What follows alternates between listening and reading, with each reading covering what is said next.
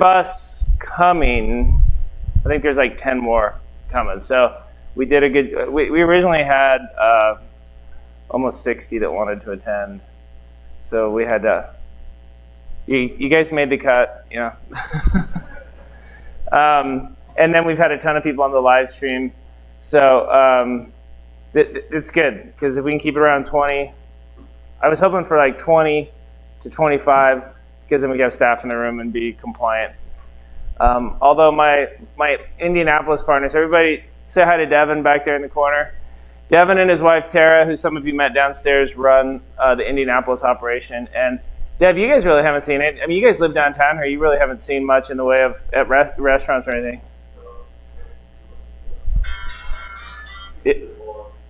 Yeah, I went out to eat last night too, and they had like over 100 people in the restaurant.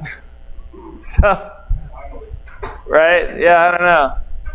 So, anyway, how many of you, this is your first time in Indianapolis? Cool. And we're pretty excited. I have 30 Airbnbs that didn't do well over the last 12 months. But it was like in March and April, we made nothing, huh, Dev? And then May and June, we had like 10% occupancy. Yeah. We've kind of matched the hotels.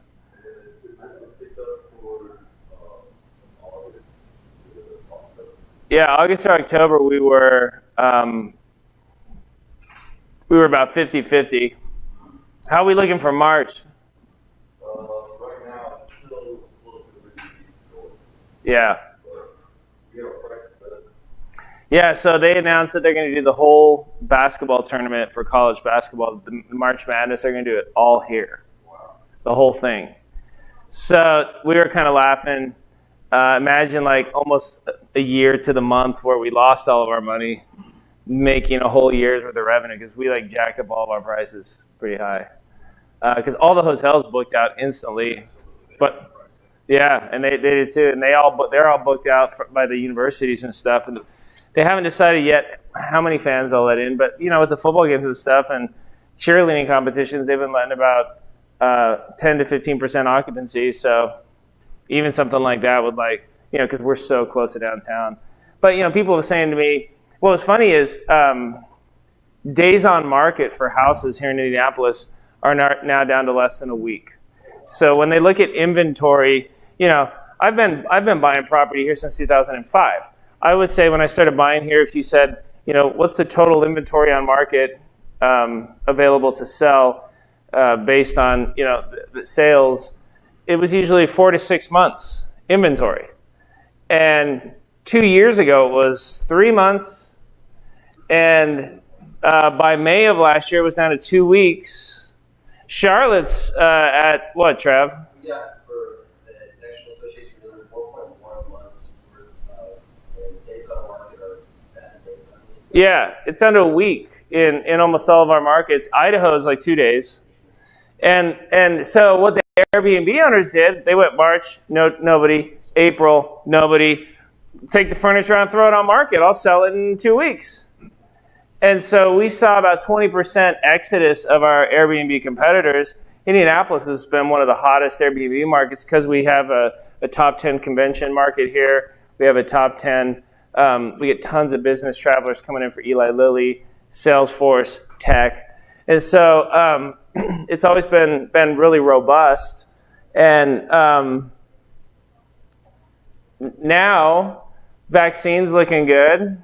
You know, it looks like Biden's really making a big deal. Yeah, everyone get the vaccine, which is going to be good from that standpoint. So, you know, what if everybody's got, what if we have, you know, 70% coverage between people who've had it and people who've got the vaccine, and now by this summer we're back to a normal convention schedule. I've noticed that conventions from the end of the summer haven't been, come on in guys, we got food over there to your left, just grab a table anywhere. We're just chatting.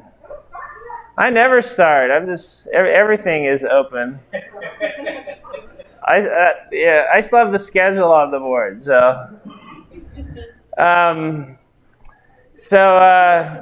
Yeah, it'll be interesting. It's so counterintuitive what's been happening this year in real estate. So I want to spend a lot of time this morning telling you the actual things that we've seen. Good morning, welcome. Food to your left, grab a table. There's plenty of spacing. Food to your left, grab a table anywhere. Good morning, welcome. So yeah, we're going to talk a lot about what we've actually been seeing across the markets that we're in. On your right is the Wi-Fi access. If you'd like to hop on, just Alpine guests. Looks like it's Alpine number 1. I finally had to start wearing glasses this year. I don't like wearing them though. I tried contacts. I lost one of the contacts in my eye overnight. Like it slid under, and I thought it was out. And then the next morning, I'm like washing my face, and I could see the corner of it. But I had been like tearing my eye apart to get it out. Who's a contact wearer? Then I'm like, no contacts. I'm just gonna wear glasses. Yeah, it was ridiculous, and they just felt weird the whole time I never got used to it. I mean, when I was driving, I could read the signs, but I can do that with glasses too. So, Trav, you wear contacts. I did. From 7th grade till I got surgery. Nicole, you don't ever wear them? Do you ever? Yeah, it's weird. So Travis and his wife Malou, who's not here, run our Charlotte operation. Nicole is a longtime friend and real estate genius. She was what were you season 2, season 6 of The Apprentice, and you made it to what final? She was like right there, and then they offered her a job anyway after the show ended. They had to choose someone, so. But she's done a ton of real estate. She's been really big in commercial. She's been traveling around the country working with investors, teaching investors. She's in talks for a reality show right now, she and her husband. Is he coming by today? He'll be here. He'll definitely be here tonight. I love that guy. We should have had dinner. You guys own a restaurant in Chicago, right?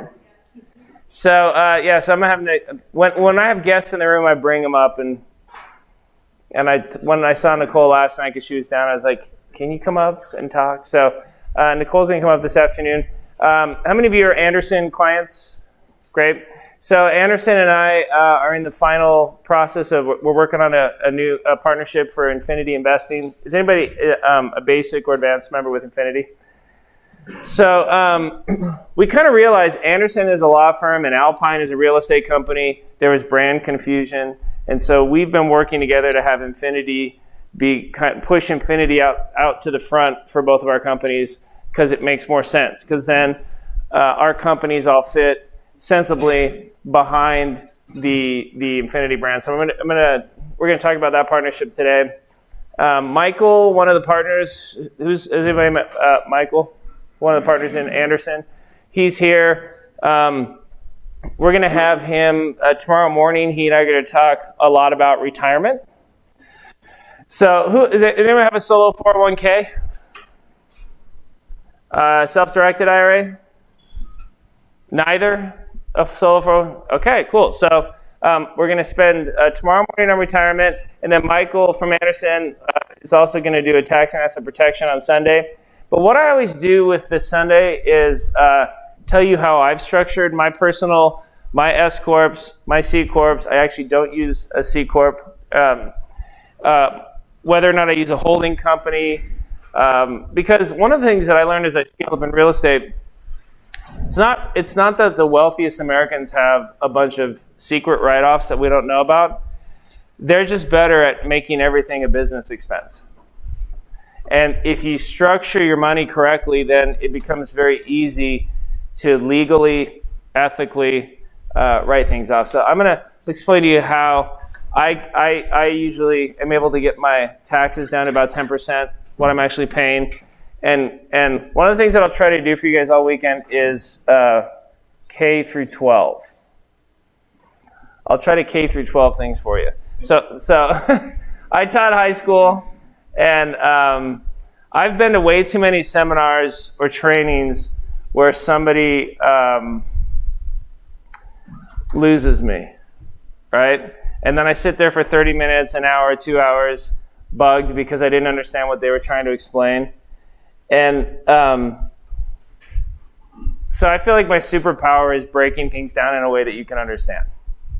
And so if there's a topic in real estate, like we're going to talk about 2 complicated topics today that people don't get. We're going to talk about cap rates, and I'm going to K through 12, and you're going to go, it makes total sense.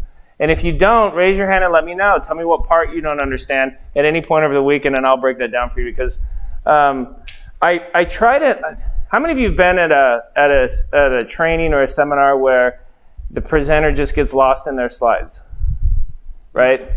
And you start losing your soul. It's like dripping into the ground. And so I try to not ever. I definitely have ADHD that's unmedicated, but. My wife says I ping around all the time. But those of you who've been here before, who's been here before, then you know that I get back to it. But if there was something that I was talking about and somebody asked a question and it sidetracked me down another path, and you're like, hey, you didn't finish talking about cap rate, just raise your hand and be like, Aaron, could you circle back on the cap rate? Oh, yeah, sorry, we got into mobile homes and we were talking cap rate. And just make a note in your notes and hit me up and we'll go back and then we'll clear it, okay? So, because your questions matter more to me than this itinerary that I'm trying to cover today. If we end up talking about my personal tax structure today instead of Sunday, I don't care. We'll go to that today. Does that make sense? Generally, the focus today is on active income. Okay, and flipping, wholesaling, mobile homes, Airbnb. We're going to really dig into active income today. How many of you are active full-time real estate investors? Who's a real estate professional? Who can take that huge tax write-off, okay? Who does some active deals part-time but you still have a job? Okay. Who is kind of here passive focused, because that's what we're going to do Saturday and Sunday, is passive. Who's passive focused, but you're open to the idea of maybe doing some active? Like if I showed you how you could buy a mobile home for $1,000 near you and flip it for 20 in a month, who would be interested in learning that today? Okay. What if I brought Travis up here and said, look, I know you have a job, but Travis can show you how to wholesale one deal, what would be a reasonably minimum amount that someone would have to spend?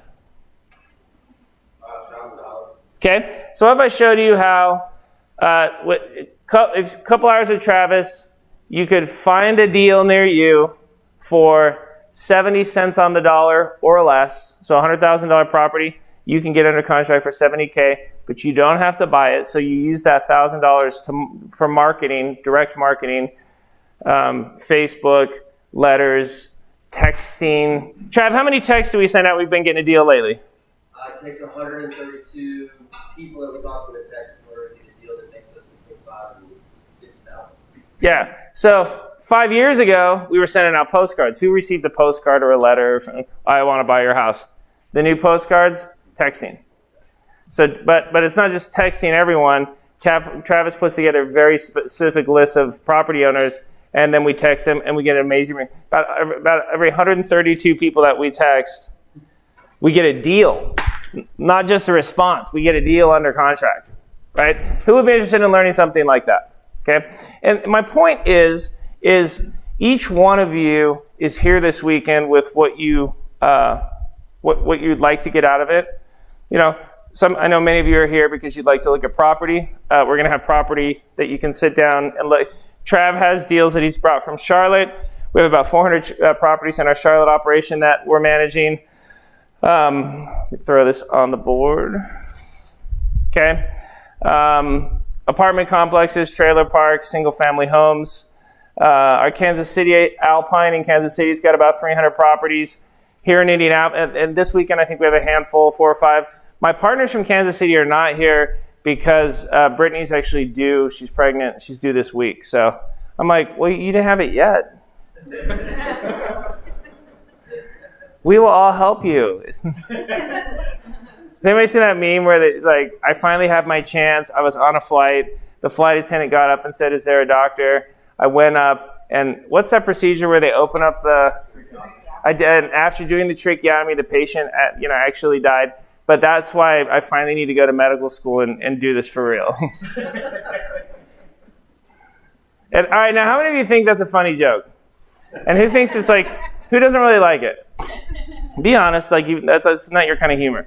If you didn't really like that joke, you're gonna love my wife. Megan, has anybody talked to Megan on the phone? She's like one of the nicest people in the universe, but she thinks that my sense of humor is not appropriate.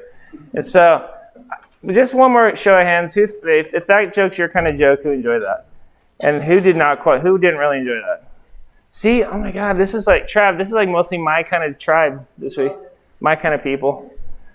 Yeah, Meg and I are very different, which is, I think, is one of our strengths. So here in Indianapolis, we manage 1,600 properties. Like I mentioned earlier, we have 30 Airbnbs. We have a handful of apartment complexes. We have trailers and trailer parks. Dallas is our market that's kind of fading. Not fading because I don't love Dallas, but we've been in Dallas for 9 years. We're actually down to just a couple hundred properties. I need to update that. Because we've been in sell mode for about the past 4 or 5 years. We were buying, is anybody from Dallas or familiar with Dallas? So we were buying properties, Garland, Mesquite, Northeast Dallas, and then South Dallas. Not much in Fort Worth. But when we started 10 years ago, we were buying them for $40,000, $50,000, selling them to clients for $60,000, $70,000 after fixing them up. And those same properties are $150,000, $170,000, $180,000 today. And I can't buy them to where, we don't have a deal that we sell that won't make at least 7% net on the rents. That's our goal. That's kind of our floor. Yeah, the only reason we would go below that is if we feel like that market is almost 15 to 20% appreciation. That makes sense? What's that? Yeah, so if you're familiar with cap rate, 7 cap, if you're familiar with cash, unleveraged cash on cash returns, about 7 after taxes, management, insurance. So, a house that brings in $100,000, the gross rents are going to be $11,000 to $12,000 after taxes, management, insurance, maintenance, vacancy. You should have about $7,000 to $8,000 net in your account. You with me? Assuming you bought that property cash. And so once we couldn't find deals that would yield 7% in Dallas anymore, I stopped buying, waiting to see if it would come back, but it hasn't. It's continued to appreciate and go stronger. And that was originally why I left California. When I couldn't do better than about 5 or 6% from the rents, that's, in my mind, a lot of people, I've bought properties in the past where I knew it was going to triple in value for whatever reason, but if I would have tried to keep it as a rental, I would have made 2 or 3%. That's a good short-term strategy. 12 months or less, great, but that is not a good long-term strategy. I had a client from Germany who was here a couple years ago, and he's like, I have this rental that has had the same tenant for 6 years. And before that, I had a tenant for 8 years. I said, great. He's like, so, you were talking today about, your average tenancy is like 20 months. He's like, that seems really low. I don't think I would buy that kind of property. And I said, so, what kind of cash flow are you making? And he said, about 3%. And I said, I mean, you're keeping up with inflation, so you're not really making anything because inflation is 3%. Look, I mean, if I wanted to rent this building out, that we just finished building this, a year and a half ago, if I wanted to rent this building out and I listed it with a commercial broker for $500 a month for the whole building, what do you think my vacancy would be? 0, right? So I'm going to be like, can I sign a 50-year lease? And then I could brag about how I've had a 50-year tenant in my building. But that's something that, like, return matters more than it's never been empty. Return matters more than, I never hear from the tenants. They don't even call. Of course they don't, because you gave them such a great deal, right? And so one of the things I want to talk about is, my real estate journey started in California. I moved my whole operation here in 2004. I didn't grow up here. I wasn't from here. Met Devin, met Tara, partied with them. And then I started buying in Dallas a couple years later. Then I was in Orlando, and then Vegas, and then back to California after the market had crashed. And then out of Orlando when landlord insurance became too expensive for hurricanes. And then Dallas when the property values went up too high because all of China started buying all of Texas, driving values. I had never seen Chinese investors buying Midwest. Typically, Chinese investors bought Orlando because they knew it, California, Seattle, New York, maybe some Chicago. But a few years ago, Chinese investors, Southeast Asian investors, UK investors started buying Texas. And now Texas is very sexy. And I've seen Chinese brokerages set up to service those clientele. And so, in my case, it's been very much following deals and not being married to a market. And so I want to break that down for you because many of you are here thinking, well, I don't know if I want to buy a house in Indianapolis or Charlotte because it's far away, and I'm not sure if I'm comfortable with that. So we're going to talk about that element as well. But that's kind of the general focus of how we're going to run the weekend. I try to take a break every hour and a half, and then if we get questions on YouTube, just let me know on the live stream. Just hit me up, and then I think that's the main. Oh, so what we'll do today is we'll go to about 5-ish. We'll have lunch brought in, and again, feel free to grab seconds. This is not high school. I taught high school, but this is not high school, so you don't need a pass to go to the bathroom. We have a bathroom here, but that's the number 1 only bathroom, okay? Number 2, go downstairs. You would think I wouldn't have to say that, but it's been bad. But Trav can't smell anything because he has COVID, so no. Too much? See, my wife would hate that joke. Too soon, right? That's a number 1 potty. But we put a mic in there so you can, while you relieve yourself, you can still enjoy everything I'm teaching. Take your time. We have a camera. I can keep an eye on anything that's going on. And then we have 3 bathrooms downstairs. There's 2 that are down on this end, and then there's 1 through the front reception area up front. And so today on breaks, make sure you go down and meet my team. They're all kind of in this end of the front of the building. They're the employees running this $40 million a year property management company. And I loved, for years, we've done this event for over 10 years. And for years we'd be at a hotel, here in town at a ballroom.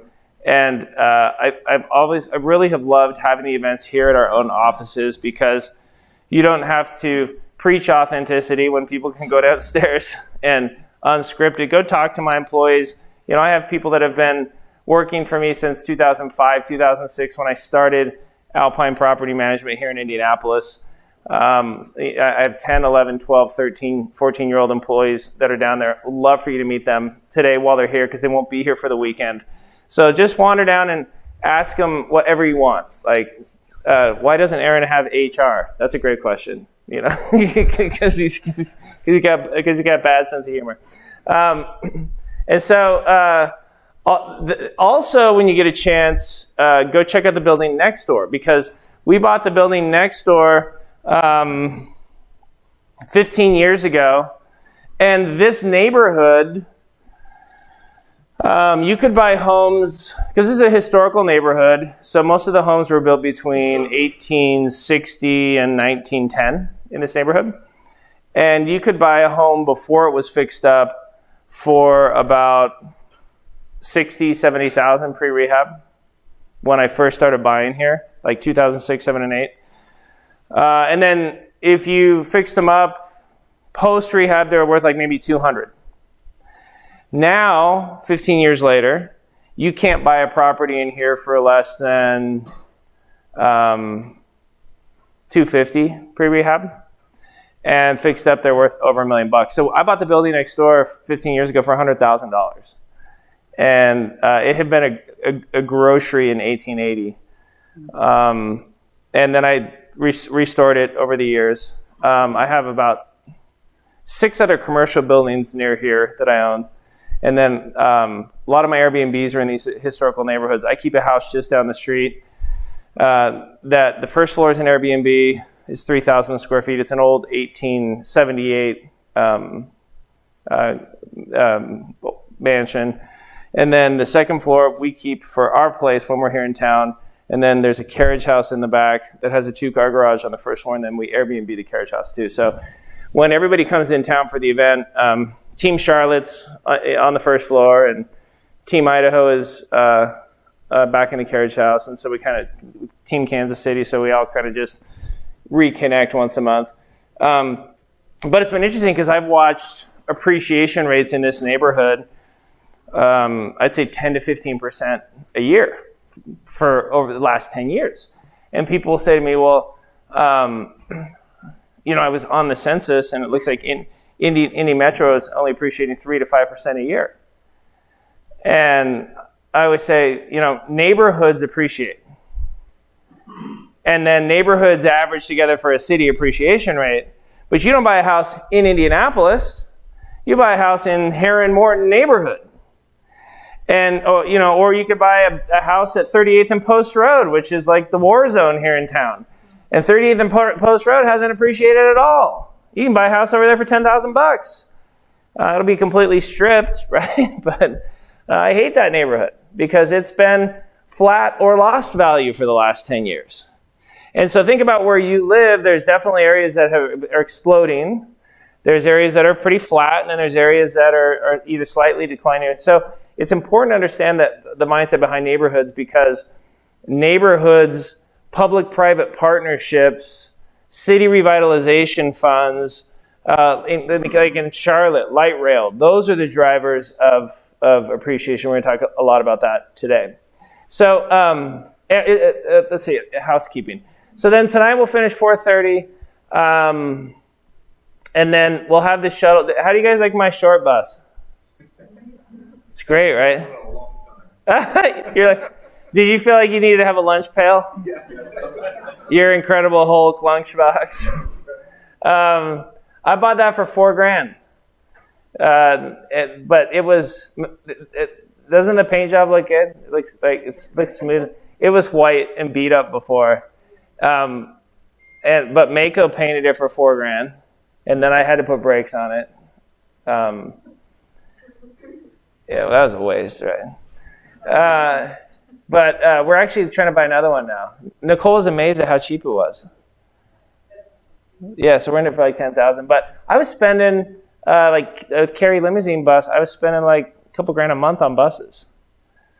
And now, you know, of course, we pay ourselves for this space for the weekend instead of like the Marriott or the Sheraton.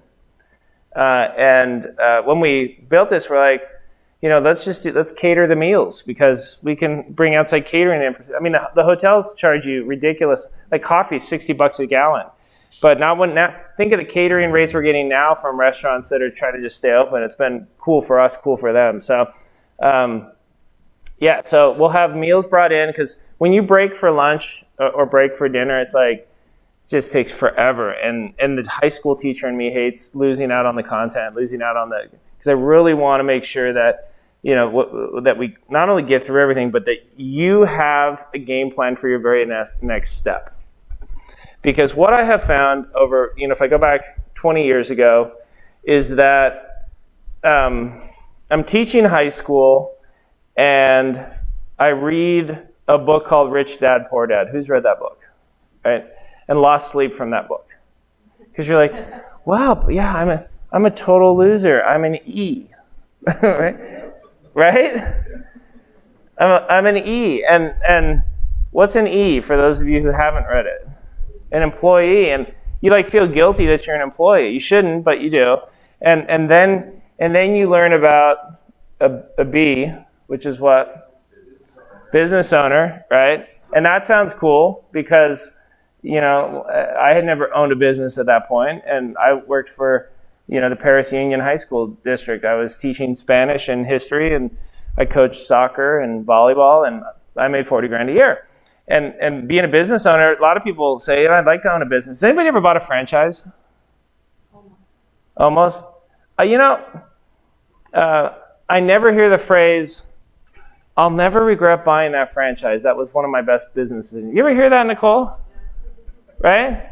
Why would that be? Anybody want to guess? That you never hear that? No. I hear a lot of people regret they bought a franchise. I've heard very few people say, oh, that franchise, that was the best decision I ever made. Anybody want to guess why? What's that? Additional partner? Yeah, you do get, there's a lot of micromanaging, which results in... You're sharing your profit. That's the big problem. Like, people say they own we own 3 McDonald's. No, you don't. Most of them, they don't even own the building. They have to rent the building from McDonald's and then split profits on top of that and pay into the market. I mean, it's a tough gig. So you really are buying a job. You're buying a job, but then you put your name on the door, and so you have all the worst side of the fact that you are still an employee, but then you're a business owner. So you have none of the benefits of either. At least if you're an employee, you leave your job. No emails on the weekend, no emergency conference calls, no lawsuits. You're just like, sorry, that's all you, boss. That's why I have a job, right?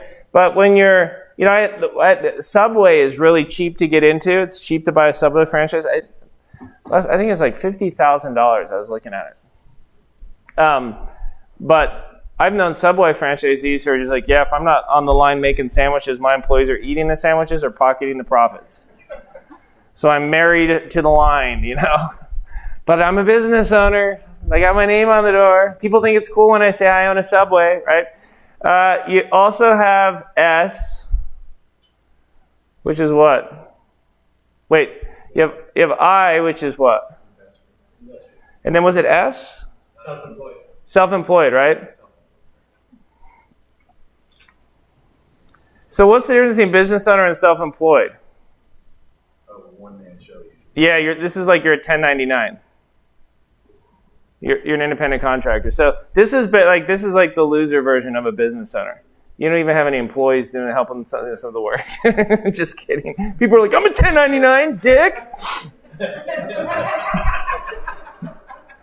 So one of my goals this weekend is I want you to feel uncomfortable from the standpoint of I say something that makes you go, oh, I'm not doing that. I should have learned that.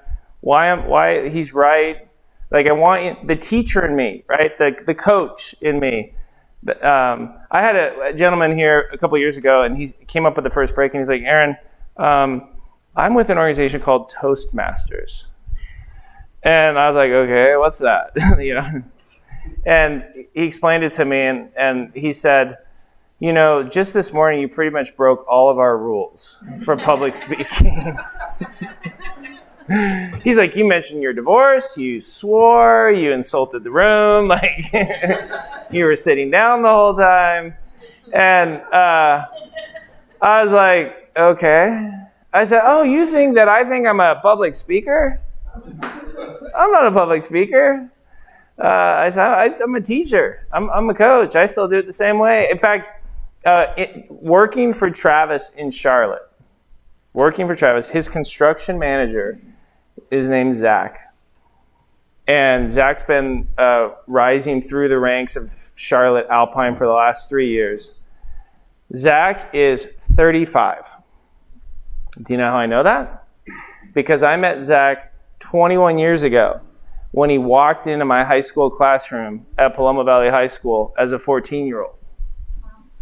How cool is that? And sat in my Spanish class and tried out for the soccer team, and he made varsity as a freshman, and he played 4 years varsity soccer for me, and he was my captain as a junior and a senior, and then he went to play at Redlands University Division III school soccer, and then he wanted to be a boat captain and realized he would never make more than $70,000 a year, and then he ran a chain of tuxedo shops and realized there was a glass ceiling on that, and then he hit me up on Facebook, and he's like, hey, coach, it's Zach.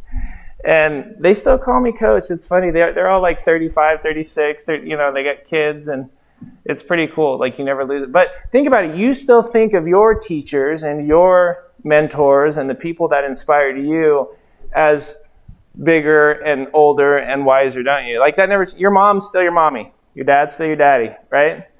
And so he came to this event. Long story short, he started working for us, and now I have this like 21-year arc with this person. And he'll tease me and be like, dude, you still yell. You're still too loud when you teach. He's like, that you did that at this on the soccer team. Like, you always yell at us, and you yell in your room, and everything's a locker room halftime speech for you. And he calls me a vampire because I still have the same hair that I had 20 years ago. And now his is gray, and he's kind of losing. Sorry, Zach, if you're watching the live stream, buddy. But that, if I could impress on you one thing about my personality, because of, an entrepreneurial effort is an extension of the founder, right? If you do it right. It's an authentic extension. Like, this business is an authentic extension of who I am. I'm very informal. I work with people forever. I'm very loyal. We can do a written contract, but from my standpoint, my word is my bond. If I say I'll do something, I'll give you a handshake, I'm going to figure it out. And that's why we've been in business for so long. Now, when the partners in Anderson said, hey, we decided we were going to partner on Infinity, I got like a 78-page contract. And I'm like, I'm good. Just sign it now. But I love that story. Think of the clients that I sold houses to in Charlotte 6 years ago that have tripled in value. And the amount of trust they have with us. I know many of you are here doing your due diligence. You came to vet this operation out. You came to meet me. You came to meet my team. You want to go see the properties. I love that you're here doing your due diligence. You should always do that for real estate investing. That's an important step. And I can't emphasize enough how little we will try to sell you this weekend. I do not like high pressure events. You will not see I won't put one property on the board for sale this weekend with a special deal if you buy it this weekend. I don't do that. If you want to look at properties, then I'll have you sit down with my wife Megan in my office. She's got a book of deals that we have available this weekend, and the price won't change if you wait a week, okay? Because we have a really good business now, and we sell all of our deals every month. And so we struggle to keep up. That's why we don't list any of our properties on MLS. That's why we don't host them on a website. That's why we make sure that anyone we sell a property to, we've had a chance to meet and get to know them. And so when you have a good business, you want to make sure that you're working with someone that you want to work with. That's what you're trying to figure out with our organization. And actually, we're trying to figure out that with you. Because there's been times where I've said, hey, I don't think we're a good fit for you. And this with everyone who's watching the live stream as well. If you're watching this weekend and you'd like to set an appointment to get on the phone with Megan next week and look at deals, fantastic. We have investors from Japan who are buying properties from us sight unseen. We have investors from Hong Kong. We have investors from India. And at some point they'll come to the U.S. and go check out the properties they already own. But we kind of let you set the tone for the due diligence. We've had people leave this event and fly to Charlotte. We've had people to go look at deals. We've had people go to Kansas City. But then I got a group of Japanese investors that buy 5 to 10 a month sight unseen. So whatever range your due diligence comfort level is, we want you to be able to get that this weekend. Does that make sense? So we don't tell you how to work with us. I just try for 3 days. My biggest challenge is I got 10 days worth of content I'm trying to fit into 3 days. And we'd love for you to hop on the live stream down the road or come back and visit us again. And you'll find this event's never the same because I barely get through my slides. Like, see, I'm still like on one blank slide.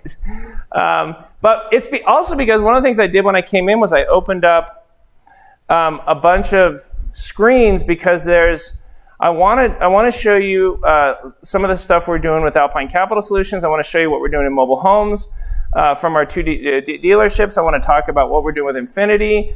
I want to talk. There's some educational stuff. I want to go through a whole list of articles that I've uploaded about trends that are happening in real estate today. And so what I've done with my Chrome browser here is these are all the things that I'm working on and doing and new things now. And so that's why the educational piece of this event is so dynamic, is because we're not a seminar company. I'm not a professional speaker. I'm a real estate guy. And I spent Monday, Tuesday, and Wednesday in Kansas City working on our modular home dealership, working on our mobile home parks, working on we just bought a bunch of sixplexes, working on those multifamily, working on some of the systems for our single family homes. And then I got here and I spent a day and a half playing CEO, and I had budget meetings yesterday. And so I'm, 99% of my time is real estate. 99% of my money is coming from deals and rents. And so that's probably why we're a little, Anderson always teases me because I never go into presentation mode on my slides. Like, you see how my slides are here on the side? I never, because I'm always skipping around and writing on my slides. But what I will do also is I'll save all the notes that I make and then upload it to a Dropbox. So just hit me up with an email, and I'll send you the Dropbox link to all the slides for the weekend. So you don't have to you're welcome to take pictures. Recording devices are allowed. I would just let me know so I get my best angle for you. I don't care if you record. There is nothing secret that I say. I'm live streaming it on YouTube. I've had FCC visit the event to make sure we weren't selling a security or promising returns and that it wasn't a Ponzi scheme. I've had attorney generals come visit our event. We're open book. I got no secrets. Does that make sense? So any question, hit me up at any point.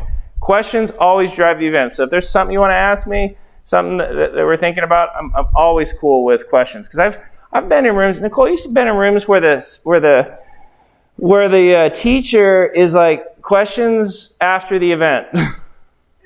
Or ask somebody else. Ask Travis questions. Disregard the man behind the curtain pulling levers. He is not the wizard. So when I read Rich Dad Poor Dad, I was losing sleep about only being an employee. And it was funny because I really identified with the book because I have a rich dad. I had a rich dad. He's passed away. And I grew up in Las Vegas. My dad was a casino executive. My uncle was the president of the Golden Nugget Casino in Las Vegas. And my uncle was hired by, Steve Wynn owned the Golden Nugget, and he hired my uncle because my uncle had been the attorney that wrote the initial draft of casino gaming regulations. My uncle was a clerk for the state Supreme Court. In the mid-'70s, the state of Nevada realized that all casinos were basically mob money laundering operations. If you've seen the movie Casino, that's how it really went down. So my uncle wrote the laws, basically, and Steve Wynn said, I want to hire the guy that wrote the laws to be the president of my casino to make sure we do it all right. And so my unconnected, non-mafioso uncle, Mormon kid from southern Nevada, became the president of the Golden Nugget, and he called his redneck brother-in-law my dad and said, why don't you come work for me? So I started kindergarten in Vegas in 1978. There was only 400,000 people in Vegas at that point. And people were like, what was it like growing up? I'm like, well, you think we lived in the casino? We lived in the suburbs. It was like Phoenix. But you could see the casinos in the distance, right? Anybody from or lived in Vegas? So we lived my parents bought a brand new house on the east side of town for $14,000. And guess how much the interest rate on their money was? Yep, 18%. 18% APR. I'm telling you, 2.2%. So my wife and I just moved into a new house this week. She has 4 kids, sorry. Wait, that was last year's Christmas jammy. Let me show you this year's. How many years ago took the picture? I don't wear Christmas jammies. My voice is already high enough. Men, if you wear Christmas jammies, you lose your testosterone, I'm telling you. I can't afford to lose any. My 17-year-old son sings bass in the choir, and he teases me that my voice hasn't changed yet. Yeah, here's this year. This is this year. I'd like to point out the brilliance of my French bulldog. That, my friends, is the stupidest animal in existence. He looks regal. I call him, he's a goldfish because he's got about the same brain power. Now, and the reason I know he's dumb because we have a Chihuahua that's really smart. You'd be like, Chloe, go to bed. She just goes walking off to bed. And so we moved out to the country. We went from a half-acre subdivision to 3 to 10 acres lots. And so we're on 3 acres now. And there's critters out there. And he got jacked up by a neighborhood cat that he came in, he was all clawed. My wife was all mad. I was like, no, that wasn't a mountain lion. That was a cat with claws that, the farmer next door uses that to kill mice, and the dog shouldn't have messed with him. So goldfish should have left him alone. So he got jacked up. But so I have the two delinquents on the left are my 2 boys. Casey's a junior and Tommy's a freshman. Meg has 3 girls and a boy, Jonah. So this year we started 11th, 10th, 9th, 8th, 6th, and 5th grade. We're just missing a 7th grader. And so ask Meg how the move went, because moving all of us this last week was not fun. How did I even get on that? How did I ping over to that? We're talking about your wife. Oh, and that, see? So anyway, growing up in Vegas, I had a rich dad, and he rose up through the ranks at the casino and became an executive and then went out on his own. When I was in 7th grade, we moved to Atlantic City, New Jersey. My dad got a job as the vice president of the Showboat Hotel and Casino, and then he had an opportunity to be a vice president for a new casino opening up by the Trump organization called the Taj Mahal. And right about 1990, my dad was a vice president of administration at the Taj Mahal when it opened. So I have met Mr. Trump several times while in high school in the capacity of my dad working for him. My dad worked a lot more under Robert Trump, who just recently passed this year, Donald Trump's older brother. And my dad really loved him. And for what it's worth, my dad didn't really care for Donald Trump. Take that as you will. One thing I want to mention, that the reason I mention that from a political standpoint is, look, I don't care if you're Fox News or MSNBC, okay? But as a real estate investor, we don't have the luxury of being particularly partisan. Let me break it down even more for you. I was very I registered as an independent, and I was very conflicted about this election because if Trump stays in office, I keep my 2017 taxes, which have been phenomenal for me, right? But the drawbacks have been is that Trump never did fix healthcare. Healthcare still sucks in this country. Doesn't work right. And so that affects my employees. I mean, I spend $400 every month for every one of my employees here in Indianapolis for healthcare. That's a direct expense. If I add up all the money I spent on healthcare and then compare it to the tax savings that I got from the 2017 tax laws, it's about a wash. And the reason I started buying healthcare for my employees is because it didn't work right. I had way too many employees, in my opinion, that weren't getting health insurance. It was unacceptable. and the reason they weren't getting it is because they couldn't afford it, and we didn't have a group plan. How many of you are in a similar situation where insurance has been a headache for you for a long time, right? And so I made the decision to basically take all the tax savings and use it to pay for insurance for my employees. So everybody has insurance. The most they pay is like $150 a month out of their own money. And to me that, or another example, 4 years ago before Trump won, I had a lot of Hispanic contractors. I had a lot of Hispanic workers that worked in all of my markets. I had a lot of Hispanic tenants. With the tightening of the border, with some of the immigration policies that Trump passed, we lost a lot of that labor. Some of them were undocumented. You know what really sucks is, anybody ever seen the immigration work program that they have for farmers? So they have this program that's fantastic. If I own a farm, I can get set up with a company in Mexico, for example, that will send me workers for 9 months. So they'll come and work on my farm for 9 months, and then they go back.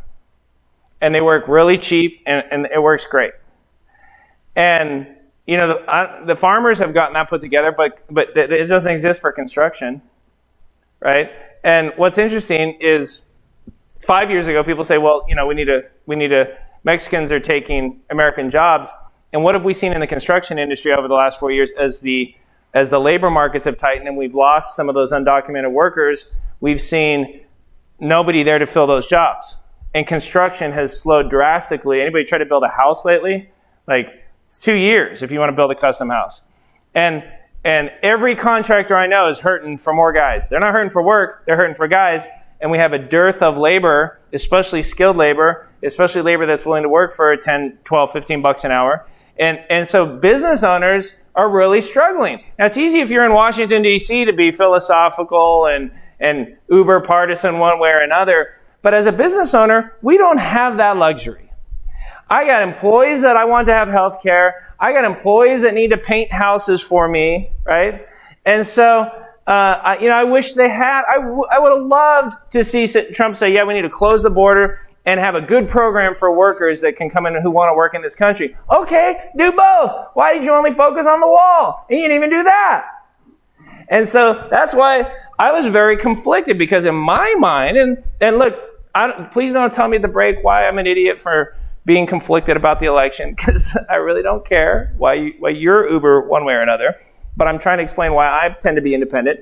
Because in my mind, the long and the short of it was, Trump wins, my taxes are good, but my workers and tenants aren't as good.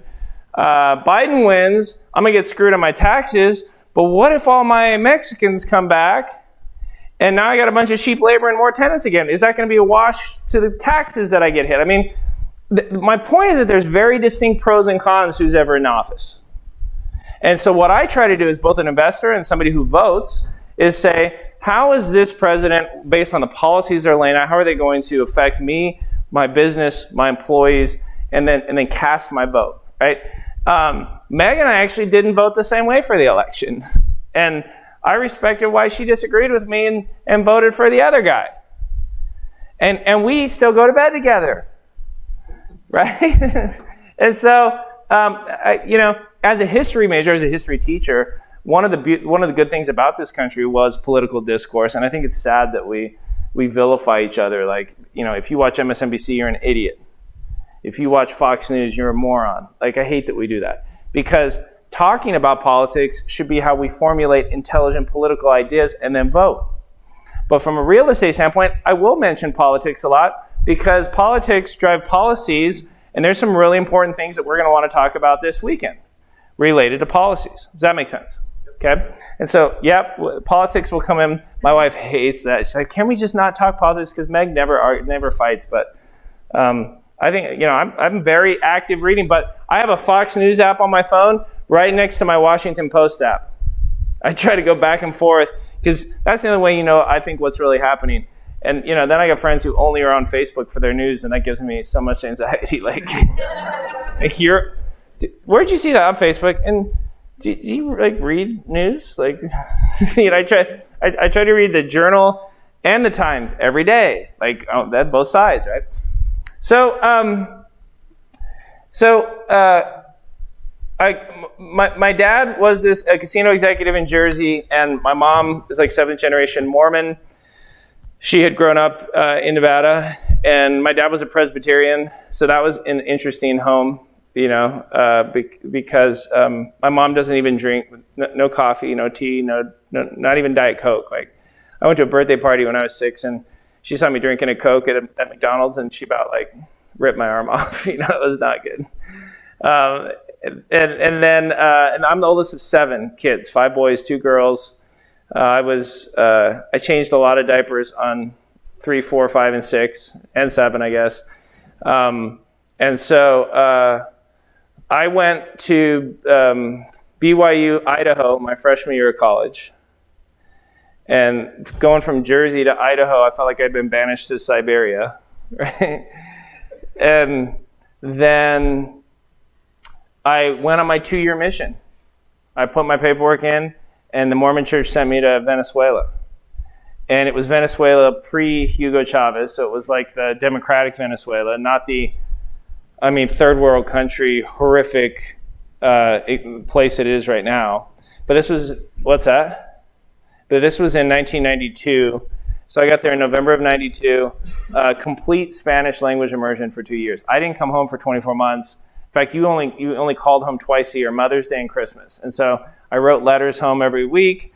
They assigned me to live with 3 other Venezuelans that didn't speak English and said, go recruit Catholics and get them to join Mormonism. So at one point, like 4 months in, I called my dad and I was like, I called him at the casino from Venezuela from a payphone. It's probably like, $12 a minute. And he's like, what? And I was like, I hate it now. Like, I'm knocking doors, and then I wear a white shirt and a tie and a bicycle helmet, and we ride around, and it sucks. Everybody hates us. They think we're spies from the CIA, and I'm only speaking Tarzan. Like, I can understand people, but they can't understand me. And it just sucked. And I've lost 20 pounds, Dad. I hope you're happy, because the water, right? So he's like, Aaron, you're not supposed to be calling. I'm like, Dad, but I should be allowed to call, right? I didn't try to call Mom. She would have hung up on me. And he said, you're so far out of your comfort zone right now. This is the best place that you could be. Stop being a little bitch, learn Spanish, and get back to work. And he hung up on me. So that was my, uninspirational, and so I'm like, okay, screw him. And I thought, he's right. He's right. It's so hard because we're so coddled in the U.S. and we're so, we're so ignorant about other countries and other cultures. And in the U.S., we're like, I like to travel. We've been to San Diego, went to Branson, Missouri, and I travel. And, I meet like 40% of Americans don't even have passports, right? They're like, they'll fly 8 hours to Hawaii because it's in the U.S., but God forbid they go to Europe. So it's like flabbergasting, right? And like, I don't know Europe with passports and food and my routines and, continental breakfast at the Marriott. Like, how would I do this? So people, it's fascinating culturally how ignorant we tend to be as citizens and how the rest of the world does view us. Because when you don't really see the perception that we have around the world till you get outside the U.S., honestly, and have some honest conversations like in a bar. A couple drinks is like they drop the filter. You Americans, yeah. But it was revelatory for me, the perception the Venezuelans had and living with Venezuelans, and the conversations that we had about what they thought life was like in the U.S. And it was amazing. And I came home as a 21-year-old so fluent in Spanish that I tested out a Spanish 101, 102, 201, 202, and then I went down to BYU in Provo and got a degree in history and got married. And my wife got accepted to the PhD program in Southern California, so we moved to Southern California, and she started at Loma Linda. And I didn't know what I was going to do, and so I bartended. I kept bartending at Outback Steakhouse. And a friend of mine was the varsity volleyball coach at Paloma Valley High School, and he said, why don't you come help me coach? And I helped him with a few practices because I had played a lot of volleyball in college and been in the practices of one of the best volleyball coaches of all time, Carl McGowan, who coached the U.S. men's coaching, won national championships, and I sat in his practices and listened to him teach. And so I was running practices like BYU's national championship team, and this coach said, hey, why don't you coach the team? And I said, sure. So I went to interview with the principal, and the principal said, why don't you teach? And I said, I just have a history degree, non-teaching. I was thinking about maybe law school or graduate school. And he said, no, this is California. We can just put you on an emergency credential. And I'm like, I don't have to have a teaching certificate? He's like, nah. And literally a month later, I was in front of a classroom. They gave me five Spanish ones and 1 U.S. history. And then I started coaching volleyball that fall. And that was in 2000. About a year later, I was up late one night and I saw an infomercial. Actually, can you pause the feed, because YouTube doesn't like if we show YouTube videos on a live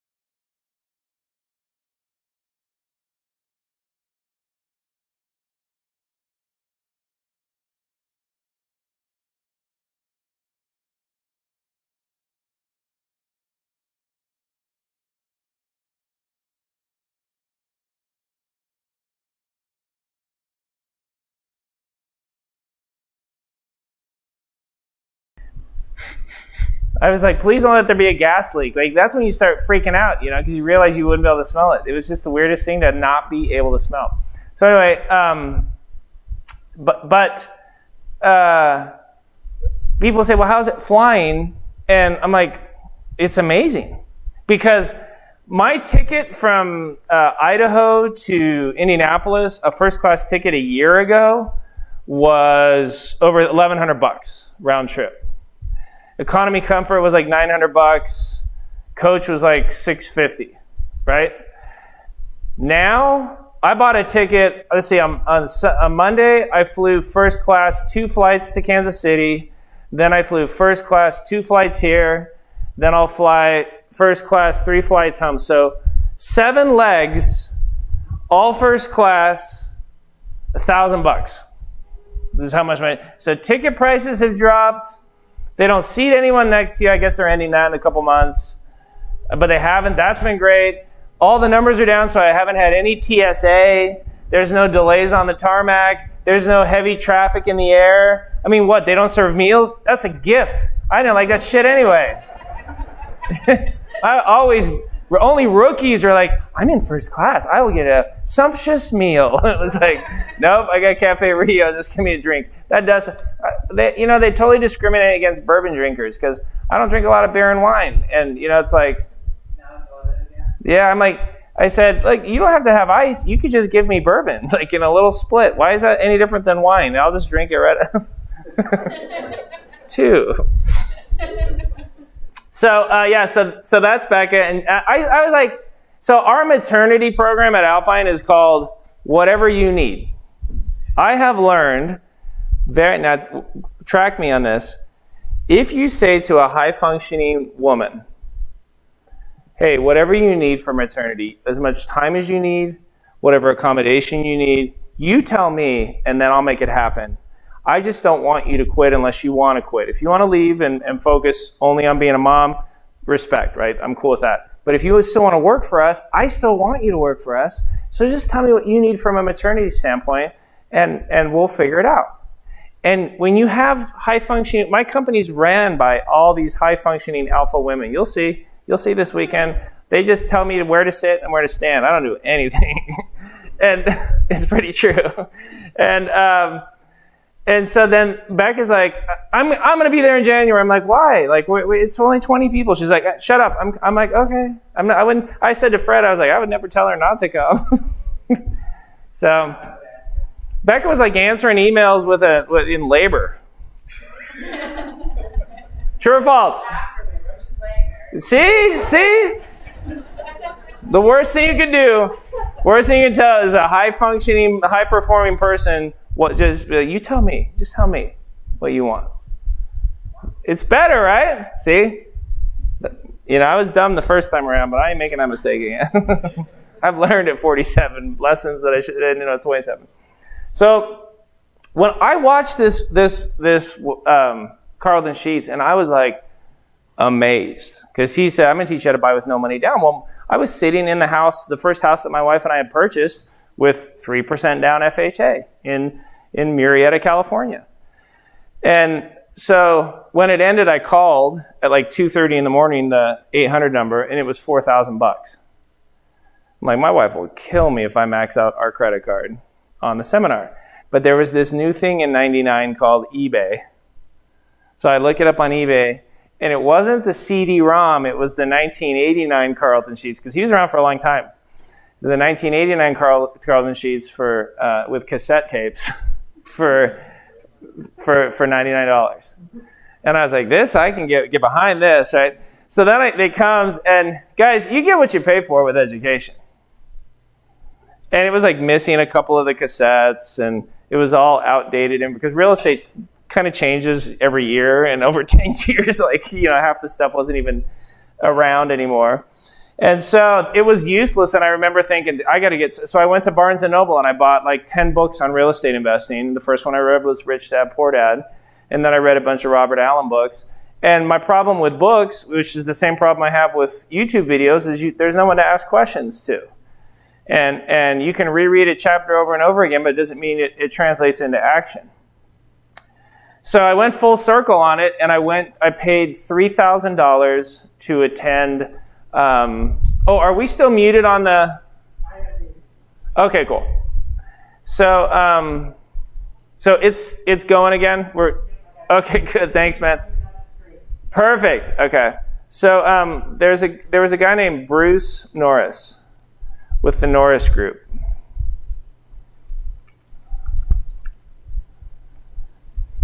And still around in California today. And he didn't have gray hair when I went to his seminar, but been around for 35 years, done thousands of transactions. I paid $2,500. That's what it was, $2,500 for a 2-day boot camp on finding pre-foreclosure properties that I went to. It was in Riverside, and I got questions answered, and I did consultations, and then they had like a phone mentoring thing where I could call in for questions, and that got me into my first deal. Carlton Sheets didn't get me into my first deal. Reading books got me more interested, but it wasn't until I actually went to a live training, and then I bought this duplex. And it was in Hemet, California, which was just recently ranked number 21 on the most miserable cities in America. But I found this duplex on MLS, and there's a house in front, okay, this house, then there's a house in the back. The price was $100K. And when I was running the numbers on what my principal, interest, taxes, and insurance would be, it was like $736 a month.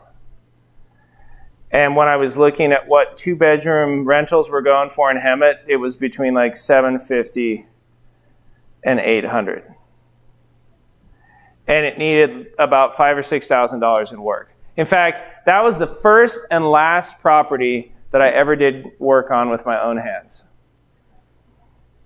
Because I was trying to paint that damn thing. It was 115 degrees. I had the wrong paint, the wrong brushes, blisters on my hands, and I'm like, what the hell am I doing? It's like 2 p.m. I said, I speak Spanish. I'm going to Home Depot. So I got in my pickup truck, I roll over to Home Depot, there's like day laborers waiting out front. And I'm like, buenos días, ando buscando a alguien que me puede ayudar, pintar y arreglar una casa que acaba de comprar. And they were like, órale, man, we speak English. Órale, güero. Right? And I was like, oh, yeah, okay, well, I need some guys, man. I got this house. And he's like, okay, let's go look at it. So we went and looked at it, and he's like, this is what we need to buy. And we went back to Home Depot, and we bought the materials, and in 2 days, the guys got it ready to rent. Right? And, they want $100 a day plus pizza. And so I remember saying to my wife after I found this, babe, this is like a big thing for us. I'm going to get in the game. She's like, we need to get in the game because you spent like $2,500 on Bruce Norris, And I want you to shut up about real estate and E's and I's and S's. I'm trying to work on my graduate degree, and you're reading all these books telling me, she's like, you have too much time on your hands. Like, she's like, I'm glad you're getting a deal. And so, literally the soccer team, Zach, helped move me into this, Paloma Valley High. I was like, you guys are my laborers, help me move. I'll give you guys all beers, okay? And if you like that joke, and if not, then you're gonna really love Megan. Yeah. And my wife did not want to move into this. She was violently opposed. And I remember calling my dad. Now, my dad had left the casinos by this point, and he was doing hard money loans. Who's heard of hard money lenders? Okay. What is a hard money lender? Someone that lends you a high interest rate and maybe trying to fund some money. Yep. Why do they call it hard money? Because they just go with the loan value, like they give you around 60-70% of the down work with no underwriting maybe. Yeah, well, because they're only securing the hard asset. So that's why it's hard, because usually it's not, your credit's not tied to it, your employment verification, there's no other security other than the hard asset. And that's why they charge more. That's why they want a lower debt to, position exposure rate. And so my dad had a pretty good sized fund, and he was lending out money. And so I'm like reading Carlton sheets and going to Bruce Norris. I'm like, Dad, call him up. Dad, you should be my hard money lender. He's like, oh yeah? For what? At the what are you trying to buy at the high school? I'm like, no, Dad. I've been reading books, Rich Dad, Poor Dad, Robert Allen, Bruce Norris, seminars. Like, I'm ready. And I found this duplex. And he's like, Aaron, no, I have partners. You don't know shit about real estate. You would be a horrible investment for us. You're, good high school coach. Slow clap. You're a good teacher. Slow clap, son. Slow clap. There's no carryover into real estate. You're extroverted and funny, but, your brother Casey, he got a perfect score on the SATs. If he were talking to me, he would have at least sent me a spreadsheet. Do you even know how to use Excel, Aaron? Not really, but I'm sure I could learn it, Dad, And my brother Casey was brilliant. It's ironic because in a way my dad was kind of right, because Casey, soaking wet, I'm probably worth a little bit north of $50 million right now. Casey's probably worth 8 times that.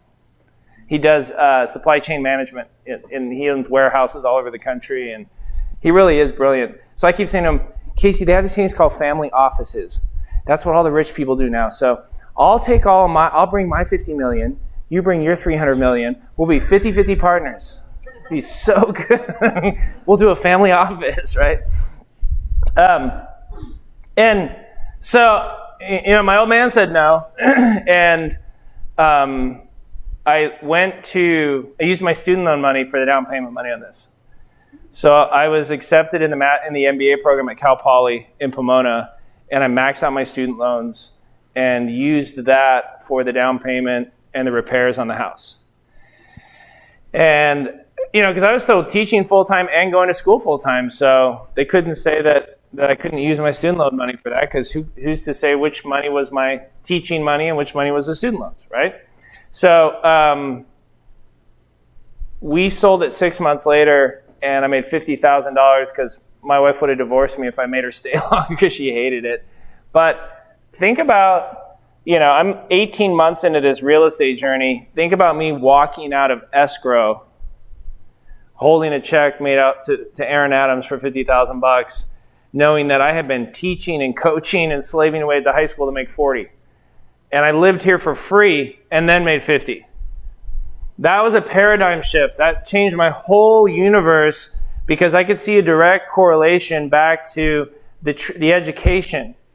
And I thought, how ironic that Carlton Sheets, Robert Kiyosaki, and Bruce Norris taught me how to do a flip, and I'm taking master's degree in business administration classes, and I didn't learn shit about real estate in these classes.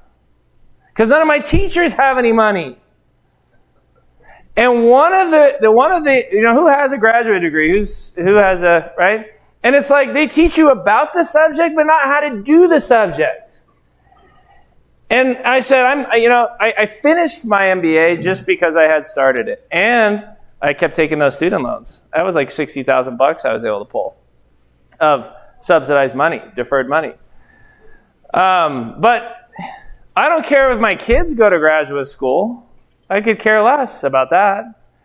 Because, from my standpoint, the only value that I see from college these days is it, shows your ability to juggle and keep multiple balls in the air, because that's what each one of us does, right? We have family and we have work and we have, friends. And, last night I agreed to be the vice president of our new HOA, and Meg's like, why? And I'm like, because it matters, we have a common well, and it doesn't seem like they're doing a good job managing the money, so I'm getting in. And she's like, how are you going to find the time? I'm like, it matters, so I will. And that's adulting is juggling. And so there's value in that from a college standpoint. But if we're talking about practical knowledge, who has a job where if someone new comes into your company, they get taught at the job how to do the job? They didn't learn that in college. Who has that kind of workforce requirement, right? And so education is one to another. And Nicole, you've been traveling around the country for years teaching investors. What are some of the misconceptions that they have about education? And I can actually learn how to do it. It's way too expensive. That's what everybody thinks. Are you talking about real estate? Yeah, just in general. Way too expensive. You're never going to get it back. You're going to spend, you're going to be that for 40 years. And then that system doesn't work anymore. Yeah. People get a job, and a job is going to, most jobs you get, you don't need the degree that you got for. Yeah, it's really true. So those of you on the live stream, she's saying how the education system doesn't work for us anymore. The education is too expensive. I mean, and if you start to apply, those of you that have been to college, you look at what tuition costs and then what you're really getting for that in terms of practical. I mean, in student loan debt, we're going to talk about that today. Our education system is just as broke as our healthcare as a teacher. I'll be the first to say that. So one of the things that I want to really dig into, we're going to take a break because we've gone for an hour and a half. But when we get back from the break, I want to dig into risk. I want to dig into a couple of valuation tools that I use for real estate because we'll use them a lot this weekend. I want to talk about passive and active investing. And then I'm also getting into what my qualities of a great market are and then apply that to not only what markets we're in, but what markets I'm looking at and what markets you're living in. And I got to turn the heat up. It's like freezing in here. It's cold. Yeah. If I feel cold, it's cold. Because I usually put the house like 64 at night. So, but I just all of a sudden felt that. Do you guys feel that? It's like chilly. So yeah, you did feel that. You got your coat on. I like to keep it cool, but not like icebox. Although my staff would say icebox. So let's take a break. Take your time. Go down and meet my staff. Meet some of the Alpine team. Get some more coffee. Get some more food in there.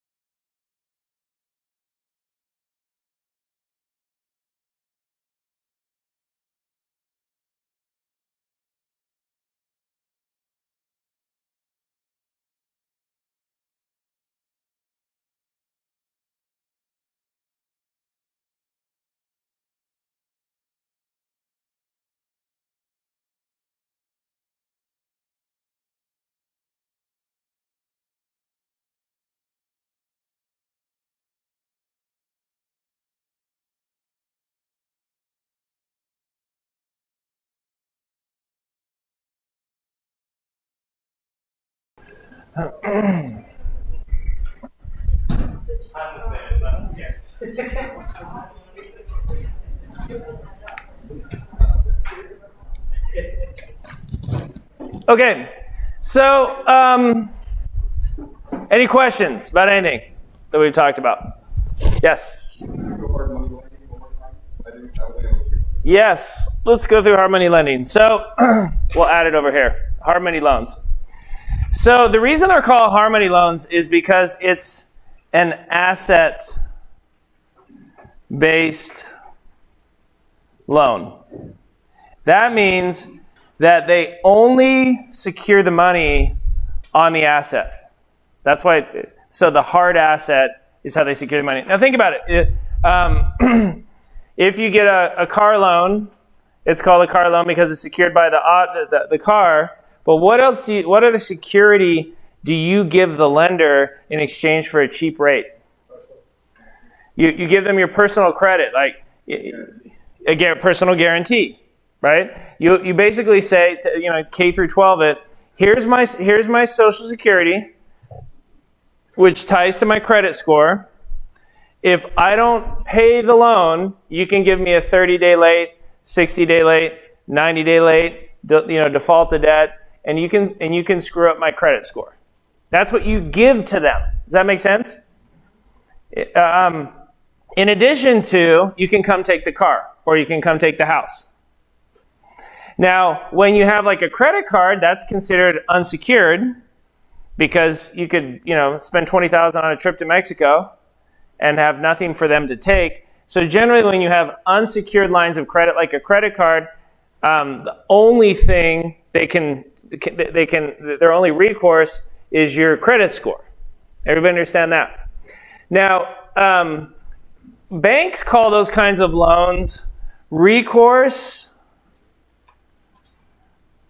and non-recourse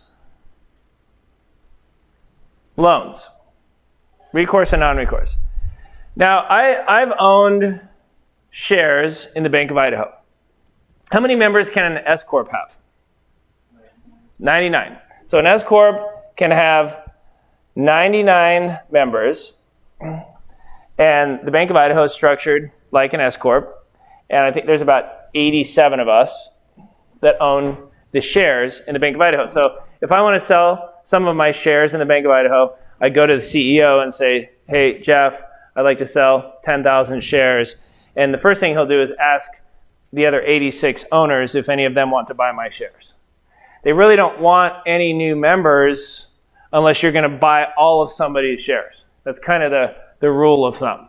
Because they're limited, they don't want to restructure the whole bank. Does that make sense? So what's been interesting for me, as somebody who's been a shareholder in a bank, a small bank, is looking at it from the other side.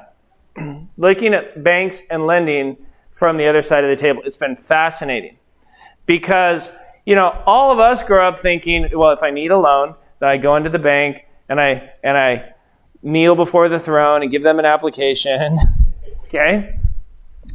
And think about Richard Branson. What company does he own? Virgin.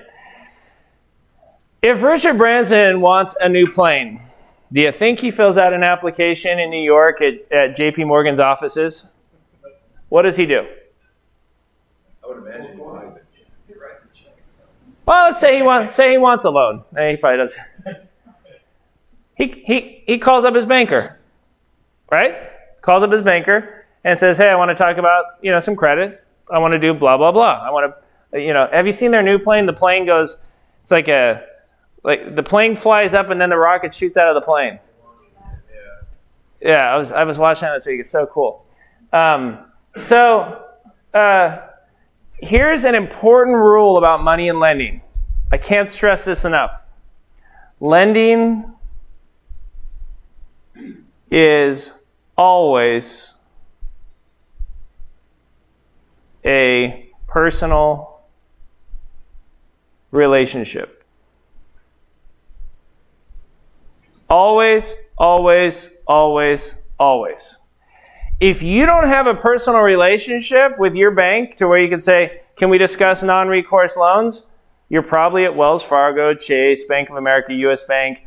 And what people don't understand is, you look at the Bank of Idaho. Bank of Idaho loves local, southeastern Idaho businesses doing anywhere from $1 million to $100 million in business. That's who we target. That's who we want to work with. Okay? What do you think? How many of you bank with Chase?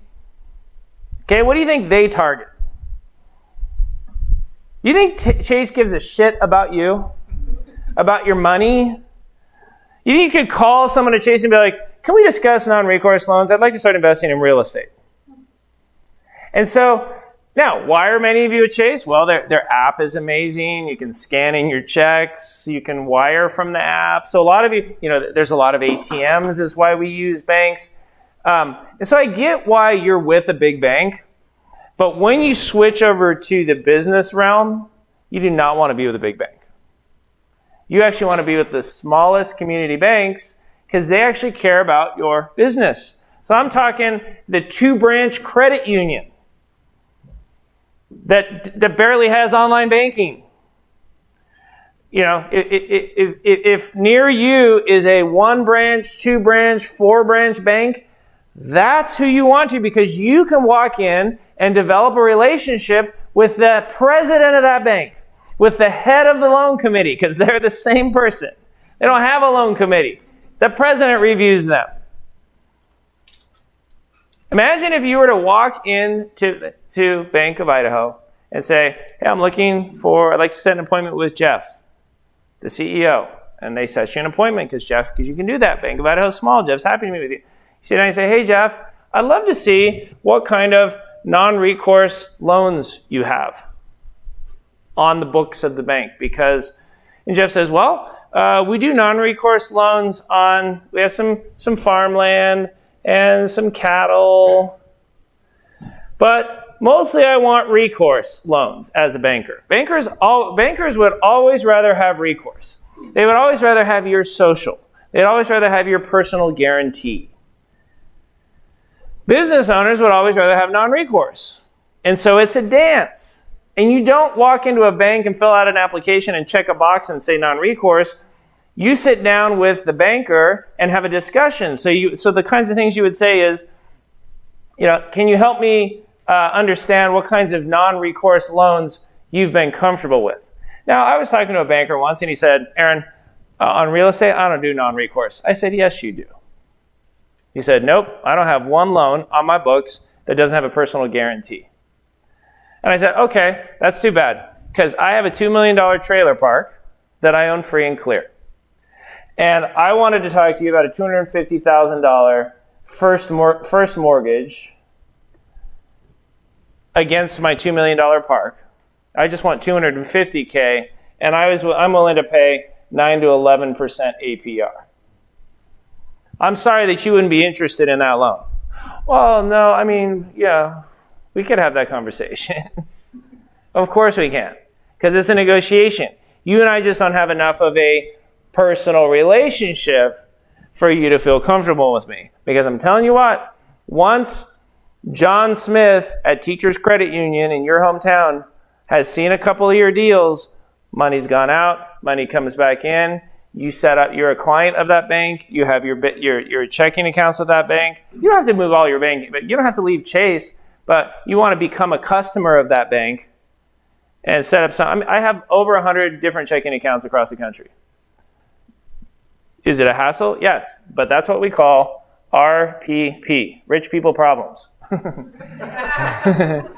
And trust me, I started with PPP 20 years ago. I've dealt with poor people problems, and they're just different. They're not better, or I'm not qualifying. I'm not making light of poverty. What I'm saying is that your problems change. But guess what? The one constant is change, and the one constant is you'll always have problems. Money, well, I feel bad for the one person that won Powerball yesterday. One person won the Powerball. It was $900 million. And please, hopefully they're already worth $150 million, hopefully. But if they're not, their life is ruined, because they'll have all new problems that they know. What are some of the problems of when you win the Powerball? Yeah, all the family comes out of the woodwork. taxes.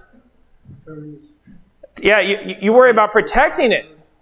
Like you worry about protecting it. I had a client, he and his wife came here, this was like 8 years ago, and he had just inherited $1.2 million. And this was a man making like 50 grand a year. And he's like, no, so I had to open 5 checking accounts at 5 different banks so I could do $250,000 in each bank so it was FDIC insured. And I was like, bro, you need to ask the Google about how secure the FDIC is. It's not. Your money is not safer, bro. And he's like, what, really? I'm like, just ask the Google. I'm like, are you poor dude? He's like, filling out 5, I'm like, protecting your money is a big deal. And think about how when all of a sudden now you just got a lump sum of $380 million. And do I just keep it in cash and watch it go down 3% a year? That's $10 million a year. What do I put it in? What kind of financial advisor is not going to? I mean, it's horrible. And now you're worried about all that. And should I let my kids never work a day again? Am I going to ruin them? Am I going to be ruined? What's my what's my purpose? What's my life balance? I remember listening to the Carlton Cheese video and sitting in that first seminar thinking, man, if I had 10 rentals, free and clear, bringing in $500, that's like $5,000 a month, man. Then I could just coach and like have my teaching salary come in, and it's perfect. And I know each one of you has a vision for what the very next stage of money is for you, but when you get there, it changes because you know that what your vision was as an 18-year-old versus your reality now, and your vision as a 25-year-old versus your financial reality, that's been dynamic, that's been fluid, that has changed for you, and you don't know what the destination will be. You don't know what it's really going to look like for you because you didn't think about where you're at now, what you thought it would look like when you got to where you are. You're like, I don't feel rich. I think about my first roommate in Venezuela who was a missionary like me, and that guy thinks a lot of money is $300 a month right now. He thinks that's a lot of money. And I spent that on room service a couple weeks ago. And our two perceptions as we've diverged since being 19-year-old roommates has completely changed based on our life experience. And so recourse and non-recourse loans have been around forever. Every one of you banks with a bank that does non-recourse loans. The problem is if you're a Bank of America ain't giving you a non-recourse loan. Because you're not big enough to develop a personal relationship. So when people say, I want to learn how to get lines of credit, I usually say, start with setting up a checking account or a business account at a small local bank and set up a meeting to meet with the president or the vice president, whoever signs off on loans. Sit down, and here's all you have to say. I was meeting with a friend named Aaron in Indianapolis. He's worth $50 million. He has real estate all over the country. He suggested that I come meet with you and talk to you about what kinds of non-recourse loans you guys have on your books here at the bank. See, now you're not fronting that you're a baller. You're just, you're referencing your friend Aaron. I was out meeting with him. He's very savvy when it comes to lending. He encouraged me to come talk to you guys because he suggested that a smaller bank could be much better for the kinds of projects I'm trying to do. Does that make sense? See how easy that is? All of a sudden you're in the door. All of a sudden you've had the conversation. He will happily share, if you say that to any small banker in America, they'll happily share the kinds of loans that they are comfortable doing non-recourse on. Geographically, whether commercial, raw land, assets that they're willing to secure, okay? But if you don't know how to have that conversation, you won't get the right answer. It's like, remember when you were in chemistry, or math, you're just like, well, you didn't ask the question correctly. Right? That's funny, huh, Nicole? That's how it is with banks. You don't ask the question correctly, you don't get the money. And so you have private hard money lenders. Here's what most private hard money lenders have done. It's like, I got $1 million. and I decide that I go to a bank and I get a full recourse line of credit from the bank. So I give them personal guarantee. I get $1 million from the bank, or I have $1 million, and then I go to the bank and give them a personal guarantee for another $5 million. And because I give them a personal guarantee, they're willing to give me that money for, let's say, 7%. So now I got $6 million, my money, their money, my cost of capital 7% a year, and then I want to make hard money loans. And usually what they'll do is they'll charge points up front. So let's say you go to a hard money lender, and they'll say, I charge 5 and 15. That's how they'll describe it. I charge 5 and 15. 5 means if I want to borrow $100,000, they'll charge 5 points, or 5% of the loan amount. That's what they charge up front. That's their guaranteed profit, the upfront points that they charge. So they'll say, all right, give me $5,000, here's your 100. Or in practical terms, they'll say, here's $95,000. The loans, you owe me 100, it says 100, I'm giving you $95,000 because I charge 5% up front, 5 points. You with me? Then they'll say the 15 it's a 15% APR. Usually they'll say like simple interest. What that means is you owe me $15,000 a year divided by 12 months, which, how much is that? Is that $1,250 or something? I was a history major. 1,300? No, $1,250. I'm brilliant. So you'll pay them $1,250 a month. So usually they'll also say you can't go over 6 months. Most hard money loans are short term, but that's expensive money, isn't it? Now, what if you had a property that you could buy for 60, fix it for 40, and sell it for 200? So they're like, we charge 5 and 15. So you're like, okay, well, we're going to give you $95,000. So you got to come up with $5K. You're going to sell it for 200. So you got 6% closing. I usually say when you sell a property, it's about 10% on the back end. You got 6% commissions. You got home inspections, taxes, insurance. So if you sell it for 200, you net 180. Okay, and then you got to pay the hard money lender their 100 back.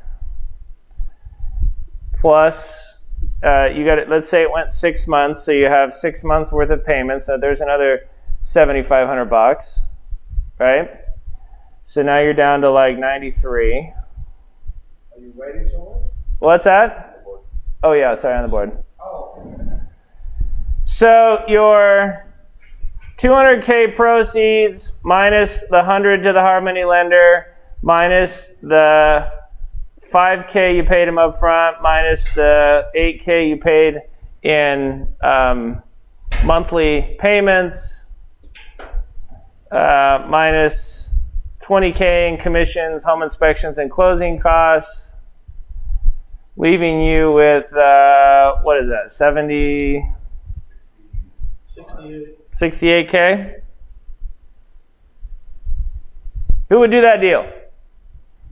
And people say, well, that's expensive money. That's really expensive. 5% up front, 15% APR. Look, if you know where the gold is, who cares how much the shovel costs?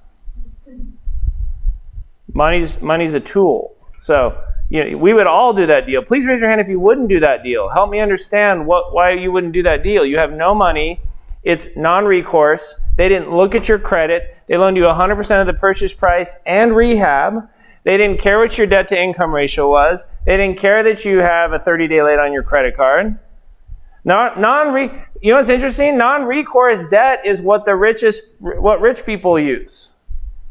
I bought a 60-unit apartment complex. It was a non-recourse loan, 30% down.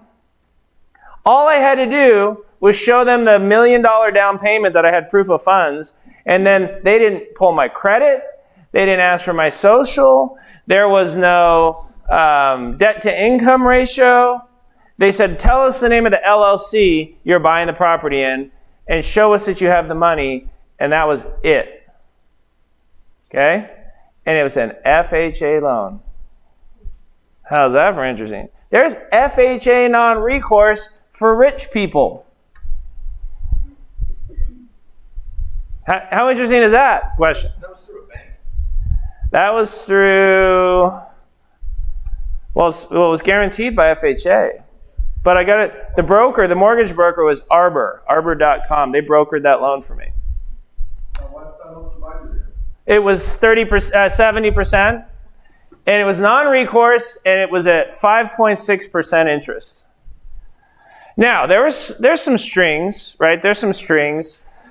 I can't drop below 90% occupancy. It had to be over 90% occupied when I bought it, so that takes out the distressed properties, right?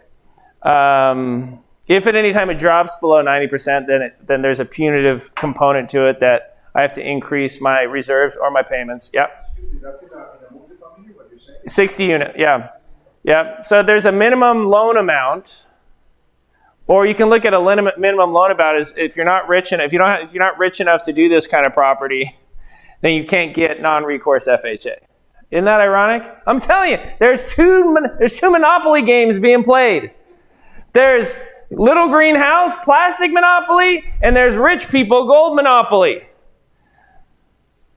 It's like non-recourse because you're rich? Yep. Yeah, because who pays the lobbyists? Rich folks. That's what it is. Now, is it fair? And hell no. But if you don't learn the rules, you keep playing poor people monopoly. How rich do you have to be to get the non-recourse? You just have to have the $1 million. And it's a minimum loan amount. So the loan amount, you can't qualify unless the property is 90% occupied over $2 million. So conceivably, unless you can put your hands on $1 million for the 30% down, right? It like weeds people out. You sure as hell can't get that on your first house. I didn't get it on my first house. It's full recourse. It's like you signed like 80 pages. Now, one thing about this particular loan that we got, it has a 7-year prepayment that's hefty, and the prepayment is dynamic. So because mortgage rates have dropped in the 2 years since I bought this, my prepayment has gone up. My prepayment on the loan right now is like $270,000. So bankers always win. There's no like printing press of loans. There's some shitty things about that loan that I don't love, but I love that it's non-recourse. I love that it's a really low interest rate. I love that I only had to put 30% down. It's been a good loan product for what we needed for that. Is that why you went, instead of using like a traditional commercial loan or something like that? Yeah, well, actually, it's tough to get 30% down at that low of an interest rate from a bank. Like if I were to go to Bank Idaho for that paper, they would have been probably they would have been okay with 30% down, but they were probably 7 or 8%. But they would have wanted personal security. If I would have insisted on non-recourse, it would have been 40% down, 8 or 9% APR.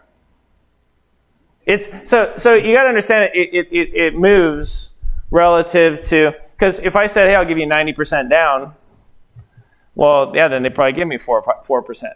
That's what people are like right now are bragging. I locked my house in at 3%. Yeah, but it's full recourse. That doesn't mean shit. You gave them your whole life. Because if you don't pay on the house, then they can ruin your credit, force you into bankruptcy, garnish your other accounts, get a deficiency judgment. That's why rich people generally don't give full recourse. So, it's like PPP conversation is, I need a loan application. Our PP conversation is, how much do I need to come in with so that this loan will stay non-recourse and get my interest rate under 7%? Like, that's a completely different conversation. You with me? I mean, if you really think about it, when I made a 5-figure income as a high school teacher, I also had 5-figure understanding about money. I had 5-figure understanding about employees and whether a franchise was a good thing and should I borrow to invest and what kind of time horizon should I think about when I'm borrowing, right? As a 8-figure income earner, I have 21 years later, I think completely differently about money. Can you see? I'm like using my student loans 20 years ago. going to higher day labor. 21 years later, I have a completely different mindset about how debt and loans work and risk in general, which brings up another thing I want to jump to. Let me jump to the risk discussion, and then I'll circle back on these valuation tools. Is that cool? Because when you think about risk, because I'll reference 5-figure mindset, 7-figure mindset all the time this weekend. Does everybody understand what I mean when I say that? Okay? Because here's the thing. How many of you make a 6-figure income right now? How many of you make a 6-figure income? Okay. What would it take for you to go back to only making a 5-figure income? What would have to happen in your life? Retire? Huh? What's that? Health issues? Can't speak. You can't speak anymore? What do you do?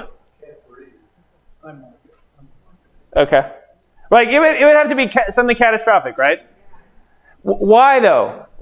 Do you remember when you made the...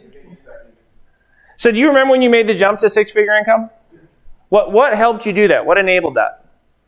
What helped me do that was actually... Like one example, something that... Going back to school and learning a specific trade with computers. Okay, perfect. So the knowledge that you picked up, you created a 6-figure marketable skill that you parlayed into making a 6-figure. So unless you don't stay current with that knowledge or unlearn it, there's no way you're going back, right? Right. How many of you have made a 6-figure income, but you've never made $1 million in a year active income? Who's done that? You've never made $1 million, right? Guess what? The first time I made $1 million was when the market crashed in 2008. In 2009 was the first year I made $1 million in a year. And I remember in 2009, people were like, "Oh, I get on flight." People were like, "Oh, you're in real estate?" Yeah. I'm sorry for your loss. And in 2009, like Wall Street gets in the game, Singapore starts buying. I learned about self-directed IRAs, and all of a sudden I'm changing my business and I'm crushing it. And I go to the auction and I'm buying every house for $1 over and nobody's bidding against me. And I got renters out the door because nobody wants to buy right now. Everyone wants to rent. And so when everyone else is fearful, I'm greedy, right? And 2 years before, everyone was I'm a builder, I'm a developer, I'm a landlord. Everyone was greedy and not fearful, and they all got crushed. And I'm like leaving California. In 2004, California didn't die until 2007-8. And people are like, "Why are you leaving California?" I'm like, I can't make the math work. I'm not going to buy a rental. I'm not going to buy a property that I can't rent out and cover my ass if I can't sell it. Now that that's happened, I'm leaving California because I'm not a speculator. I grew up in casinos. I know what speculation is. I play craps, but I don't want to do that for a living. So this whole concept of risk. So there's areas of your life that you, whether you realize it or not, have a risk plan that you're not evaluating. So in your business, you take on risk. With your personal and business debt, you take on risk. With your insurance, you take on risk. And with your taxes. Let's go through each of these quickly because I want you to think about how much risk you're taking. So let's take taxes. Okay? And let's just say on a scale of 1 to 10, 10 meaning you don't pay tax, you haven't filed a tax return. Okay, that would be 10 risky. Okay? Now, how many of you have never been audited? Who has never been audited? Okay, so you're instantly a 5 or less. When it comes to risk with your taxes, you're a 5 or less. You with me? Okay, so I want you to rate who has been audited. Okay, so you're a 6 or more. You with me? So go ahead and rate yourself for taxes. I'm probably I'm about a 9 risk on taxes. I'm very, very aggressive on taxes. I'm going to break down my whole rationale about taxes on Sunday. Okay. Now, insurance. How do you take on risk with insurance? If you don't get insurance, you're a 10, right? If you're like, screw it, dude, I'm just going to drive this car, and if I hit somebody, I'll figure it out. You're a 10, okay? Who's never made an insurance claim ever? and you've had insurance. So no auto, no. Well, so you're a 1. Right? Who always has really low deductibles, like $500, $1,000? Okay, that makes you really you're like a 1 or a 2. So I want you to rate. Let me give you an example on my rentals. My rentals each house has a $10,000 deductible. Okay, I don't get replacement costs. I get actual cash value on my rentals. Because Megan and I have over 300 properties, free and clear, and so the net cash flow on our portfolio is over $130,000 a month just from those rentals. So I don't care if I have a $7,000 kitchen fire, because all the other rentals I own will easily pay for that next month. Does that make sense? But by having a $10,000 deductible times 300 properties and doing actual cash value instead of replacement cost, it cuts my insurance bill by 75%. So I take on a lot of risk. But if you have low deductibles, if you've never made a claim, if you have replacement costs, you're paying more for insurance, so you're less aggressive. You with me? So you're kind of self-insuring a little bit. A little bit. I really only care about catastrophic events, because now my point is that people don't rate these things. And I meet people that are like, yeah, I get audited every year. I don't have any insurance. I have, full recourse loans on all my loans. And they don't realize I have mortgages on everything. They don't realize that they're running at like a 40 for risk exposure in their life, and they haven't looked at it as, is that what I want? That's how they've been doing business or living, but they haven't said, I have a 40. Should I be a 40? Comment, question. Just going to say, one earlier you referenced rich people problems and poor people problems. Yeah. By extending that risk, you're actually creating a lot more problems in some areas for yourself. So I would rather pay a little bit more and not have to deal with the issues, because I can focus constructively and proactively on what makes me money. So brilliant. And what you're expressing right now is what all is. It's like I'm going to buy you lunch because you said exactly what I wanted you to say for the whole. From a teaching standpoint, you get free lunch today. They're bringing it out.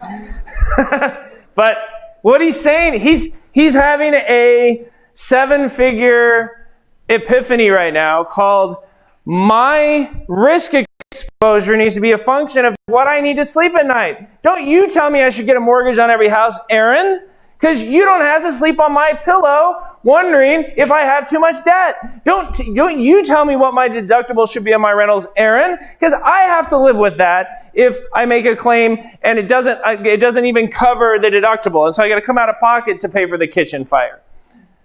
If you go to a seminar and they're like, get mortgages on all your rentals, well, personal and business debt is one area, but why would someone tell you that in a vacuum, in a silo, without having a discussion about all the areas of risk that you have as an individual?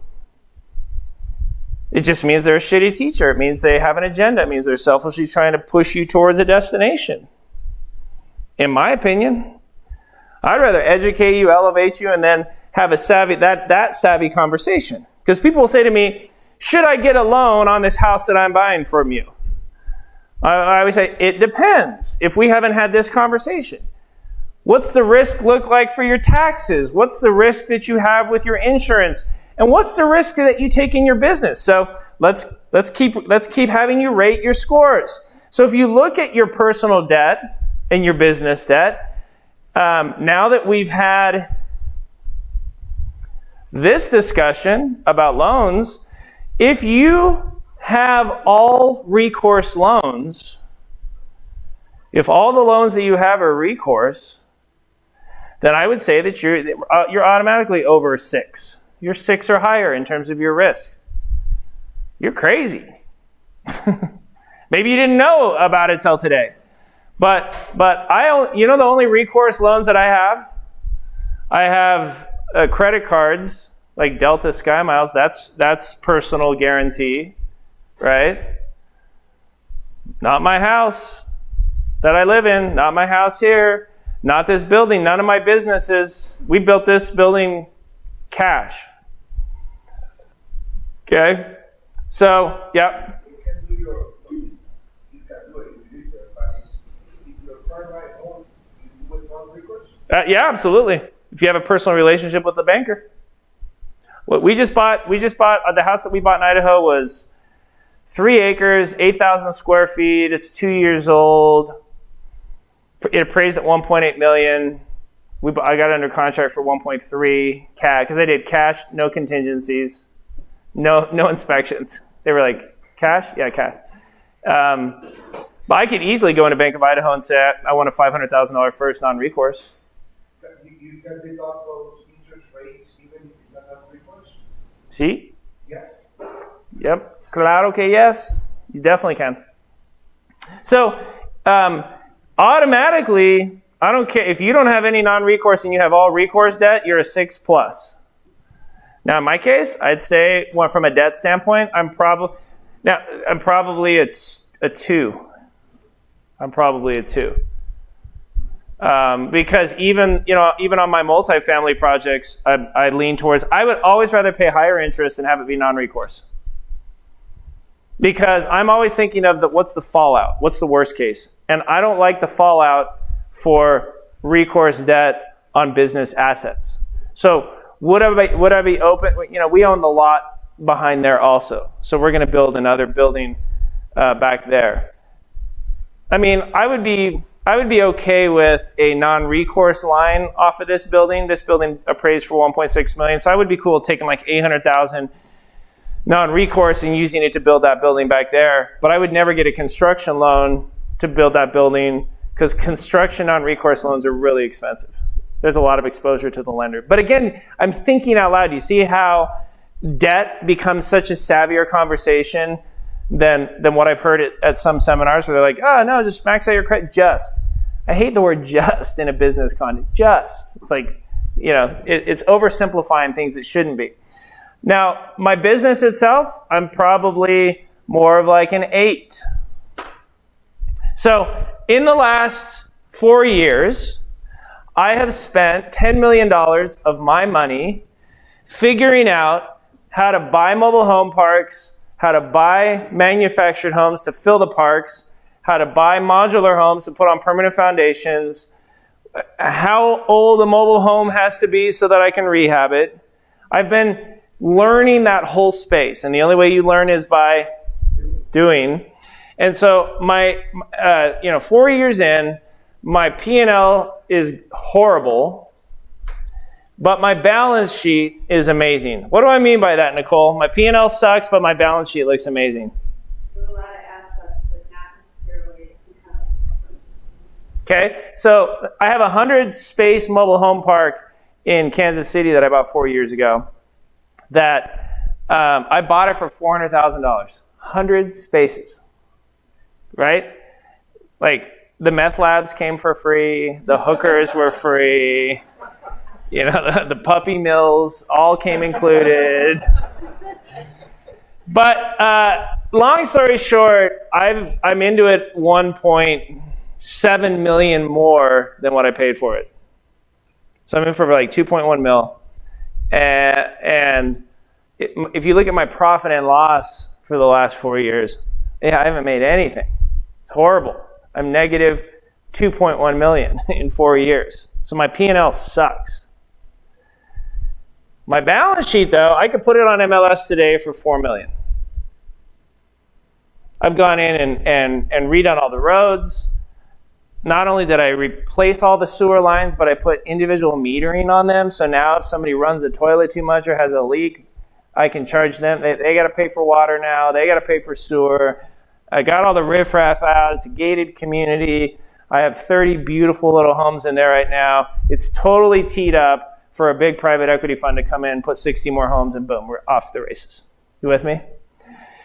So my balance sheet's phenomenal on that property. In 4 years, 200%, 50% a year. It's been a great deal. Okay. Oh, my taxes are great. Like, I've had so many, because I'm a full-time real estate professional, so I can take the write-offs from that park and apply them to the profits that I made from home, right? It's a beautiful thing. Very savvy, very savvy. And so, but do you see the amount of risk that I took? I really didn't. I bought one trailer park in 2003, and it was 40 spaces, and I sold it, a year and a half later. I didn't really do much. That was it until 14 years later when I hear about this Kansas City park, and we have 10 parks right now, and then I realized that I could get the homes dirt cheap from the manufacturers if I was a dealer. So I set up like Clayton Homes. I set up a dealership in Idaho, a dealership in Kansas City, a dealership in Charlotte, and then 3 weeks ago I spent $100,000 on the equipment to move and set the homes. Because, if I call a moving company and say, hey, pull this single wide out of my house and take it to the dump, they charge me $2,500. That seemed fair. Until I realized that the equipment to do that only costs about $40,000.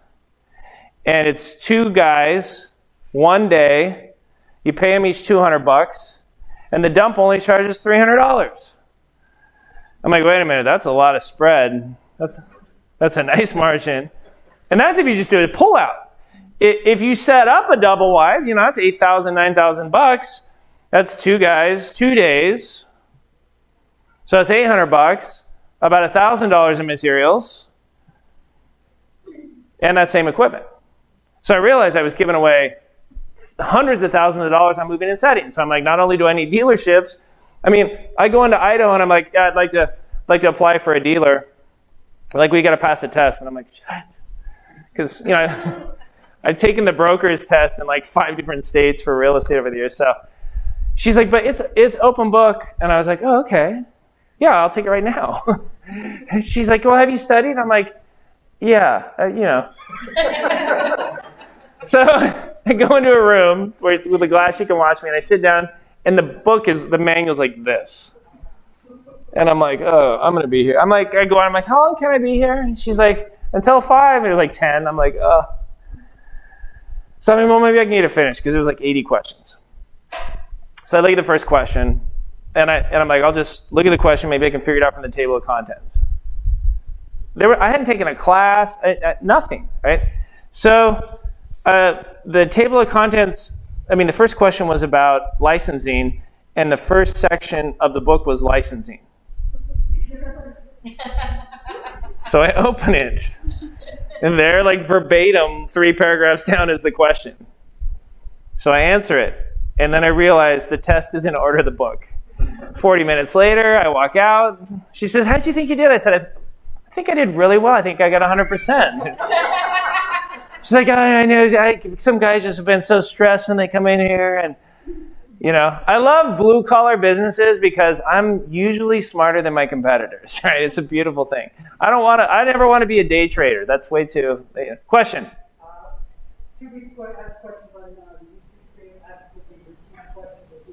Yes, I will try to repeat questions for you. Another guy asked for people don't want the need of too much exposure to the lender. Say that again? You quoted too much exposure to the lender on a recourse loan and Yeah, no, that's better. okay. He asked for a little bit more about being too much exposure to the lender on resource loan and business capital. On recourse loans, or let's see, what was I talking? What was I talking about that made him ask that? Tell him to clarify the question. That doesn't make sense. I'm confused. So if you add these up, I'm 9, 18, 20. I'm at 28.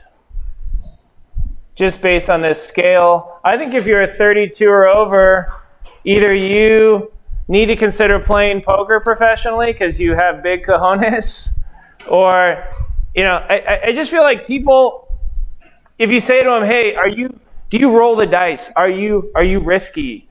Are you most investors would say, no, I'm pretty conservative, or I want to make money, but I'm not crazy. But I think if you break down your risk and your debt and the way that your exposure and give it a rating, I think what people usually find, my experience as a teacher, is that they've taken on more risk than they thought they did because they didn't identify insurance as an exposure point. They didn't identify personal debt, recourse and non-recourse, as an exposure point. They didn't think about their taxes as an exposure point. And you can literally choose where you want to take the risk. I am very comfortable taking high amounts of risk with taxes. I'll explain to you in detail on Sunday why I'm comfortable with that. I'm very comfortable in taking on an enormous amount of risk and exposure with insurance. I'm going to have Ashley here today. She's an insurance broker, so you can meet her and hear what we're going to talk about landlord policy, specifically what you want to think about. Okay?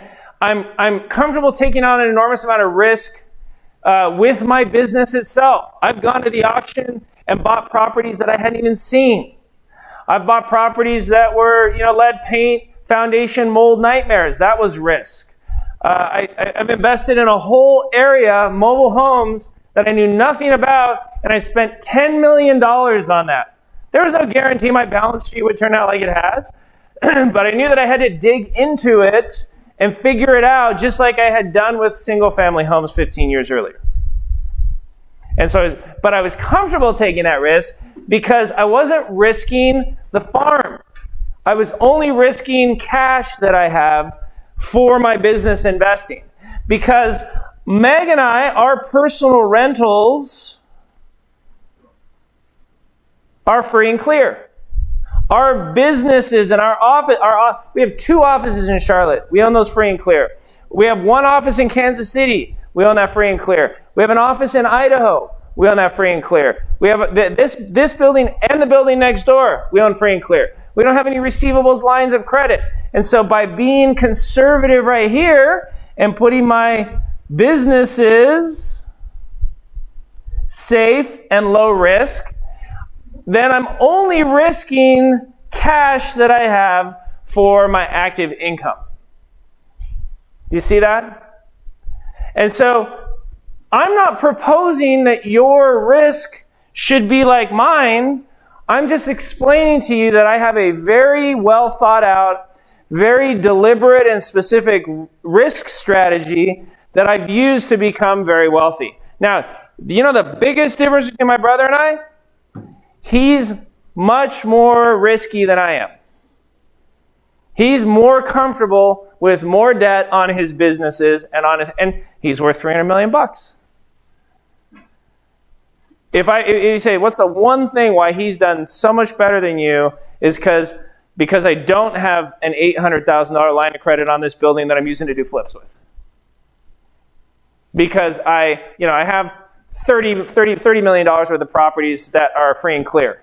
I mean, it's nice when the rent comes in, but there's a price to not taking that risk. And I recognize that, but I sleep like a baby at night. And so I choose not to take mortgages on the properties that we own. I choose not to have mortgages on my business.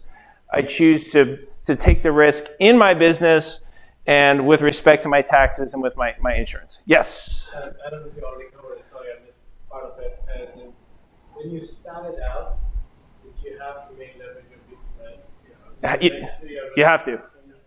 But it wasn't as big a deal, like, that first duplex, 100% financing. The next 7-plex, 100% financing. I had a teacher at the high school come to me. His name was Dick Bundy. And he goes, that was his real name.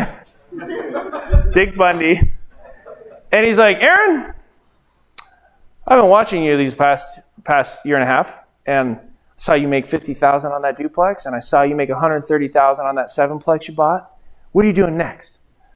I said, well, I'm looking at a 20-unit complex. And I've been doing... going to auction. I bought a couple of houses, and he's like, I'd like to meet with you about a loan. And I was like, so I go to his house in Wildomar, California, and it was a double wide on an acre that he had had since the 60s. Now in our school district, if you had a PhD, he had a PhD in health education. He's a health teacher.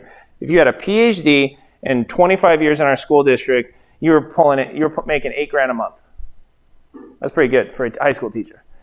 And then your pension was going to be like $7,500 a month. So he was a hoarder. He had all this like stuff in his yard. There was like a path you're like passing National Geographic stacks, right? And he had been filling this acre and this double wide for 35 years, right?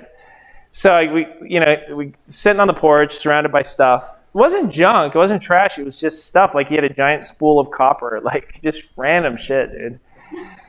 And so we're sitting on the front porch, and he's like, okay, well, let's invest. I said, all right. And I'm thinking 20 grand, you know? So he's like, tell me what you got. I go, well, I got a house that I just did a mail campaign for, and I got it under contract for $70,000. It's in Hemet. When I fix it up for 15, it'll be worth, 140. I'm going to put it on MLS and flip it. He's like, I'd like to loan you the money for that. I'm like, well, I already bought it, so do you want to loan me like the 15 for the rehab? He's like, yes. I'm like, great. And he said, what else you got? I'm like, so then I'm like, oh yeah, I remember that seminar I was at. They said, if you don't have an answer a question with what, Nicole? A question. And I said, well, Dick, how much have you got? What are you thinking? How much do you want to invest with? Because, I got stuff in the pipeline that I haven't found yet, but sure I'll find more. And he's like, Aaron, I have $500,000 cash at the Teachers Credit Union. Now, I don't want to loan all that to you, but I'd like to give you $250,000 of it to do real estate with.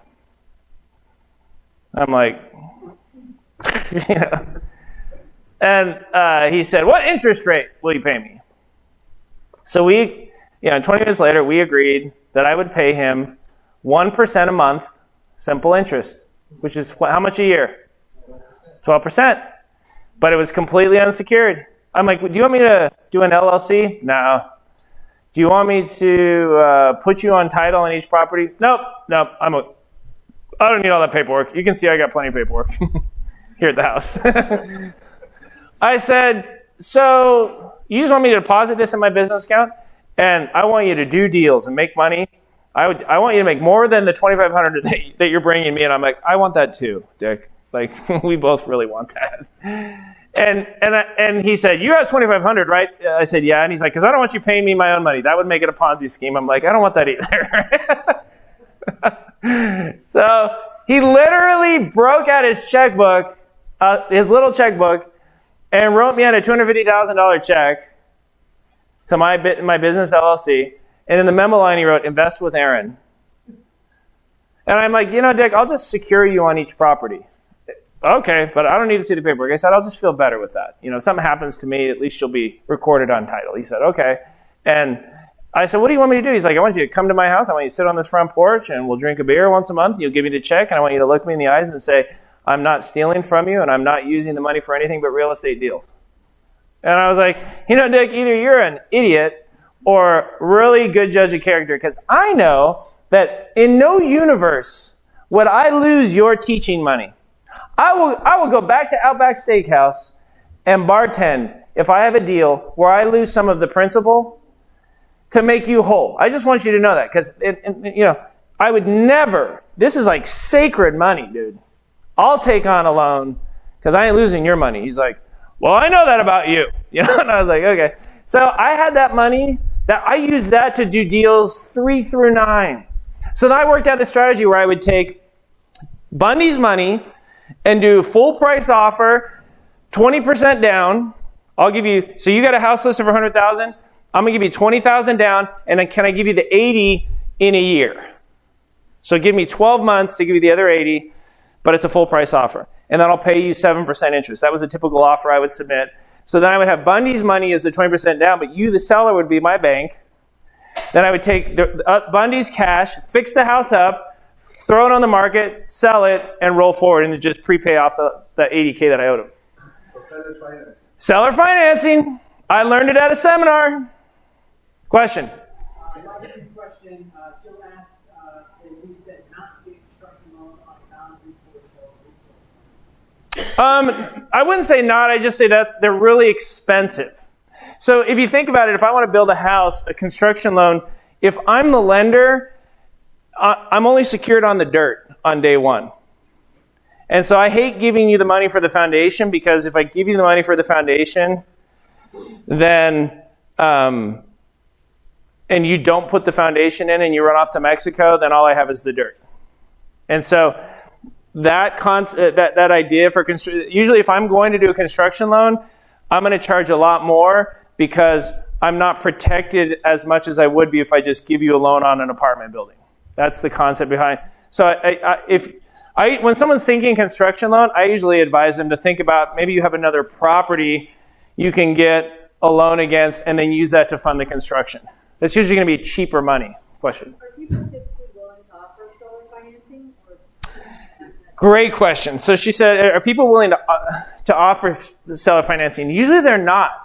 But I like to submit offers with seller financing. So let's say you got a turd house that's on the market for $100,000, and no one's, and in your mind you're like, I'm asking 100, but most people are going to start at like 93, 94. I'll use the full price offer as the carrot to induce you to be the bank for a year.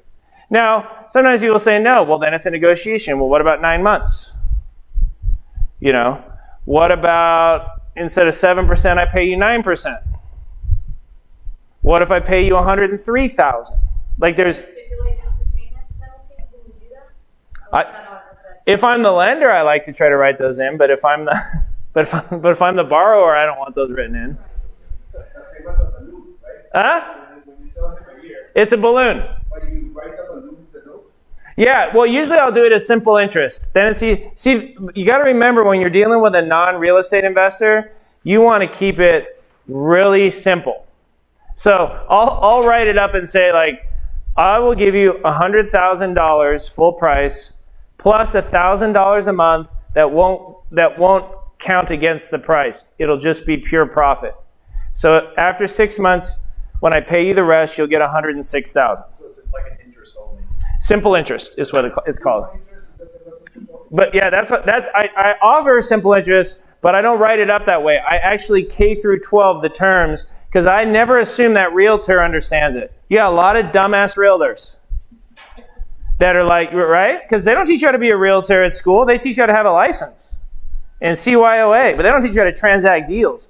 So I will K through 12 how I write it up. And now if they're savvy, they're not going to be patronized, because I'll say simple interest, but I'll say simple interest and then I'll be, which will amount to $1,000 a month. If this goes full term, then you'll get $12,000 payments plus the balance that I owe you of $80,000. Like I will write it out that way. I can't tell you how many sellers I've educated them into being lenders for financing. My ideal situation is I request to present the offer personally. That's my ideal situation, because then I can draw pictures and spell it out. You had a question? Yep. So what's the risk to the person who's selling you that plan for that time? Yeah, because what I'll say, let's say you're the seller, and I'm like, well, you know, on one hand, I'm going to give you $20,000 down. So you're going to love, in California, you're going to love if I stop making payments, because it's trust deed state and you can foreclose on me in 3 months. Well, I don't want to mess with all that. Okay. Well, I'm also going to be fixing this house up, so I'm planning on spending $15,000. So while I'm giving you $1,000 a month, that's pure profit to you. Plus, I already gave you $20,000. I'm going to be spending $15,000 in improvements. So I got to believe that if I get the work done, but I get hit by a bus, you're ahead 35. You would have to be happy to foreclose on me, because now you're going to get a fixed up house back, keep my $20,000, keep the improvements, plus any of the payments that I made. You know, could it be a hassle that you have to foreclose over a year? Yeah, but if I say to you hypothetically, I'm offering you $35,000 plus however many payments that I made in exchange for you potentially to have to foreclose for $3,000, why wouldn't you consider that? Because you have a turd anyway that you know people are going to come in and lowball you 93. I'm giving you full price. You and I both know no one's going to offer you $100K. You say that, but you don't say it that bluntly. Yeah. Boom, boom, boom. So those $20,000 are going to go to the seller day one, and the title is going to go to you day one. No, I'll be a mortgage on the title. So he'll stay on title, but my name will be recorded as the. I'll leave him on the title, but I'll usually have them give me seller finance docs that I'll record. So we can use the 20,000, the 20,000 are gonna go to a deposit. I'll release it to him. But nobody's at deposit, right? Right. Usually it would stay escrowed, but I always release it to him. I release it to him. So, and then when you sell the house, when you're gonna flip the house, right? Yeah. When you flip the house, you do the closing to the buyer, pay this, and just you have in your agreement, you have that you make the difference. Yeah. Then I would pay him the balance of $80,000, and or prorate the last month's payment based on the closing date. So the seller finance is gonna be like rent, what do you call it, like a rent to own, right? Kind of, except that I'll have a recorded interest. Like, depending on the state, like in Indiana, I like land contracts. If I do a seller finance, it's Yeah, seller finance. But it's not seller financing at that time because correct. there's no closing. Strictly speaking, it's not. But then I work, like if you and I were working on it, I could make that happen. If you want to run it through closing, then we will transfer title to me. We will record a note and a mortgage in your name as the lien holder on the property with those terms. We'll release the $20,000 to you. We can escrow the payments. Like, here's the thing. Once you have the education that I have, my only framework is doing business in a way that you understand and that you're comfortable with. So if you're a savvy investor. So the conversation that you and I had, or the conversation that Nicole and I have, is going to be much different than somebody who's never even thought about seller financing.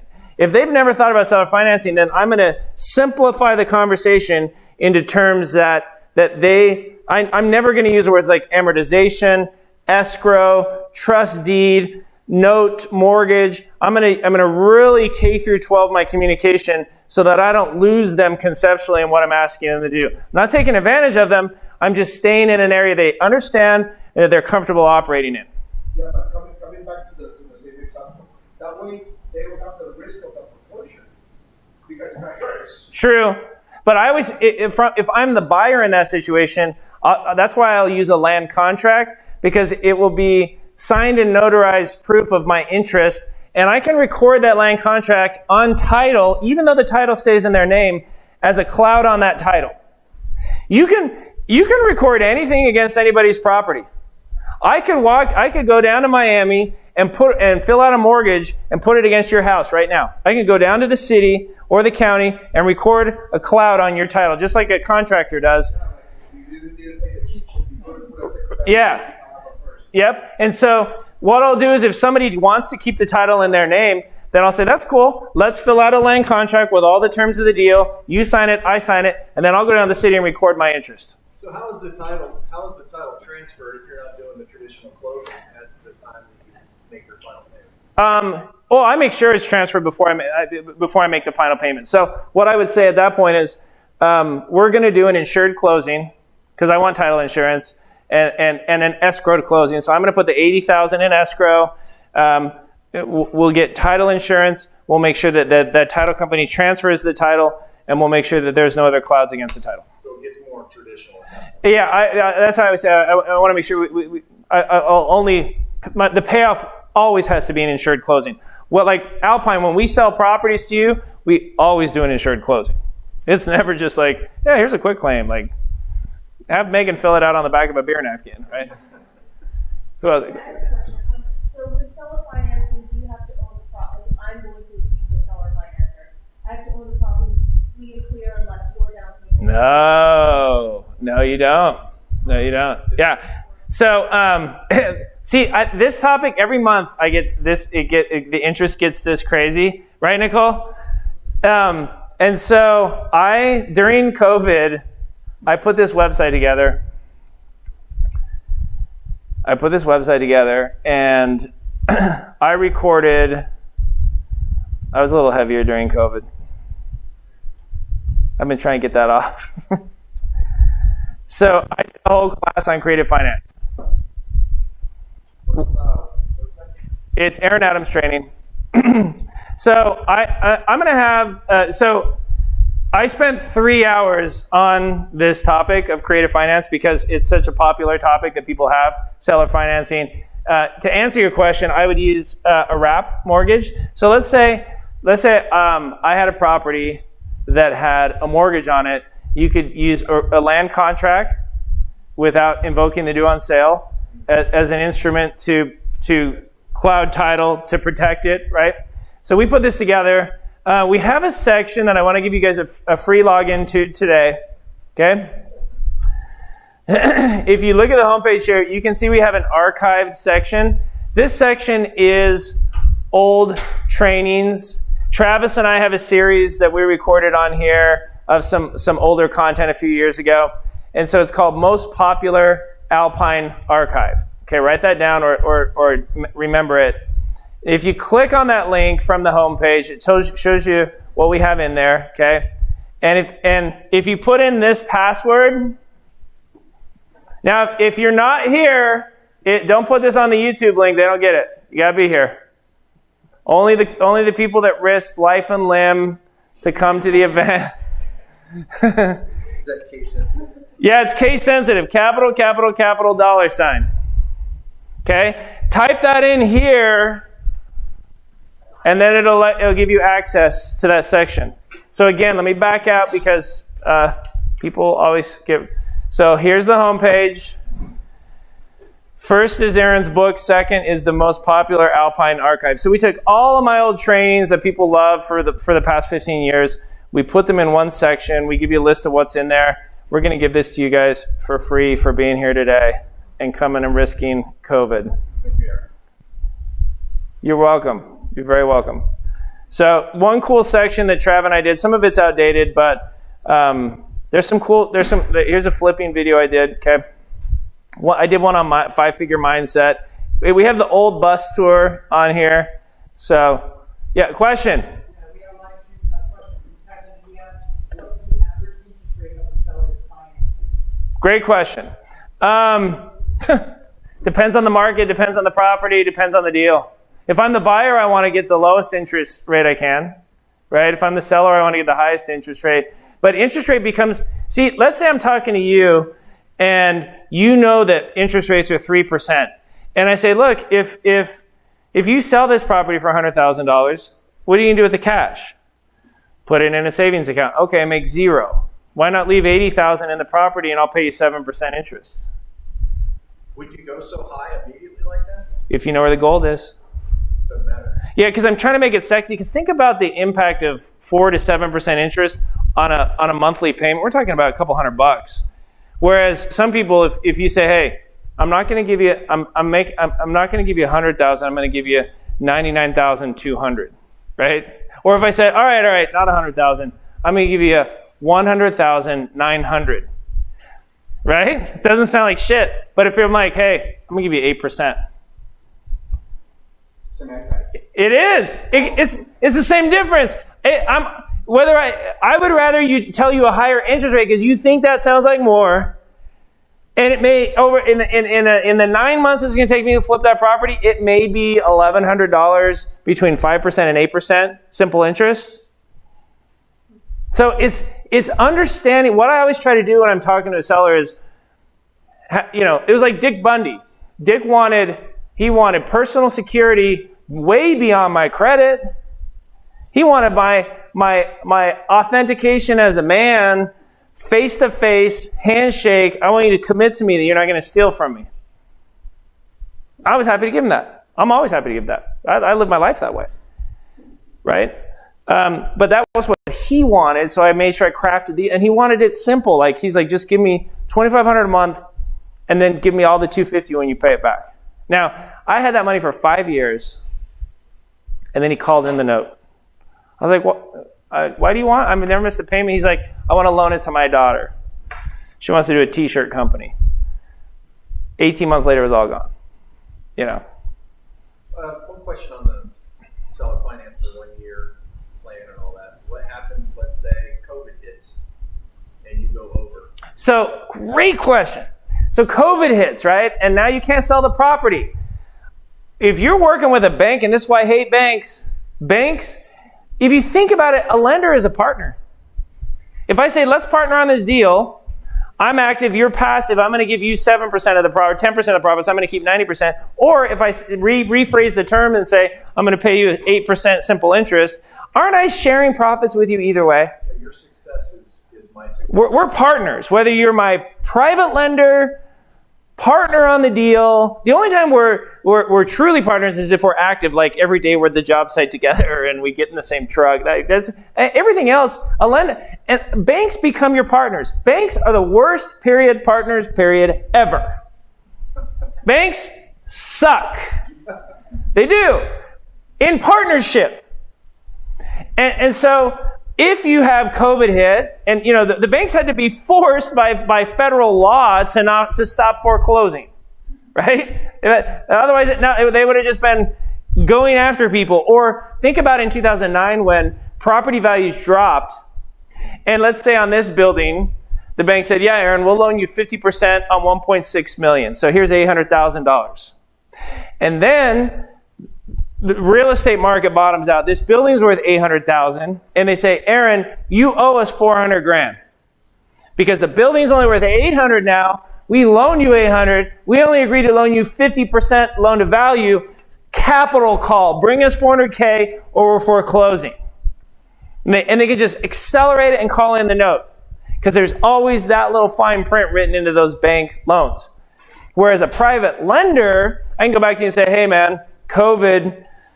How about if I give you an extra $300 a month for 6 months? Would you be cool with that? I find that private lenders, seller financiers, are much less heartless than banks.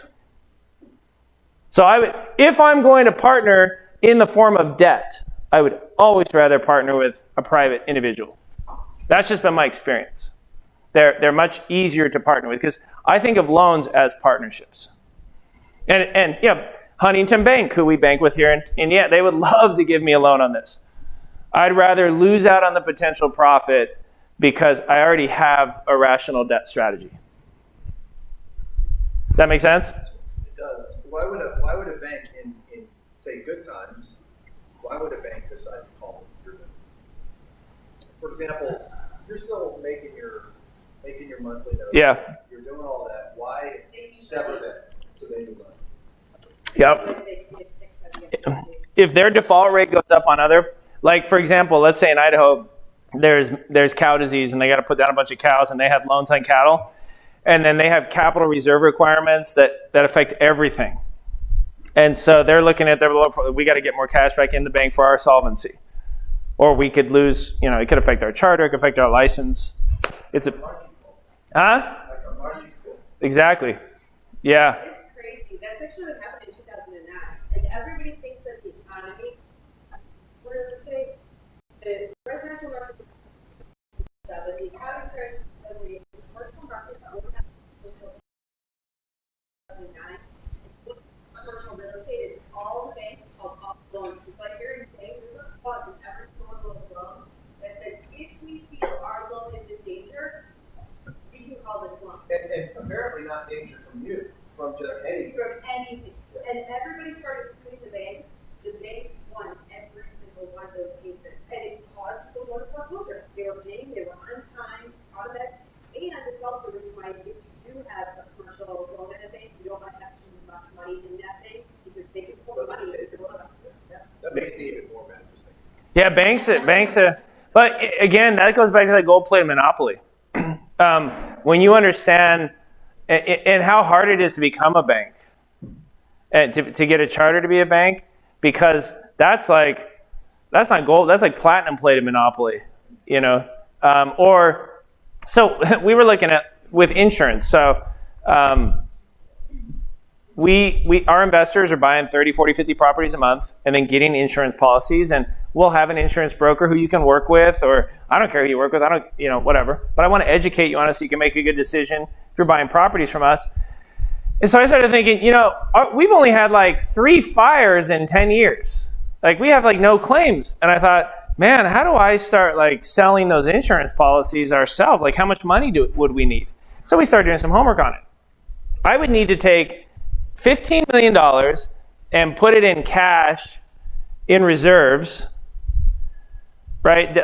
And then get the money, a certain cash reserve money to start selling. Like it was like a $70 million play to start selling 30 landlord policies a month. Right.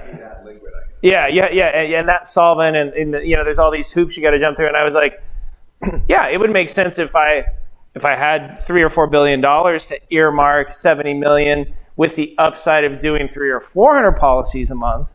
But it doesn't make sense in any universe for us to do that. It was interesting to just like looking, what are the rules of 10-figure mindset? How do I play that game? And you like peek in, it's like, okay, no, yep, I see why that's not my game, right? Yeah.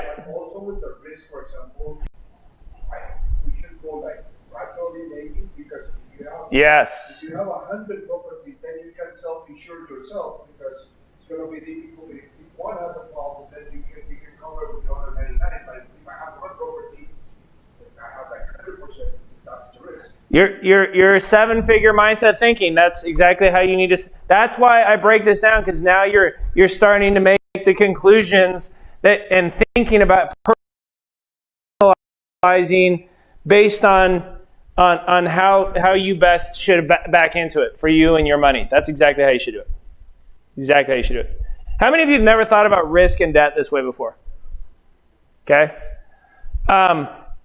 So you really are. It's like, hi, Megan. Everybody, turn around and say hi to my beautiful wife. Is this the first day in like 20 that you did not unpack a box? Because that's all we've been doing. We're moving again. I showed him our special needs dog.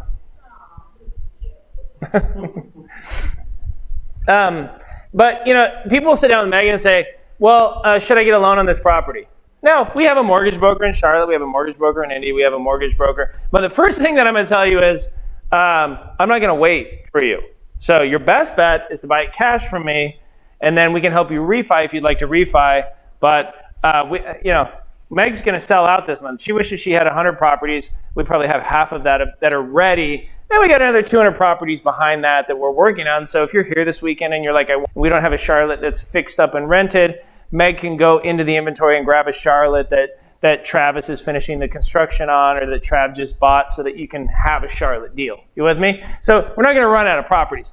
But if you say to Meg, hey, I want to get a mortgage 20% down on my Charlotte property, we're going to say, we're too busy. We got too many people that'll pay cash. So if you want to buy it cash, I can help you get a mortgage down the road. 6 months, help you with a refi for a cash out. If you hold it for 6 months, then the appraisal, then the refi is based on the appraised value. If you try to do a cash out refi in the first 6 months, it's usually just based on the purchase price. So imagine we sell you a Charlotte property for 120 that will, in 6 months from now, appraise for 140, and then they let you take 80% of that out. You'll actually get 89 or 90% of your money back. And so we've had some investors do refis that have gone really well. So when you sit down with Meg, don't ask her about acquisition financing. If you want to discuss loans, talk about refinancing and paying cash initially. Does that make sense? But the real question, the real thing that I try to address is, should you be getting leverage on your personal longer term holds? That's the question that I'm trying to make you think about from this discussion. Should you even do that? Because Dave Ramsey, who's listened to Dave Ramsey? Okay, sometimes I disagree with him, because I think he's more focused on helping PPP like not be horrible PPP, other than helping them get to RPP. Like, he kind of perpetuates some 5-figure mindsets. He doesn't really paint a vision of how to graduate and make more money.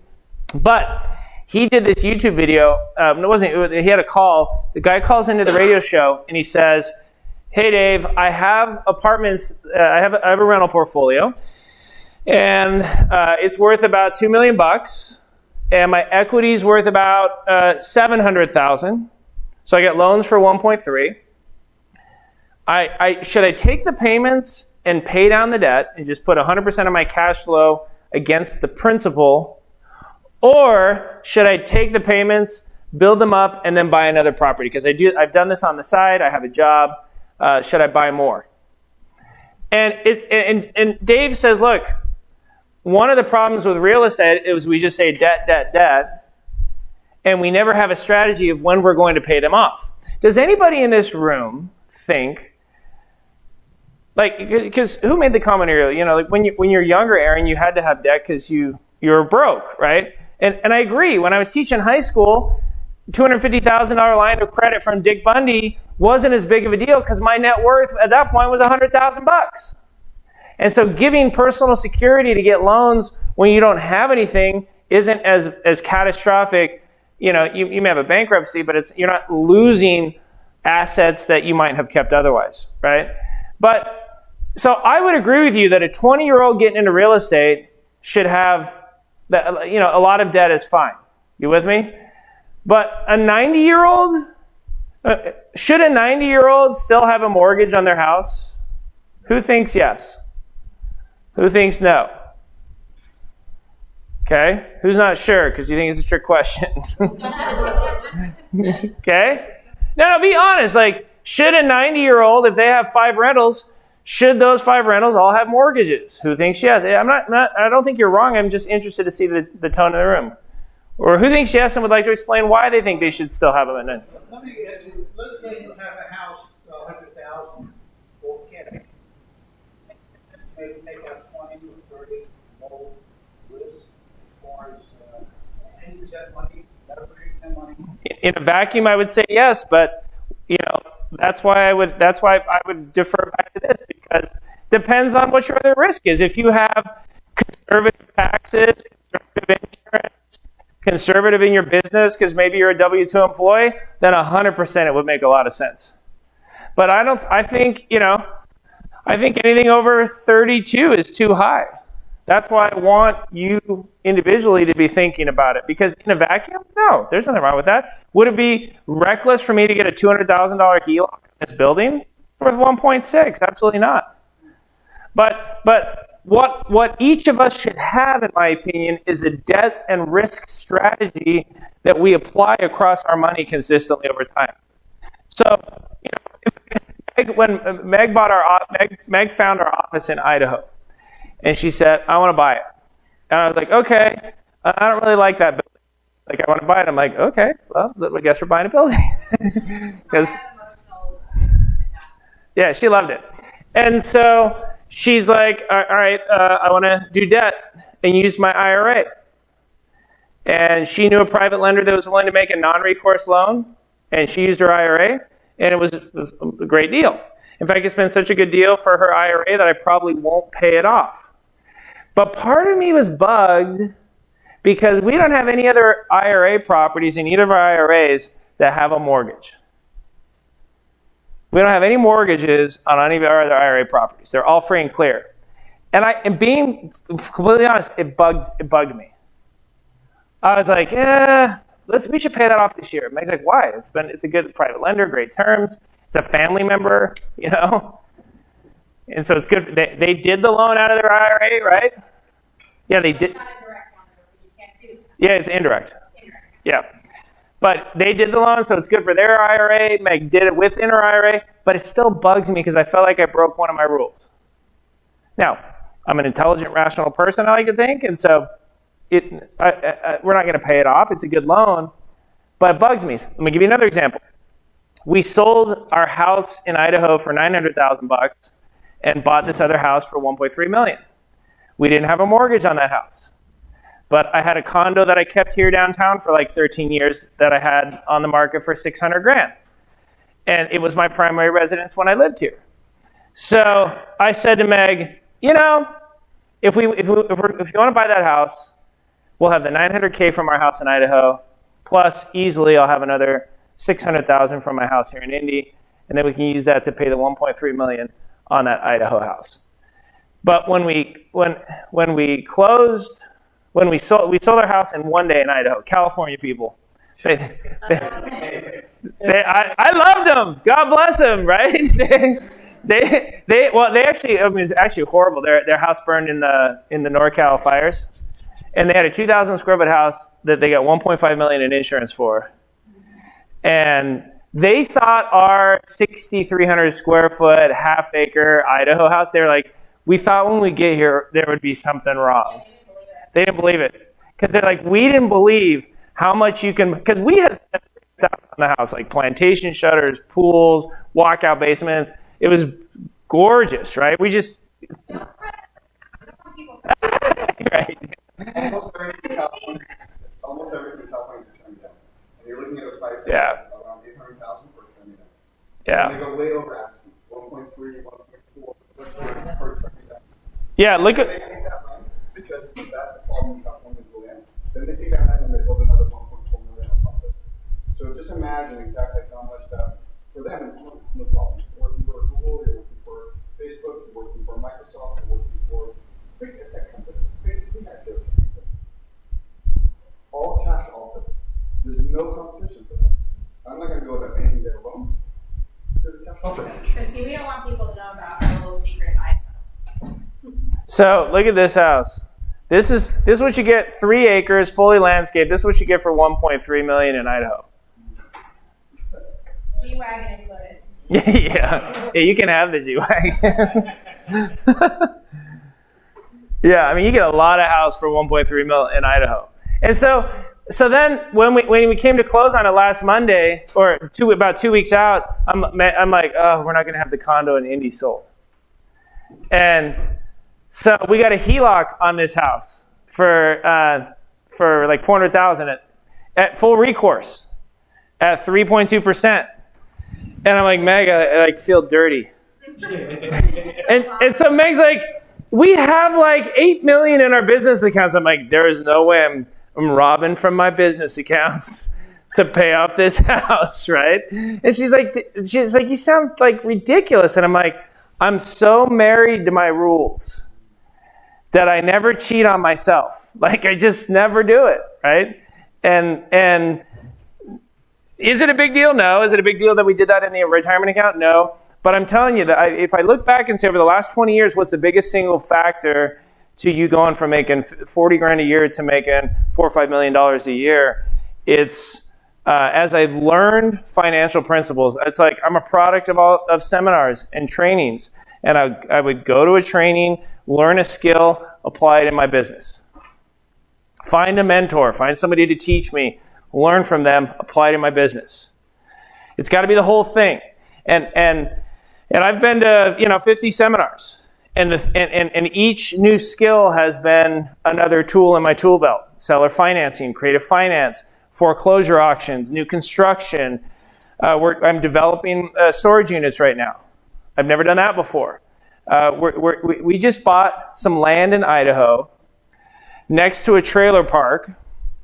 We went into the city and we said, we want to take all these trashy trailers out, and I'm going to put, I know there's 15 trailers in this trailer park. I want to put 25 brand new manufactured homes in and then just rent them out as affordable rentals. The city said, oh, thank you so much.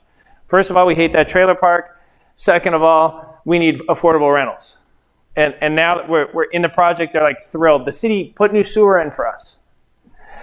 So then we bought the land next, and I went into the city and I said, would you guys let me, median home prices in Blackfoot, Idaho are $250,000. I said, what if I subdivided this into 25 2,000 square foot lots, only 2,000 square feet. And then I put a 3-bedroom, 2-bath, 14-foot by 60-foot single wide. And we sell them as affordable homes for like $140,000. We sell the land and the home. We put them on permanent foundations so that they can get FHA financing. And we do 25 modular homes on these little tiny lots. So it'll look like a trailer park, but they'll actually own the land, and they'll be homeowners. And I can have those online in less than a year. And they're approving it. So now I'm learning micro development and helping solve the affordability problem. I wouldn't be doing that right now if I didn't start gambling and losing money 4 years ago in the mobile home and manufactured home space. In fact, my partner, Jed, shouldn't everyone's partner from Idaho be named Jed? You can call it Jeff. So he's teaching our advanced mobile home training in my office downstairs yesterday, and then they're finishing up today. So it's everyone who's gone through the mobile home class that we have, and then he spent yesterday and today. This is what they were up here yesterday, but like this is everything that they went through yesterday. So I brought his nerdy ass out here, and so one of the things that Infinity and I, that the partners in Anderson and I are doing is we have been to a million real estate seminars that have ripped people off, that sell $30,000, $40,000, $50,000 packages with crappy classes taught by people who aren't doing it. And so one of the things that we said is, they have this, they did like 6,000 tax returns last year. They're a law firm that did 6,000 tax returns. Anderson is badass, right? We're managing 3,000 properties. We did $100 million in real estate, right? So what we said is, why don't we offer the classes that all these seminar companies are offering, but they're only taught by our people? So Jed's my partner in everything that we're doing in Idaho. He's been the one that's done the park development, the modular homes, the management, and that's who's teaching the class. He's going back home tomorrow to work on our plan for the city. And so I'm going to have Nicole come up later on this afternoon and break down for you, because those of you that are part of Infinity already, basic or advanced, we have a really cool package for $1,000 for you that Nicole's going to break down today. Those of you who are clients of Anderson, we have a free package, a $1,000 package, and a $2,500 package. I'm going to have Nicole walk you through all of that today. You guys are already here. You're in our tribe. You're in the family. I know some of you are interested about the education, so I've asked Nicole to break that down for you this afternoon. So don't go on Aaron Adams Training and buy the mobile home class yet. Wait, because Nicole's going to show you can have all 14 classes that I recorded for free, in addition to the free login that we give you. Is that cool? Yep, it's cool. So you can tell we're not like, the partners, Anderson and I were like, we don't want, Michael will be here this afternoon, but I think he drank too much wine at dinner. He tried to drink with me. Always a bad idea. Although I went to sleep pretty quick myself. Yeah, it was my fault. I got him into the Bookers. It's 120 proof stuff. He was... questions?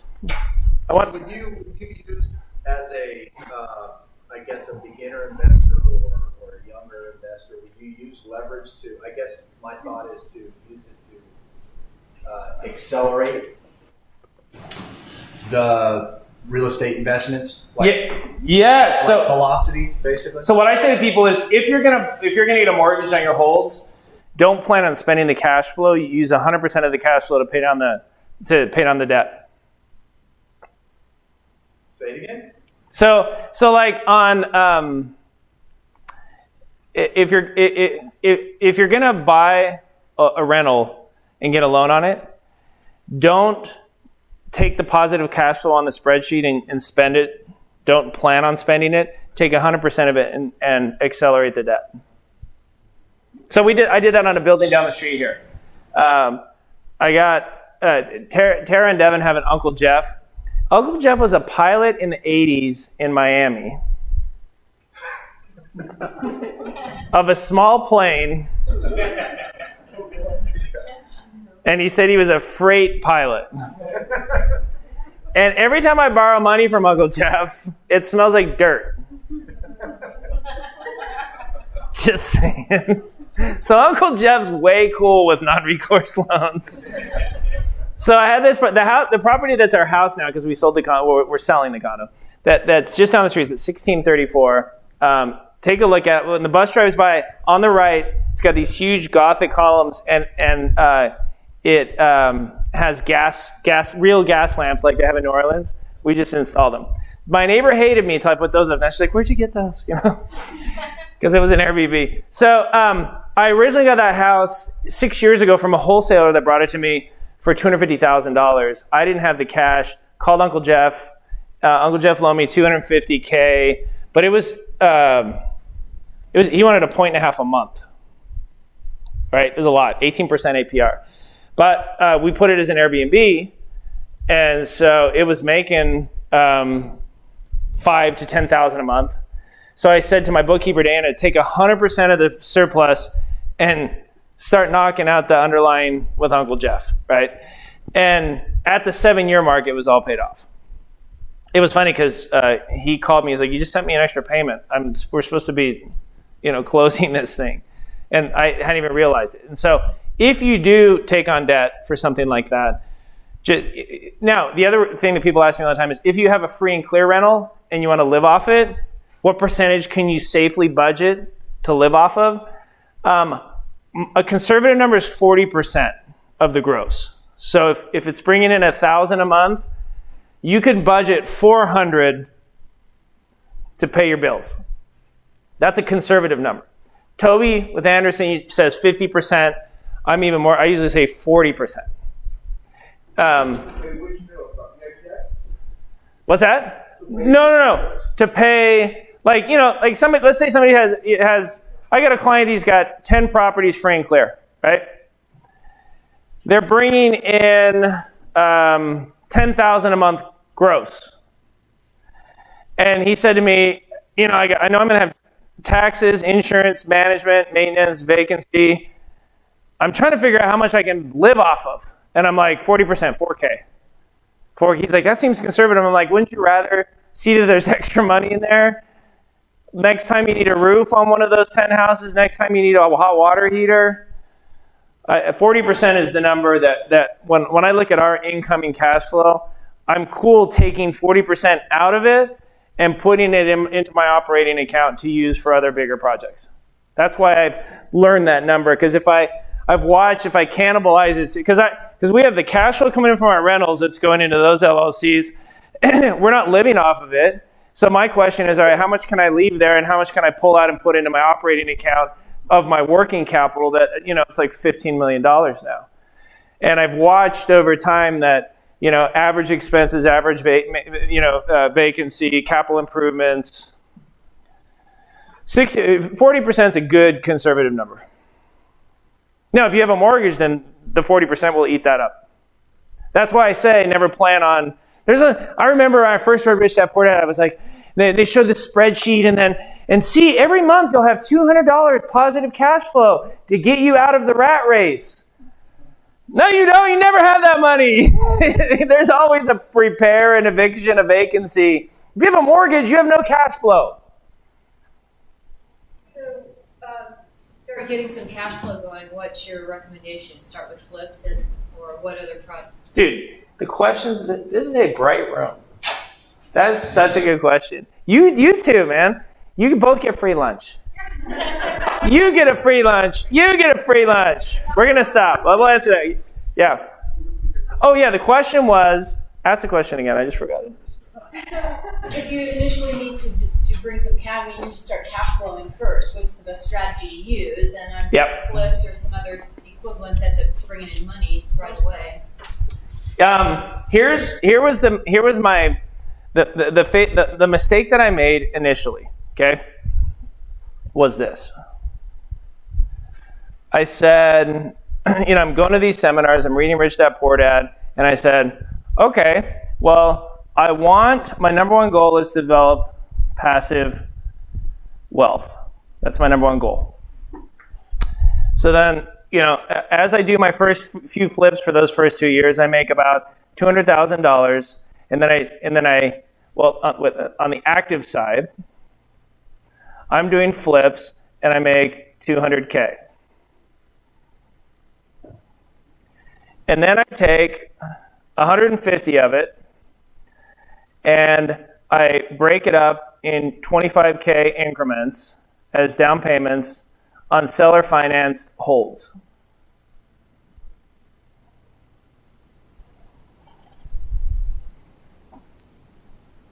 So now I have, at like year 2.5, a highly leveraged portfolio of 6 homes with 25K down. And I keep my 50K over here in my active income, and plus I have Bundy's 250K, and that's my working capital for more seller finance flips that I'm doing. So I didn't really need that 150K, so I move it over to the passive side. This is pre the conversation we've been thinking about today.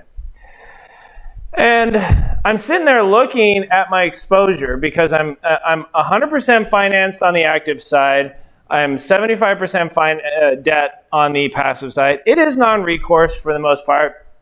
But I remember saying to my wife, we really have a house of cards. We have a house of cards because this is in California, and if property values drop, I will lose these deals. I mean, I'll still have the rentals, but it could get really ugly. And that was the beginnings of me formulating an actual risk and debt strategy. And so I remember saying, thinking, having this kind of epiphany, because I was like, I don't really own these 6 houses. The lenders own these 6 houses because I don't, like we just discussed, I don't have any meaningful cash flow. There's no cash flow. And so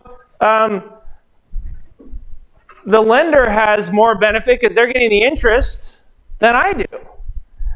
And if I have a catastrophic life event, divorce, death of a spouse, job loss, sickness, market conditions, I am one CLE away from losing everything.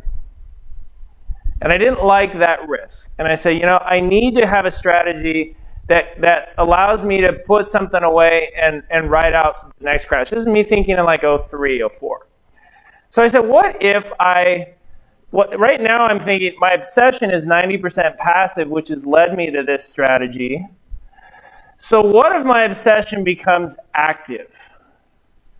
And I spend all of my brain power and my time on making more money, because if I make $20 million next year, I can buy a hell of a lot of rentals.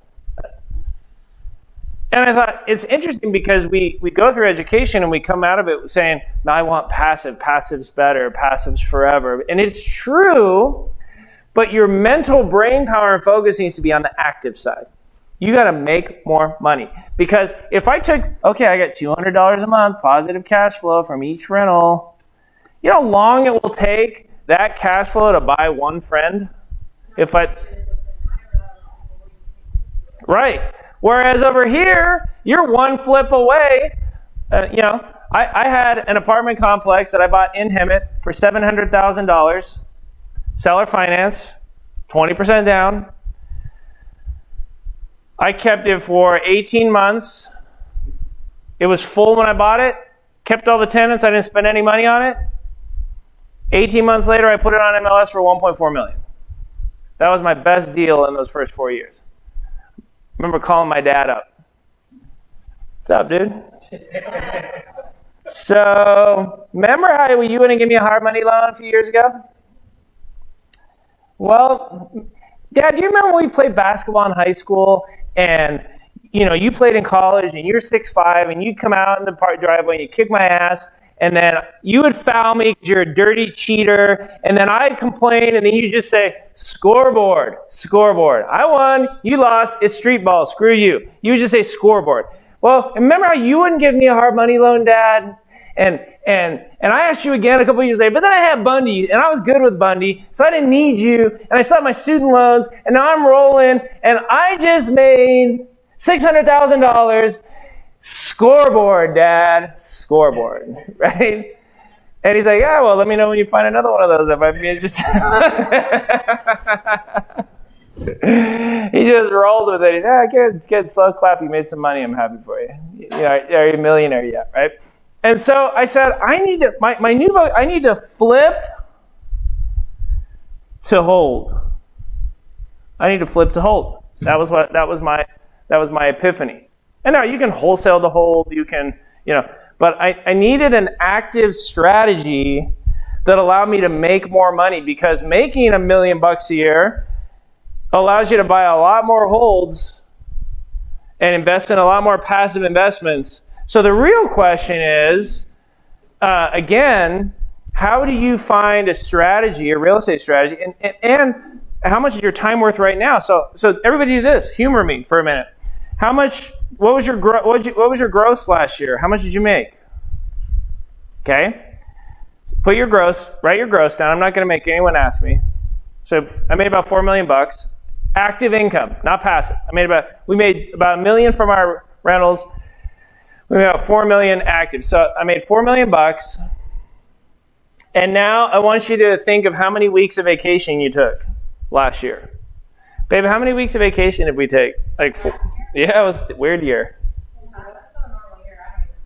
Well, we went to Mexico for New Year's. That was a week. And so 2 weeks. Okay. So I divided 4 million by 50 weeks. You do the same thing. How many weeks did you actually work last year? Because I want you to come up with a weekly wage. So 2 million. And now I want you to write down how many hours a week you actually work. So this is weeks you actually worked. And then I want you to write down how many hours per week, not your commute, because I want you to figure out how much an hour of your time active income is worth right now based on how you earn money. I want you to have that hourly value in your head, because I'm going to tell you how much my part-time real estate makers are making. That's why I want you to do this. So now I'm probably about, Meg, how many hours a week do I work?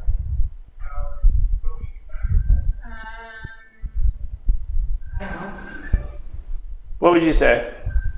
At least, I'd say 40 hours. Yeah. I turn my phone on the second I wake up and I'll look at it, but as far as work, I'd say probably about 40. Yeah. During golf season? Oh, a little bit less. Productivity drops. So that's 50. What is the 2 million there? 200,000. Oh, it's 200,000. So It what's the says number? 2 million, but it's 200,000. Oh yeah, sorry, that's my bad. Oh, and what is that? What is that represent? Sorry, that's, Divided by the number of weeks. yeah, so I work 50 weeks, so it's actually, what's that, 80,000? Yeah, huh? 80,000? Yeah. So I made 80,000 a week last year. Divided by 40 hours a week, $2,000 an hour. That's active income, what my time's worth. Now, you figure this weekend, we at an event like this, we'll sell 30, 40, 50 properties. If I look at the last 100 properties we've sold from Kansas City, Charlotte, Indy, average profit net to me is probably about $7,000 or $8,000. So let's say we sell 30 properties times 7,000, 200 grand. Is it worth my time to teach for 3 days? It absolutely has been. Okay. So my average wholesaler here in Indianapolis makes about $400 an hour. And they don't even have to buy the property. We have a whole training on Aaron Adams Training about how to be a wholesaler, how to start buying properties without having to buy them and then flip them to people like me. Okay, my average flipper, who's actually buying the property, fixing them up, and selling them, making $7,000 to $1,000 an hour. When you look at the actual time you have to spend finding, managing, and selling those flips. My point being that if you're less than $400 an hour for your active income right now, then you absolutely should be considering what active strategies do you need to learn. And that's why when we built this website this year, the whole, for years, Meg, we would have investors come to the event for years, and why would they be depressed? I've had people leave in tears because they want so badly to buy houses with us and to be involved, but I couldn't materialize the money for them. And we were a solution for those clients who had the money and were looking to get it deployed. But what about those clients that were looking to get the money so that they could deploy it? So those are two different things, and so that the education grew from a place of need. for a lot of people that were frustrated because they wanted RPP. Yeah, people would be like, I came here, the education was so good, I just feel bad because I really don't have the money to buy a property, and now I realize I need to focus on active income because, I only have 100,000. If you say with me, you're like, I only have 100,000 and you're 20, she's going to be like, go turn it into 300,000 and then come back and buy one house from us. And so prior to this year, we'd be like, yeah, go figure it out. Go join a seminar company. And that's why I recorded these, because these categories, these classes, commercial real estate, managing construction, creative finance, flipping, foreclosure. These are all active strategies. Marketing, mobile home parks, Airbnb. Okay? So there's 8 classes in here that are specific techniques for active income investing, and that's why we put that together, because now, everybody's heard the whole thing. Teach a man to fish, feed him for their lifetime, give a man a fish, you only feed him today. Now we feel like we have fish to sell this month in the form of houses, and we also have fishing lessons in the form of trainings. And what really excites me about this is that everyone should leave here this weekend with their very next step. Like, maybe some of you, it's not the time to buy a passive investment from me because you need to be more active focused. If you need to be more active focused, I'd love to have you here next month taking the advanced mobile home training with Jed and figuring out what all these notes mean. And we've set it up so that the classes are, hundreds of dollars, not tens of thousands of dollars, like what I think is criminal, a lot of those seminars. Who's paid 5, 10, 15, 20, 25,000 for a seminar in the past? Right. And it's because you wanted the education, you wanted the knowledge, and then who's been disappointed by the product? Feel free to wander down and ask those people taking that advanced mobile home training today how it's gone for them, because they were here till like 7 last night, Q&A. And it's because Jed from Idaho knows what he's doing. And I met Jed from Idaho 2.5 years ago at the country club, because he's the best golfer in the country club. Any golfers? That's really why you like him. Yeah, Jed's not a scratch golfer. He's a +4. He's amazing. His buddy Zach Blair's on the PGA Tour. Jed caddies for him a few times a year. We played 100 rounds together this year. I didn't see him shoot over par on even 9 holes. He's amazing. So we were playing. So he started asking me all these questions about what I did, and he said, "I'd love to invest with you." And I said, "Dude, you're from Idaho. You know everyone. I'm here because with my kids. Why don't we partner? I'm about to buy a mobile home park, and we partner because he's got a strong CFO background. My strengths, his weaknesses, his strengths, my weaknesses. He's a phenomenal partner. But he's only 18 months ahead of you on mobile home, and now he's this expert, and he's got all these different projects going on. So I love having him teach that advanced training, and that's how we've plugged it in with all the trainings. Travis Howard teaches the marketing and the wholesaling. Last month he had a group that he was teaching it here. And so our vision for this year with Infinity is that every month investors will be able to come back on Thursday and Friday, take the advanced trainings. On Friday, Saturday, Sunday, come back to this training. But we're trying to build out in our own offices so we can keep the costs really cheap, not try to do it at hotel ballrooms, but really create like a learning center. So that whole building that I built back there is going to be bigger, like classrooms. So it's ethical Trump you. Non-criminal. What's that? Too soon? Yeah, see, this is what I get from my wife all the time. I'd be in a room with 300 people, she'd be in the back. Babe, we haven't talked politics. I haven't even swore. Liar. My wife does not swear. So I'm on a swear count. She said I have to keep my rooms PG-13. I'm like, it's NC-17 around me and the boys. I teach them that profanity is not evil. Context makes it evil. So you can't swear at your teacher, but if you're playing a video game, dropping an F-bomb can really make you feel better when you die. We have like 2 little houses. Like Meg's kids are all in one area of the house, and then my kids are like up in the attic, Cinderella, with the mice. Question. Yeah, so for doing some of the active active strategies if you're not living in those places? Do you need to be out there, boots on ground, while things are kind of at least in the developmental stages? Like, how much time do you spend working with your active stuff if they're not here? Great question. So the question is, if you're active and you just, like, let's say you decide to buy an Airbnb 3 hours away. Like, you know, how do you manage an active investment long distance? It's tough, and building a team is tough. I would almost say, because where do you live?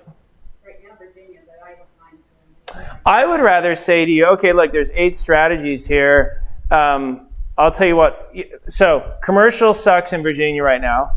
That's not that. I wouldn't do that. Construction management, that's more of a support training. Creative finance could work. Mobile home's actually amazing in Virginia. You could flip mobiles in Virginia because I bet if you mapped out parks in any 60-mile radius, there's, you know, over 24 parks.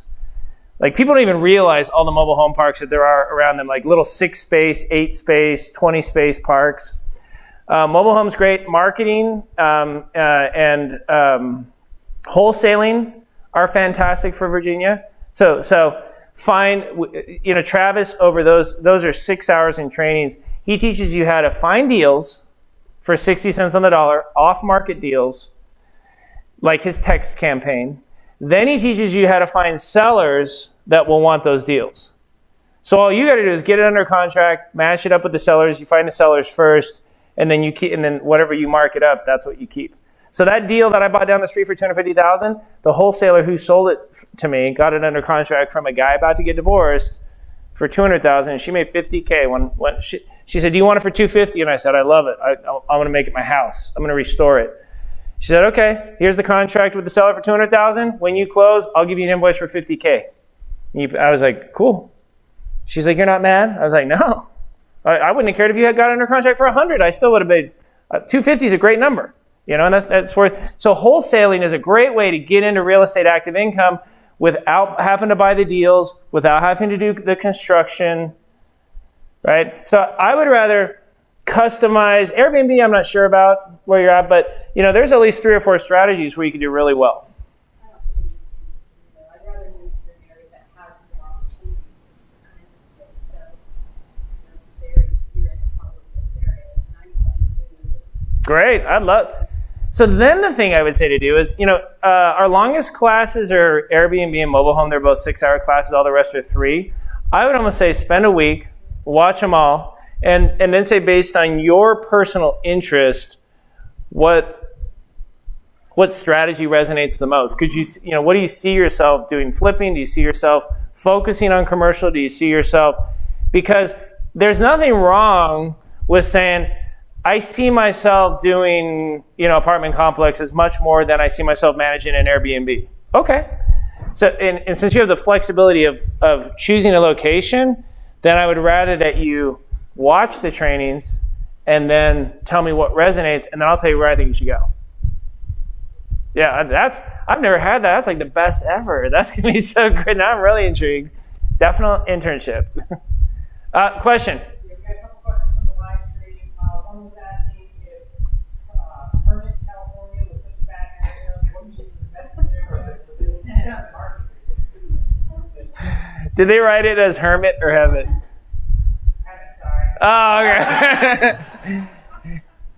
Jim Rohn's a sports talk radio host, and he says that everything east of Redlands should end in Tucky. So Fontana, Tucky, Hemet, Tucky, San Jacinto, Tucky, which I totally agree. Did you go to Moval? You know Gary Baugh? My sister-in-law went to Moval, but I know. Well, wait, were you north of the 60 or south? Moval was south of the 60. Oh, it was. The new high schools are all over the place. Yeah. South of the 60. So were you in Paris, or were you there for the military? See, I was in the Paris Union. So you know exactly where I taught. Oh, I do. Paris Union High School District. That's funny. Yeah, my father, Gary Baugh, my father-in-law was my brother's father-in-law was the school board president of Moval Schools. Yeah, when I first moved out there in 2000. Yeah. Sorry, what was the question about Hemet? That was such a bad area, what needs to invest in it, what Yes, great question. No, there wasn't. It was the only area because I was teaching in Menifee. There was Temecula, there was Murrieta, and Hemet was, you could buy, we're going to break this down after lunch. It had the best cap rates. So we're going to go into valuation tools next.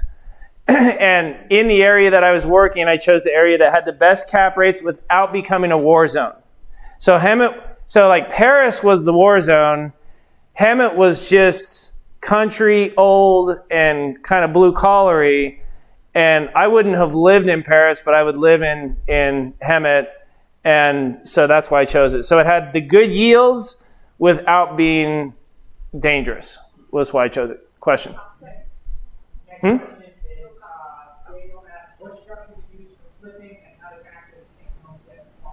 So I used LLCs for the flips, and I knew nothing about taxes. I went to my first tax and asset protection seminar was with a guy named Sandy Bodkins, and he was a national tax expert. I went like in 2003, spent $2,500 for a 2-day training, and left that going, I need more LLCs, I need a management company, I need to separate my bank accounts, and I have a general operating account. Like that was the first time I actually got my shit together, and it was because I was paying way too high in taxes. How many of you are paying way too much in tax? Okay, so I find that there's this disconnect because people will listen to asset protection, and then they will, and then they'll get a plan built together, but you don't quite have your arms around it. So I'm going to really K through 12 how we maximize our write-offs, how my basic brain thinks of deductions and structure, because I get lost at those seminars too. So I'm going to really walk you through that. And we're under 10%. So on the $4 million, we do all of our write-offs, get it down to under $1 million, and then we're only paying like $300,000 to $400,000. So we're paying effective 10%. And if you're real estate and you're paying more than that, you're doing it wrong. And who's heard of cost segregation? Okay, we're going to talk about cost segregation because it's amazing. And being a real estate professional, because I think three of you are real estate, which it's not only is there an argument for doing more active income so that you can make more money to buy more passive investments, but there's also an active argument because all the best tax breaks are for real estate and business owners. And so by structuring yourself as a business owner and deliberately investing in real estate, then it gives you a ton of write-offs that you can use. And so, I didn't see you come in. How long have you been there? Shut up. Everybody say hi to Michael. Dude, you're looking all suave, open collar. I'll wear a suit because attorneys expect, or people expect attorneys to be in a suit. So I wear it today, and then I won't have to wear it on Saturdays. See, you know what's funny? I always dress up on Fridays too. And Meg, am I dressed up? Look, these are golf pants. I mean, these are slacks. Golf pants, slacks. It's like joggers and leggings. That's all people wear. No, yeah, and I wore a collar. I ironed it this morning. Tomorrow, I got some $1,000 sneakers. Yeah. Can we eat? No. Oh. Was your wife right about both the business or the commercial property and the personal one? Did somebody ask that? Yeah, they texted to me. We just like to get it on camera. You're being recorded. Cut the live stream. No, Meg's. No, I didn't. We didn't argue. No, we never. Yeah, we don't fight. I was like, I don't like that building, and she's like, well, I'm buying it with my money. And no, it was a polite version because when I first met Meg, I was like, is she really this nice all the time?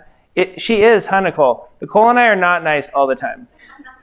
But Michael's not nice all the time. Megan is. Married a nice person. Yeah, you did. You married a nice person. You married a nice person. Yeah. No one has ever used bitch and Megan's name in the same sentence. That's never happened. Is that too much? But no one has ever, like, she's, her mom, she and her mommy office were like, hi, Mom. She's like, hi, Meg. How's your day? I was like, do you guys talk like that all the, and I can say, 5 years of marriage, they talk like that all the time. I've never been in a fight with my mom. They're so nice. My mom calls them like, what? Okay, click, you know. Yeah, Megan's really that nice. People always wonder about that. But, you know, she was absolutely right. And actually, it brings, no, tell them about every time you have an idea about our business. Oh, I have to be careful when I present him with an idea, because sometimes I think of idea, he's a doer. So as soon as I say it, he's like making phone calls, sending texts. I'm like, wait, we were just talking before bed. So he's like, one of his superpowers is taking a great idea and rolling it out and pulling in the right people, where it would take, you know, other people months to like think about it, talk to people, put it together. Aaron's like, the next day it's done. So anyway, that's one of his superpowers. I have learned that doing a business plan is a complete waste of time. Just do a small vision of that business. When I knew that we were going to have an affordability crisis in this country for housing, and that it was going to become a big problem 4 years ago, I said I have to learn manufactured modular home. I have to just do it. And I started buying parks and stumbling my way through it. And now I have a brother who's brilliant, and he's worth $300 million because he can have vision and see through that. But I'm guessing more of you are like me, where you're like, I'm just gonna do it and then fix, do it and then fix, like, right? Like, how many of you that's right? So in fact, Richard Branson, we mentioned him earlier. His whole mantra is say yes and figure it out later. He's like, my whole career, I say yes, I figure it out later. I say yes, I figure it out. What if the only thing keeping you from getting what you want is that you haven't said yes enough over the last 20 years?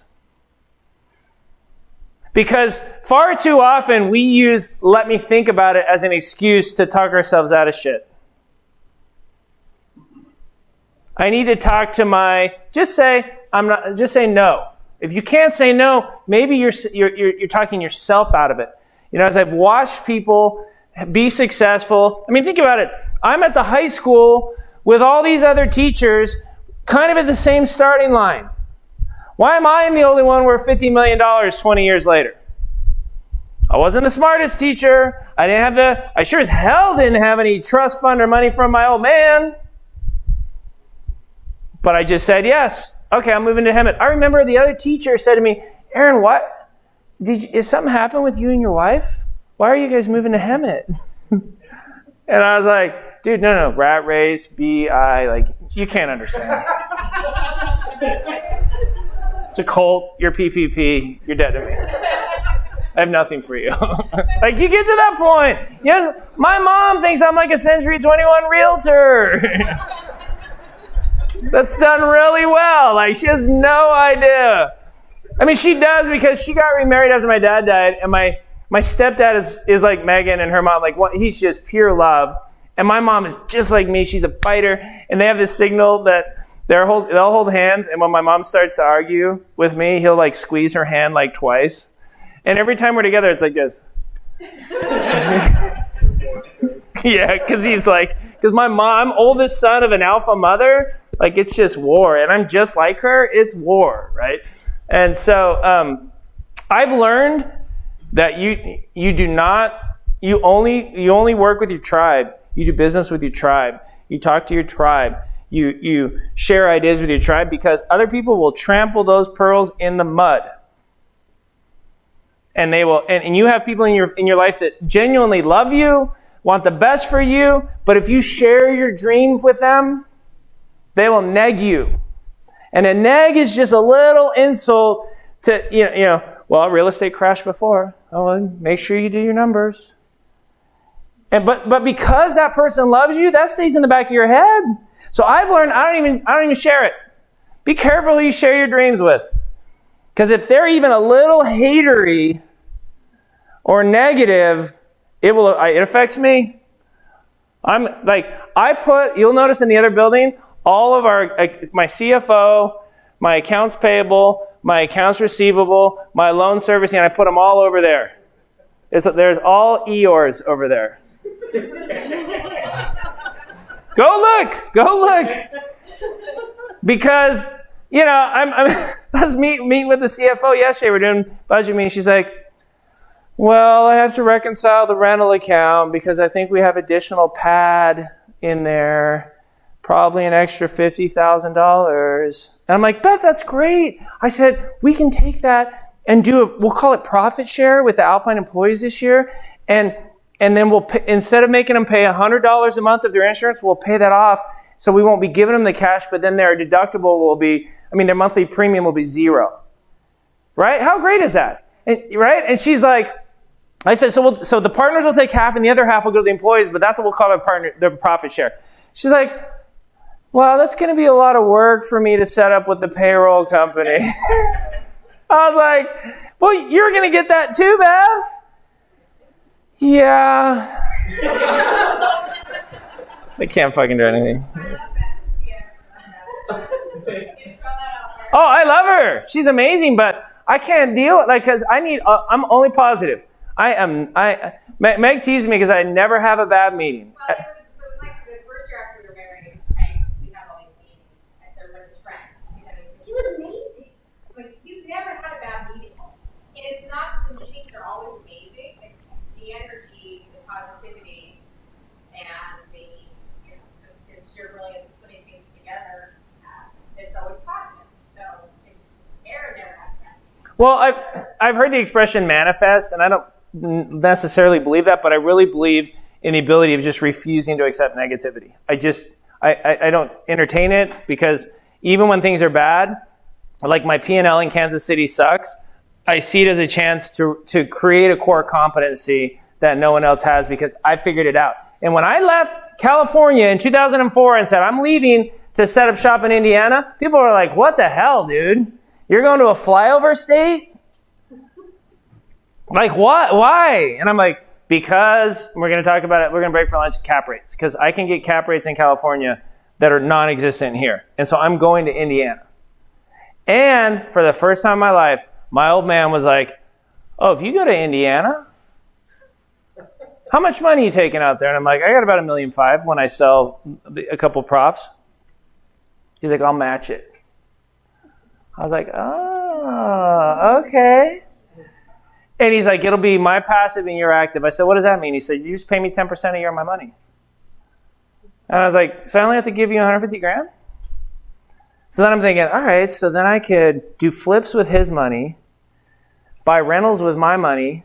If I can buy 11, 12 cap properties, even 10 cap, then that'll cover my monthly overhead and his month. And then once I pay him, it'll just be pure great. That was my original vision.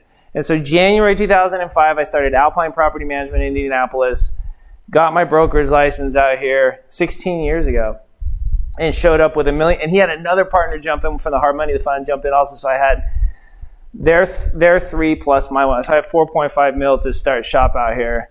And that was January 2005, and my old man died in July. Remember that little thing we called CLEs? That was the CLE.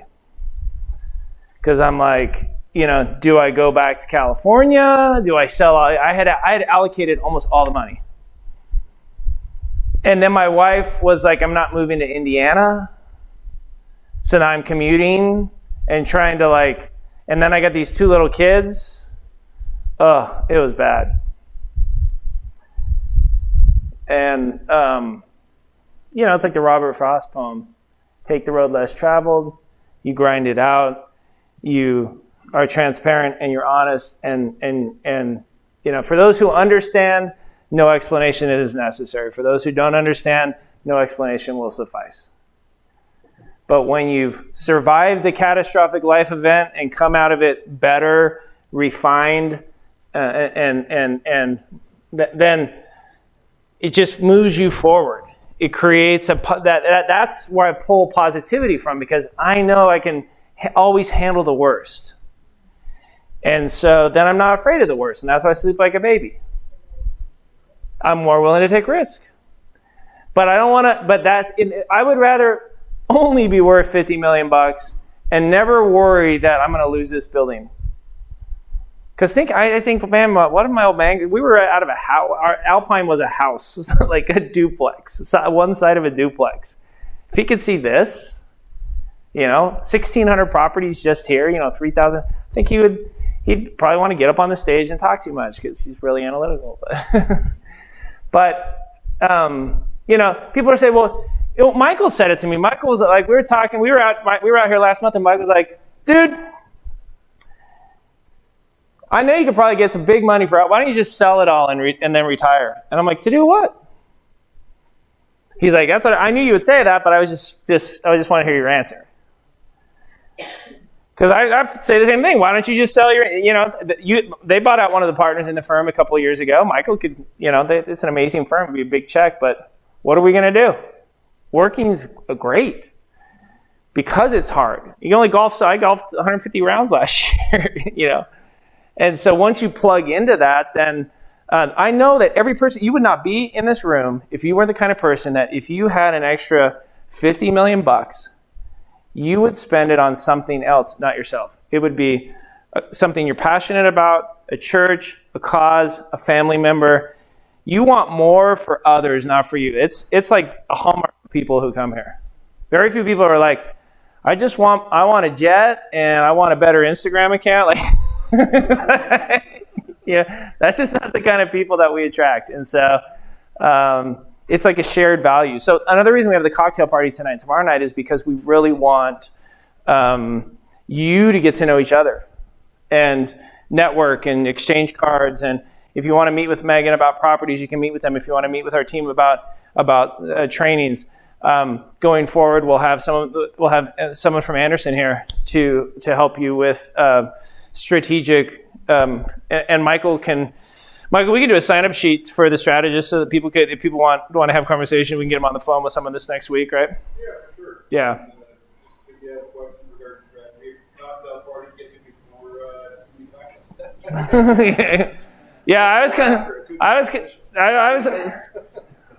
I was not sober last night, dude. After dinner. Right, babe? Okay, so we have lunch here. Take your time. Again, go meet the Eeyores. Go meet some of my employees. Do call them that. When we get back, we're going to do cap rate, 1% rule. We're going to talk about markets. And then I'm going to have Nicole come teach you guys because she's a badass and she's leaving tonight. So I'd love for Nicole to come up and present as well. So that's our plan for the rest of the day today. Yeah.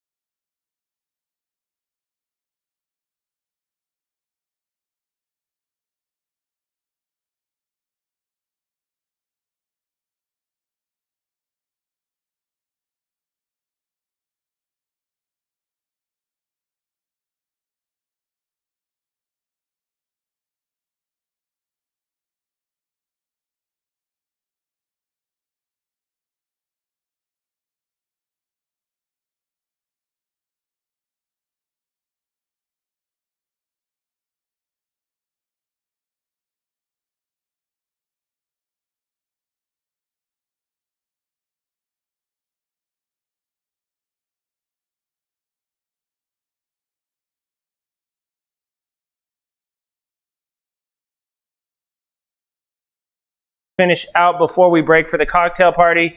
Nicole is one of the best speakers and teachers that I've ever worked with. Not only, there's a reason she was on The Apprentice. There's a reason she made it to the final of The Apprentice. There's a reason she's been so successful. And who are you shopping? You're shopping your show between A&E and like she's got 3 networks that want her show. 4. Who's? Yeah, and they're like vying over the show. And it's, Nicole's husband is, like, I met him for the first, we met in like 2009. Yeah. So we've known each other 12 years, but how long have you and your husband been married? 5 years next. Yes, and I just barely met him last night, and I was like, I said to my wife, he's a bro. That's very rare. He's a bro. I can't wait to, because you always wonder, it's tough to find couples that match, right? Like one of you likes, one, not the other. That's like Travis and Malou. Malou is from India. She came over when she was 18. She speaks like 5 languages. And Trav, Malou, Megan, I've gone all over the world together because we have that, like, you hate when you travel with another couple and they get mad if you don't do the schedule. Yeah. Right? It's like, dude, you're not paying for me. If I don't want to come to dinner tonight, why do I get like the guilt? Whereas like I could text Travis and Malou and be like, we're doing nothing today. Okay, all right, well, just let us know, But we've been to the Arctic Circle together. We've been to India. We've been like all over the world. And man, I really missed traveling last year. It was brutal. But now I'm excited because we may have another travel couple with Nicole and Joe. Yeah. And so I first met, you see, that was right after you had finished on The Apprentice, right? Yeah, so she was fresh off of that. And she was traveling around the country, speaking to groups.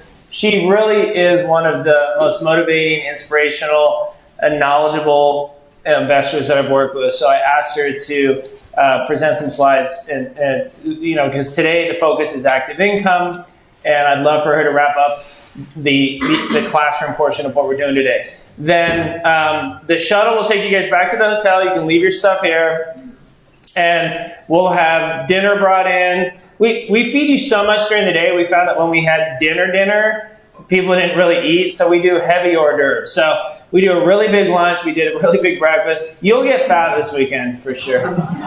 Did anybody get to go see our old office? Make sure you wander over there. Those of you that are meeting, somebody on the break said, hey, I don't know who I should be talking to per se. I said, just if you'd like to meet with Megan, just let Becca know. You guys are lucky this month because in previous months, we'll have 45, 50, 55, this room is packed. And so I think we're at 22, so it's great. Every one of you will be able to get as much one-on-one time during the cocktail parties tonight. So it's kind of like we'll have food out. I'm playing background music on the piano. You are? Yeah, I play. I'm not a musician. There's a big difference. Did I bring my info? So it's like I like to golf, but I'm not a golfer. There's a difference. I like to play the piano, but I'm not a musician. But I read music, so I got like 700 songs on my iPad. Every month, somebody likes to sing for the group, so I can get a couple drinks in you. Last night Last night what? Yeah. So last month we were in November. They were like somebody was singing "Dancing in the Moonlight" like in full voice, and I had never played it, but you play the first chord, everyone's like. So it's funny what songs. But yeah, I'll just do some background music. Michael, will you? I know you had that one call, that webinar thing called tonight. You won't be around tonight, right? For a little bit. Okay, so Michael may be here. So if you have any tax and asset protection questions, Mike will be available. Tomorrow morning, Michael and I are going to go through all things solo 401k, self-directed IRA. We're going to discuss retirement in America, your thoughts about that. And then Sunday morning, Michael's going to break down a mini version of tax and asset protection. So those of you that are already Anderson clients, which is most of the people in this room, it's a great chance to kind of hear an overview and or get questions answered. Small group, plenty of questions. Megan and Becca will be meeting with investors, my team. Travis will be here tonight. And so there should be some really good resources for you to network with each other.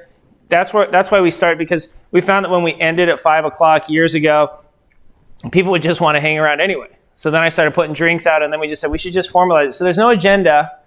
And if you're COVID sensitive and you're not comfortable, again, we let people space out as much over this room as they would like. If you meet with Meg in my office next door, it's set up. We have couch, we have tables, we have desks, so that allows you to socially distance. And we kind of want you to, you tell us what your comfort level is, and we'll work backwards. And so even those of you who are in here tonight, we don't have everybody hugging over at the bar, like Irish pubbing it together. So it'll be, don't change your clothes. It's not a cocktail dress party. It's just, we put some food out, we put some drinks, we let you, kind of unwind it and get to know each other. And we found that people really enjoy that component, and we're happy to spend the money on it. That'll be tonight and tomorrow night. And so after we get back from checking out properties tomorrow afternoon, we're going to go to a flip that Michael and I are doing. Mike, you ready to go see our flip? Sweet. We got most of the bed bugs out. Should be good. What about that body down there? Gone. Chopped out. Yeah. Wood chipped. Did you say you own a pig farm? What's that? You own a pig farm? For the dead body. You could say that, yeah. What movie was that where they fed him? Snatch. Yeah, no, and Schweringen. What was Deadwood? Remember Deadwood on HBO? The guy would feed the bodies to the pigs. See, that's a show Megan would never watch. Okay, guess the kind of shows Megan loves more than anything in the world. What channel? HD. Hallmark. How did you know? You can just tell her, right? Absolutely. I can stomach, if I've had 5 drinks, I can stomach one with her, on the couch. And I'm like, I just can't, but I could write those. Somebody makes money writing those. I'm like, I could write those scripts like one a day. It's always the same script.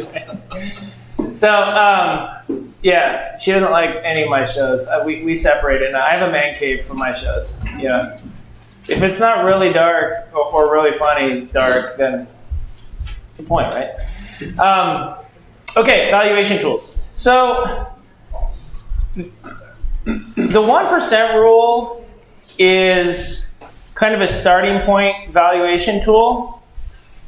And I use it to decide if we are even in the ballpark for if I'm interested. So let me give you an example. That trailer park that I told you, that first park I bought in Kansas City for $400K. It's 100 lots. So I'm buying each lot for $4,000 a lot. So my first question to my buddy was, well, so what's 1% of 4,000? See, now if you're struggling with that math, it's okay. Accept your limitations. Low refresher, $40. And so the rule of thumb is if you can achieve that 1% ratio, so if you have a house for $100,000, what's 1% of that? 1,000. If you have an apartment complex for $1 million, you wouldn't just look at one apartment, you would look at the gross rent of all the apartments. You would want to see what's 1% of $1 million? 10K.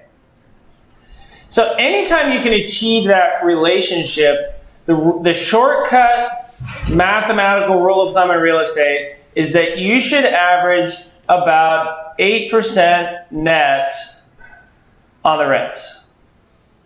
8% net return. Assuming you paid all cash, no mortgages. And these are monthly. Yep. So it's the all-in total purchase price, and then you look at 1 month's rent, gross rent. You with me? So let's keep with the example of one house for $100K that rents for $1,000 a month. Now, what's the gross return? What's the gross yield if you have a rental property bringing in $1,000 a month? times 12 months. So you're making $12,000 a year on your $100,000 investment. Again, we're not taking a mortgage into account. So you can say your gross yield is 12%. What's that website that sells properties right now? Auction.com. No, it's like new and trendy. Roofstock. Roofstock does this fun. When I saw it, it kind of made me laugh because they use the gross yield, and they're like 12% gross yield. Now, I know why they do that. A couple of reasons. Number one, some people are going to think I'm going to make 12% if I buy that house, and what are they forgetting? Taxes, management, insurance, maintenance, vacancy, the big five, right? And, because what if you have a property that the annual property tax is $10,000? Who cares what your gross yield is? Your net yield is going to be negative. And so I love that Roofstock does that because it's like sucking people in. Why not show the net yield? When we show you a property, we don't show you gross yield, because everybody knows that if you own a property, there's taxes, management, insurance, maintenance expenses, right? But here's why I like the 1% rule, because the 1% rule is not, you don't evaluate 1% rule and then say yes or no. I want the property or not. You look at 1% rule and then say, I'd like to get more information, so I'm going to actually run the cap rate.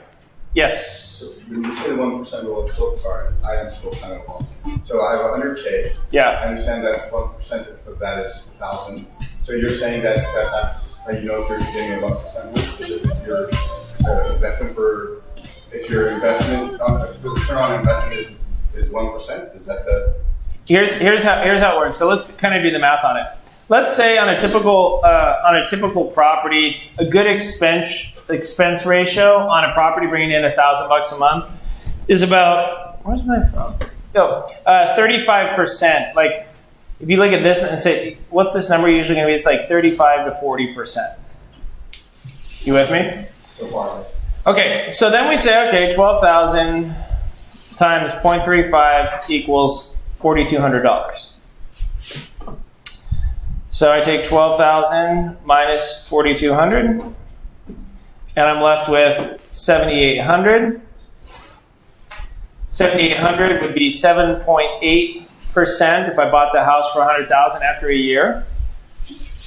So because I have achieved the 1% relationship, I have a house that I'm all in for $100,000, bringing in $1,000 a month. I've achieved that relationship. On average, based on guesstimates of expenses, I should average a net of about 7.8%. Now, the difference in the 1% rule and the cap rate is on the cap rate, you actually do the expense evaluation.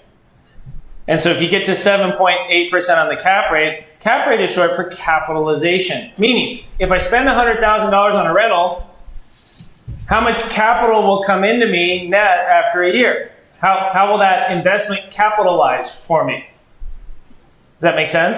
So the 1% rule is used to figure out if the rent you would need to charge is going to actually fly there? If you're even close, so someone will say to me, hey, I got a rental for you, it's only $100,000. All right, what's it bringing in a month? $500. That's going to be close to like 4%, not interested. Does that make sense? Yeah. So when they said to me on the trailer park, hey, I got a trailer park for $400,000. I'm like, how many lots? He said 100. So now I break it down to one lot. Okay, I'm like, okay, 4,000. So the lots should be, if I can get $40, I'll probably make about 8% of my money if it's full. So I said, what's the lot rent? He said, $300. So I'm like, 40, 80. That's like 8. That's like 8% rule. That means I should be able to make 60% a year of my money? Because, do the math, let's say, now a trailer park's going to be about 30%. So if I had $300 a month times 100 spaces, Okay, times 10 would be 3,000, times 100 would be 30K. But I have 30% expenses, so I'm netting minus 9. So I'm netting 21K a month times 12 months. So I'm at 240. If I make 240,000 in a year on my $400,000 investment, Yeah. you see, that's the money. That's 200,000 is 50%. 240 is I'm making like 53% net return. And in the cap world, they would say that property is a 53 cap. What's that? Because if I buy a trailer park for 400K that's full, Yes. and I'm bringing in for 12 months 100 on 100 lots, 300 a month, then I will, I'm looking at 30,000 a month. Yep. And if after doing my expense evaluation, I see that my expenses average 30%, Okay. so I'm bringing in basically 21,000 a month times 12 months. Yep. So it's like 240. Yep. So if at the end of the year there's 240 in my operating account after the expenses, cap rate just says divide your annual return back into the investment.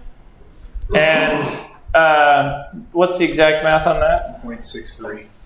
So 63 cap. Yeah, 63 cap. Because I would have made 63% on my investment net from year 1 to year 2. So the cap rate becomes, because see, here's what people do is cap rate just says, if I buy this investment all cash, how much am I going to make on my investment after a year net? After, but I don't factor a mortgage. Right. Because when you look at expenses, you have some expenses that come with the property. The tax bill comes with the property. The insurance is tied to the property.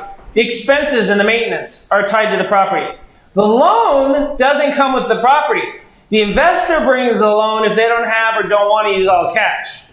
So when you look at a cap rate, what you're trying to do is say, how does this property compare to this property from a capitalization as an investment standpoint? Let me compare these two apples to apples, because if I go to Guido, the hard money lender, and get like 150% APR, I say, no. That loan, that trailer park's not a 56 cap, 60 cap. That trailer park, I got to pay $50,000 a month to Guido. That's a horrible deal. No.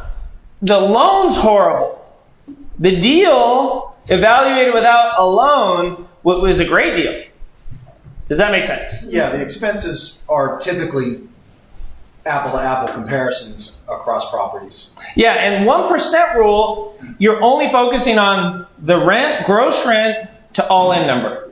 You don't dig into the expenses because it's easy to do the math on 1% rule. Like in the case of the trailer park, I'm like, okay, $4,000 a lot and $40, should be 40. It's $300 a month.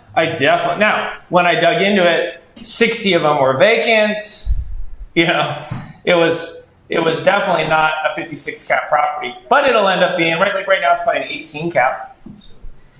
And so cap rate is what savvy investors use as a common way to communicate what kind of deals you have, whether it's apartments, whether it's single family homes. 1% rule is like a starting point to begin to evaluate, because it helps me decide if I even want to dig in deeper. Question? Again, $100,000 is your house, so you're bringing in $10,000 a year, so your cap is 10. No, it will be 12 months. So, well, let's say after 12 months, it's what's your cap rate for $100,000? You mean with 1% rule, or just in general? Okay, let me see. You got $100,000, and you're getting in $10,000 net a year. Oh, well, then your cap rate would be 10. So my question is, what happens after a year or two? You find out you need a new roof, you need to put in another $2,000, whatever. How does that change? How do you apply that number? Great question. So the real question, when you're looking at your expenses, you're looking at your tax, management, insurance, maintenance, and vacancy, the big five, right? Tax, management, insurance, maintenance, vacancy.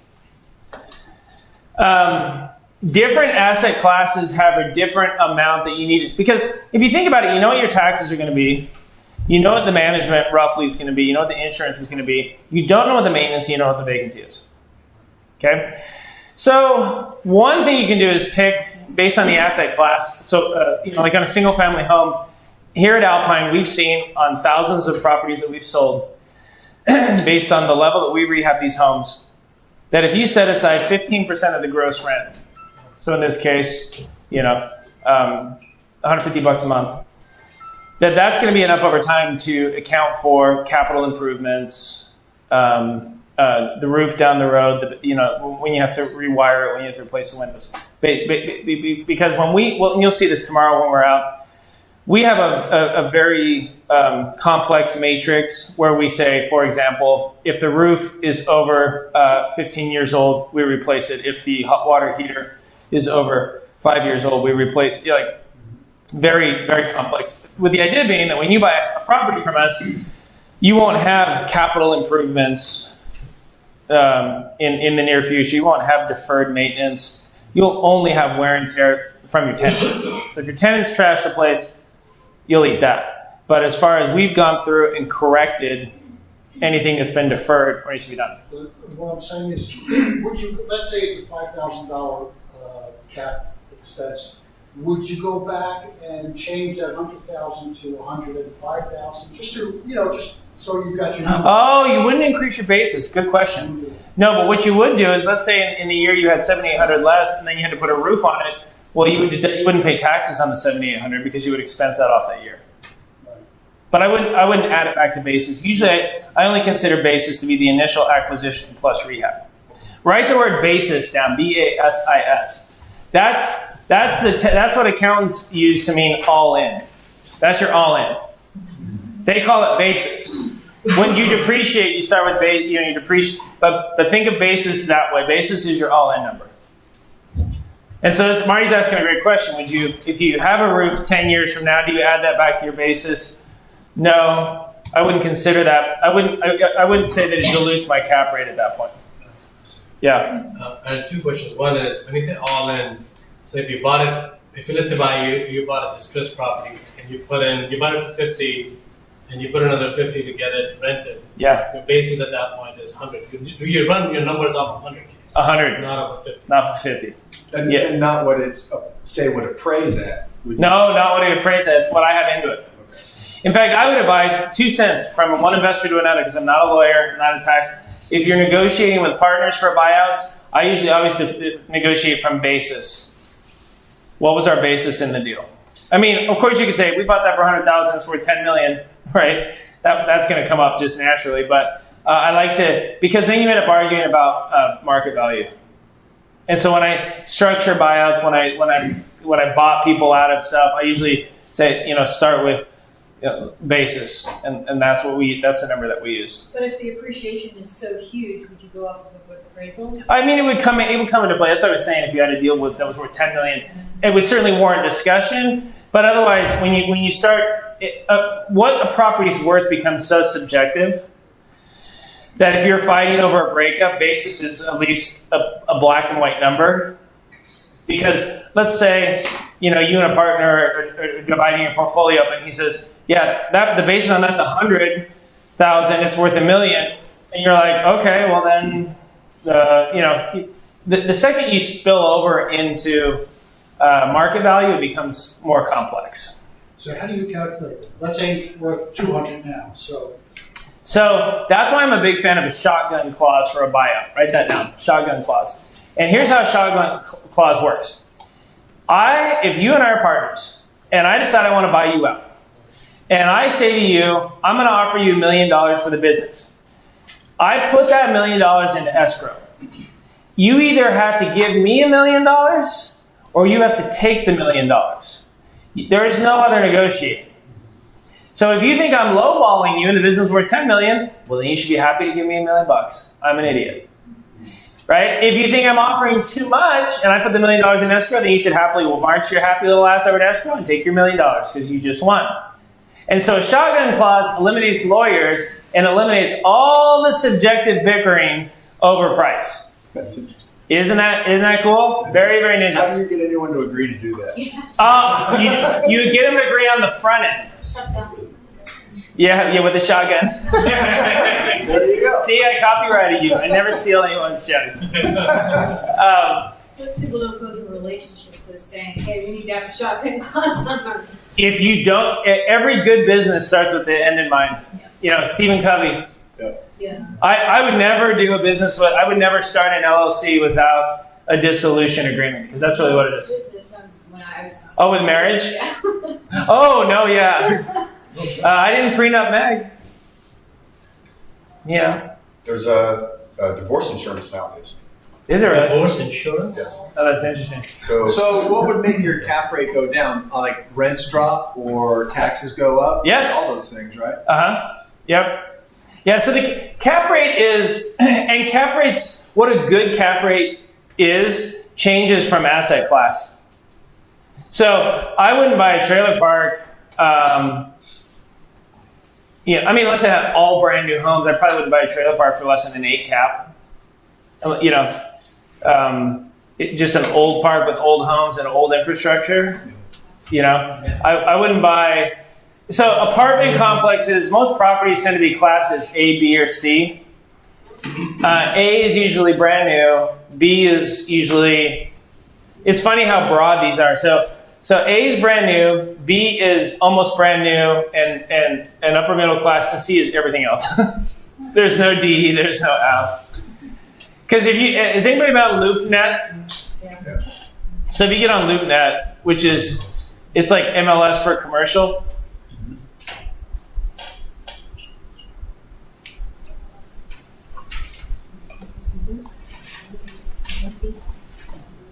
You'll see that they will,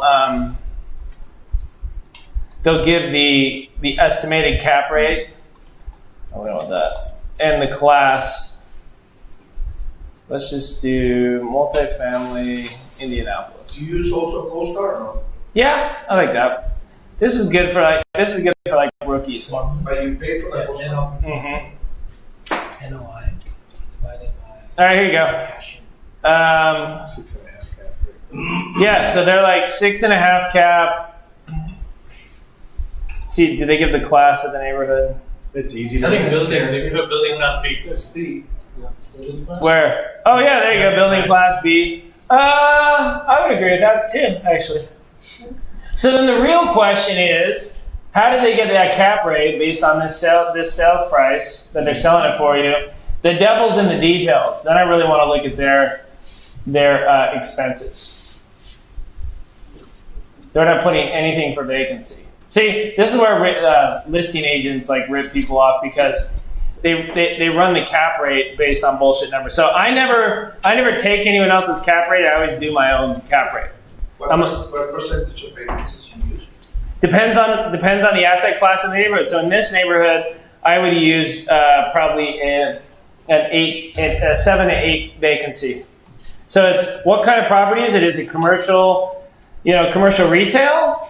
Is it multifamily? Is the multifamily 1 bedrooms? Then I'm going to use a higher vacancy rate. Is it 3-bedroom garden houses on the beach in Malibu? You know what I mean? It really depends. And so if you don't know what a customized vacancy is to use, that's part of the problem. You need to be, because I could give you the asset class and the estimated vacancy for this specific property in this block, because I know the neighborhood that well. Yeah.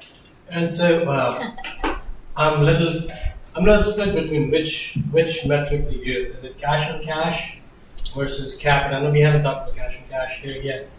Because my challenge with cap is when you have multiple properties to compare against, cap rate works fine because you can pick either all at the same level, one higher, one lower. But as you move forward in years, I think somebody asked that question about some have high expenses, some have lower expenses. Yeah. Some will have more capex later on, some have lower, higher. At least you can do it cash on cash over the next 5 years and project it and build some assumptions into it. So what's your take on it? See, my feeling with cash on cash is it's cash on cash comes more from the leverage standpoint, because if I buy a rental for $100,000 and put $20,000 down, then cash on cash can be more meaningful, because I know I'm going to get a loan, and I want to get a sense for what I can make on that property with that because I have 20,000 tied up into it versus potentially putting in another investment. Okay, and so, but people can get backed up into it. Cash on cash, you do factor the mortgage in, you do factor the projected interest rate.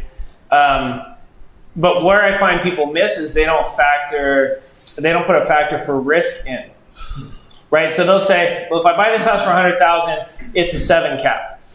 If I put $20,000 down and get a mortgage rates are cheap right now, so my cash on cash return will go to 8, or will go to 11. No brainer. Okay, what about CLE? Because I bought 10,000 properties at foreclosure auction that were somebody else's, divorce, death of a spouse, right? And they never put that on their spreadsheet. And then it drags me all the way back to this discussion. Because if you want a higher return by getting a mortgage, risk, return. So cool, if your cash on cash return goes up by only putting $20,000 down on that property, show me what the offset is from your overall risk strategy, so that if you default on that rental, how will that impact the rest of your assets? People make the mistake with their money of looking at things in a vacuum and not having first decided what their risk strategy is, and then making allocation decisions. Now, when you're talking about diversifying a portfolio, that's a different conversation as well, because look, when I look at my portfolio, I like about 5% war zone, low income, high crime, cap rates 12 plus. Okay, so I'm getting 12 cap to 25 cap. What's the drawback with war zone properties? It's in the It's not vacancy. Well, I was going to say high turnover. Not turnover. Can't sell it. Prostitutes? Jack Cats, yeah, liquidity. I can't do an open house in the war zone. They'll steal all my cookies. Shoot my realtors. So do you get into the war zone then as kind of the strategy in case someone does develop the area and it becomes more... Partly, but I also just like the high yields when I'm looking at our portfolio. So the risk is worth the risk. I just never plan on having to sell them. Like I got a house down the street that way. I bought it for $1,000 at a tax sale 10 years ago. Rehabbed it for 10. I was into it 11. Fair market rent for a 3-bedroom house. I mean, it's like one of the worst neighborhoods in the city. And fair market rent was $700. I offered it for $500. My first tenant was there like 7 years. Took meticulous care of it. I turned it over, only rented it for $550 because I was still thinking about that original cap. If it goes vacant, every time it goes vacant, that's $2,500. You got to turn it and pay leasing commissions, and you lose rent for a couple months. So, and my leasing agent's like, we could bump the rent. I'm like, nah, I'd love another 8-year tenant. I'm into that. My basis is $11,000. 1% where I would take $110 a month. Right? And so I like Warzone because they're really high yields, but I don't want more than 5% illiquid properties, right? Because that brings a whole nother host of problems. And your first property should not be in Warzone. Some people are like, what do you think of Section 8? Love Section 8 in war zones. Guaranteed rent. But I won't buy a war zone. The lowest would be a 12 cap. That'd be like multifamily. If I'm going to do single family in a war zone, I want to be like 13, 14 cap. So we have clients that have been with us a long time, that we feed war zone properties to. Once we know that they're savvy, they understand, and just don't tell me I'm going to put it on MLS and sell it, because Now I like 5% high end, 5 cap. I use those for if I were to keep them as rentals, I use those for Airbnbs. But if I were just to keep a longer term tenant, they would be like 5 cap. I like those properties on the flip side of my portfolio to kind of balance out my war zone stuff. I like a 25% mix of multifamily, so like apartments, mobile home parks, 10% commercial. So I'm talking like commercial retail. Strip malls and stuff like that? Yeah. I have a building downtown that used to have a radio station, a recording studio, and then it was a barber shop, and now they're doing, what's that called? Not organic ice cream. Anyway, some kind of hippie ice cream shit. Eye cream? Huh? Eye cream?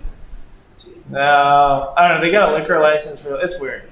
I had to get rezoned, but they did a 5-year lease, triple net. That I bought the property years. So I do like some commercial, but 10%. And honestly, of this 10%, 70 are my own businesses, like this building, like our Charlotte buildings. Okay, because I love commercial when you got a business to put in. Otherwise, you're like. But the commercial has a lower cap, right? Yeah. Like, I just take $1,000 a month, triple net, meaning he pays the taxes, he pays the insurance, he pays the maintenance. So I don't have to pay any of those 3 things. That's why they call it triple net. You ever hear that? That's what that means. Triple net commercial, they do that all the time. So he just gives me $1,000 a month, and he's got to pay all that other stuff. Tax insurance.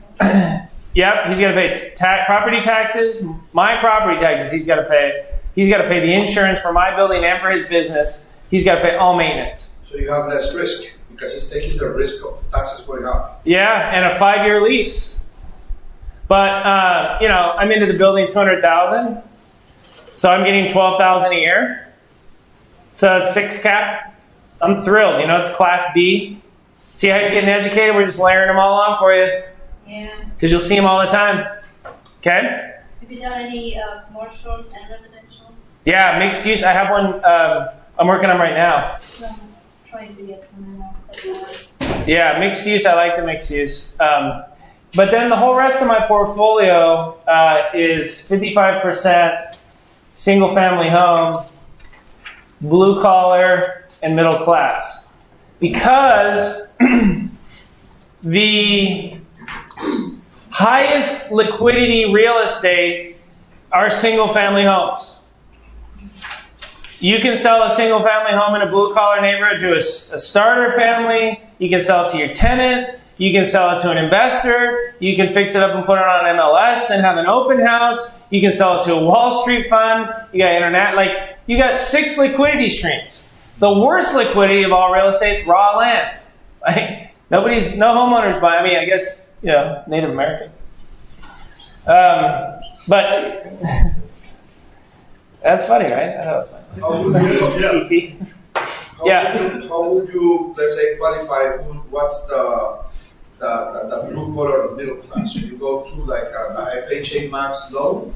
Because that way you also have the people who are going to buy an FHA depending on the... Good question. Actually what I like to do is if you bring up an MLS search and if you map all of the active, pending, and sold listings, and then you zoom it out, you'll see really high dense pockets in any city, and that's where I target. I want my rentals to be where the highest number of transactions are taking place in any city, because that guarantees that whenever I want to sell them, right? So that usually eliminates the really high end stuff. That usually eliminates the really low end stuff, and then it's like a roadmap for where we want to be. So you would see that, here in Indianapolis or in Charlotte or in Kansas City. That's how we map them out. So you, when you want to move or to investigate another, let's say, city, and then you like it, normally you get the license to get access to the MLS so that you can do your study. Mm-hmm. Yeah, I use this is the last thing I want to cover before we invite Nicole up, is how we the criteria that I use to screen markets. Now, before I jump into the criteria, let me show you the methodology that I use for market identification. So the first website that I love is Harvard Joint Center for Housing Studies. My son.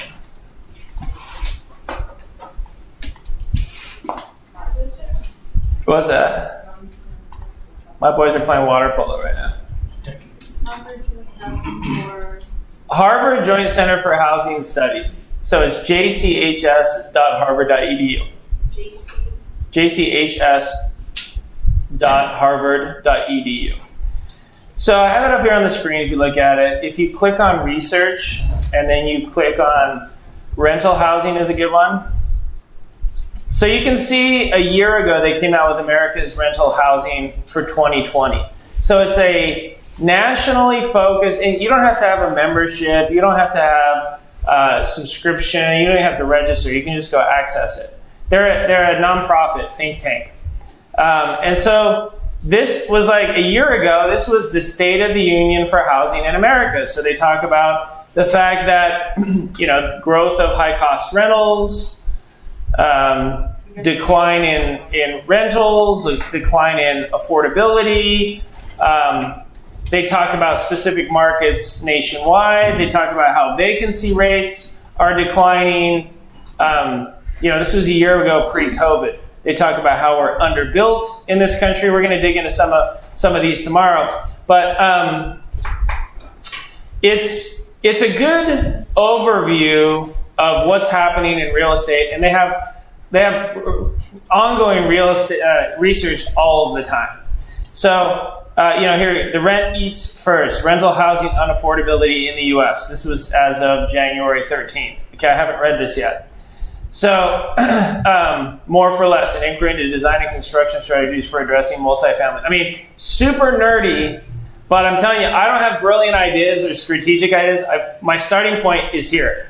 Like Meg was teasing me a year ago when this got released. I get a text and they said, hey, we're doing a Q&A live stream with the authors. So I hop on and I was like listening and following along as they talked about the research and trends. And it was like a Friday afternoon, and Meg was like, how many other people are watching that? And I was like, oh, I don't know, let me see. 5. Yeah, it was like 8 people. And I'm like, hey, man, I love that. Like, I love on a Friday my competitor's not watching this, because once I have an idea, and it was like 4 years ago, they started talking about prefabricated housing and how people, with housing prices going up 50% in 6 years, in 2013, median home price is $160K, and now it's up to $240, and wages only going from $13 an hour to $20. Like, wages aren't keeping up with housing prices. People can't afford a home, and that nobody's solving that. And I was like, oh my God, I got to dig into. I got to buy a bunch of trailer parks. I got to figure out how to do these modular homes, because I can have a home built in six weeks. What about tiny houses on this? Same thing, manufactured. They're just little ones. You still got to buy the lot. Yeah. So once I have a concept or a market idea, then I will set up Google searches. So, like right now, one of the markets that I like is St. Louis. I like Columbus, Ohio. I like Oklahoma City. And once I have a city on my radar, then I'll set up Google searches in a city. So I'll be like, Oklahoma City housing, Oklahoma City real estate trends, like 25 searches surrounding that one city. Okay? And then I'll go to Oklahoma and I'll get a subscription to their newspaper, a digital access, and to their business journal. Business journal is actually better than newspaper. Like the Indianapolis Business Journal is way better than Indiana. Rarely does the Indianapolis Star cover something that I hadn't seen a couple weeks ago in the Business Journal. Same with Charlotte. Same with in Charlotte, the best business journal is at the county level. So I always check that out. Then the final thing that I really read meticulously is the city council minutes from city council meetings. Those are all online now. City council what? The minutes from their city council meetings. And there is nothing that lays out a roadmap of what neighborhoods you should be buying in a city than this. Because in the city council, they'll be like, how do we revitalize the Southeast Corridor? Do we put a new light rail in on the west side? The Lilly Foundation wants to give $50 million for a walking path beautification. Should we put it on the south side or the northwest? And as soon as they start talking about a project, I'm looking at the two neighborhoods because I'm like, all right, where's the worst neighborhood between these two? Where can I buy it? Where is it a war zone? But if they award that $50 million project, it'll jump to blue collar in a year. People are like, dude, how did you know to buy houses? I'm like, yeah, no, I just I have an instinct for it. You think I'm brilliant, man? I read. Drive around. So when they start talking about doing revitalization in a particular area, have they already, has that word already gone out? Are you too late at that point? Hell no, not a city council, because people are sheep. They're followers. They wait till, here in town, they wait until it makes it to the IBJ. I own people off city council. Now, think about this. Register as an independent, donate to both parties. Yep. So I donate to the city council members that are in that are the reps from the neighborhoods that I buy in. Imagine be like, hey man, you got that $250 check, right? Yeah. What do you need? Anything? Hey, how's it looking on that new light rail? You think that's going to swing through your neighborhood? What are you hearing, man? That's where donations happen. Is that unethical or illegal for me to ask that? Absolutely not. That's how it works. It's called lobbying. It's called lobbying. It's our system. It is our system. It's not like I'm sending him illegal over. I'm going to stay within the limit. Why do you think I gave the mayor $5,000? Or the sheriff. Yeah, they called mayor when he won. They were like, "Hey, what do you want?" So I'm like, "No, I just want access." Okay. Yeah, if I call, I want at least to talk to the deputy mayor or the chief of staff. So being political from that standpoint is huge. And it's all public record. But people, look, I'm telling you, 15 years ago I read a Warren Buffett biography, and they're like, Warren Buffett reads 4 to 6 hours every day. And I'm like, you know what? Okay, because at that point I was 325 pounds, I'm like, all right, I'm going to work out first. I'm going to work out first, because I hate that. And then I'm going to read. I never show up at any office before noon, because I go to the gym and I do all my reading. I do it even on the road. I do it every day. Yep. So when you identify a new city, do you move into that city without having an office? No. Or do you make sure that you have a setup and a business ready to go to service customers? So it's 50% of the market and then 50% of the operator. So I've loved St. Louis for a couple of years, but I've had several conversations with different operators, but I haven't found that right partner, because that's the next step. And that's one of the reasons why I was telling somebody earlier, about a third of our business comes from family offices and international investors. A third of our business comes from Wall Street. And then a third of our business comes from, pretty much just Anderson clients are the other third of our business. One of the reasons why I've enjoyed the education and enjoyed staying in this space is because now think how many people, Anderson and I have 900 common clients that have bought a house from us and an LLC from them, right? Think what that has done to my network. I know I have a client, or I know somebody, almost every city. And so selfishly, it's like the internship program. Somebody was asking me earlier about our internship program, and intern in the back for the month. They're like, you're on the live stream. But his mom is taking the advanced mobile home training. She was here, November, I think? Yes. Yeah, in November. And so, but it's funny. First thing I do when I get into town is I'm like, hey, how's the new intern? Because these guys in this office have all been working together for 10, 12, 15 years. And they're so good at picking winners, picking good interns. So they like you, man. I was telling your mom, but she told me your boss right now is paying you to be here because they didn't want to lose you. So now, is your boss a guy or a girl? Yeah, well, boss is a guy, owner's a girl. How tall is he? How big is he? Can I take him?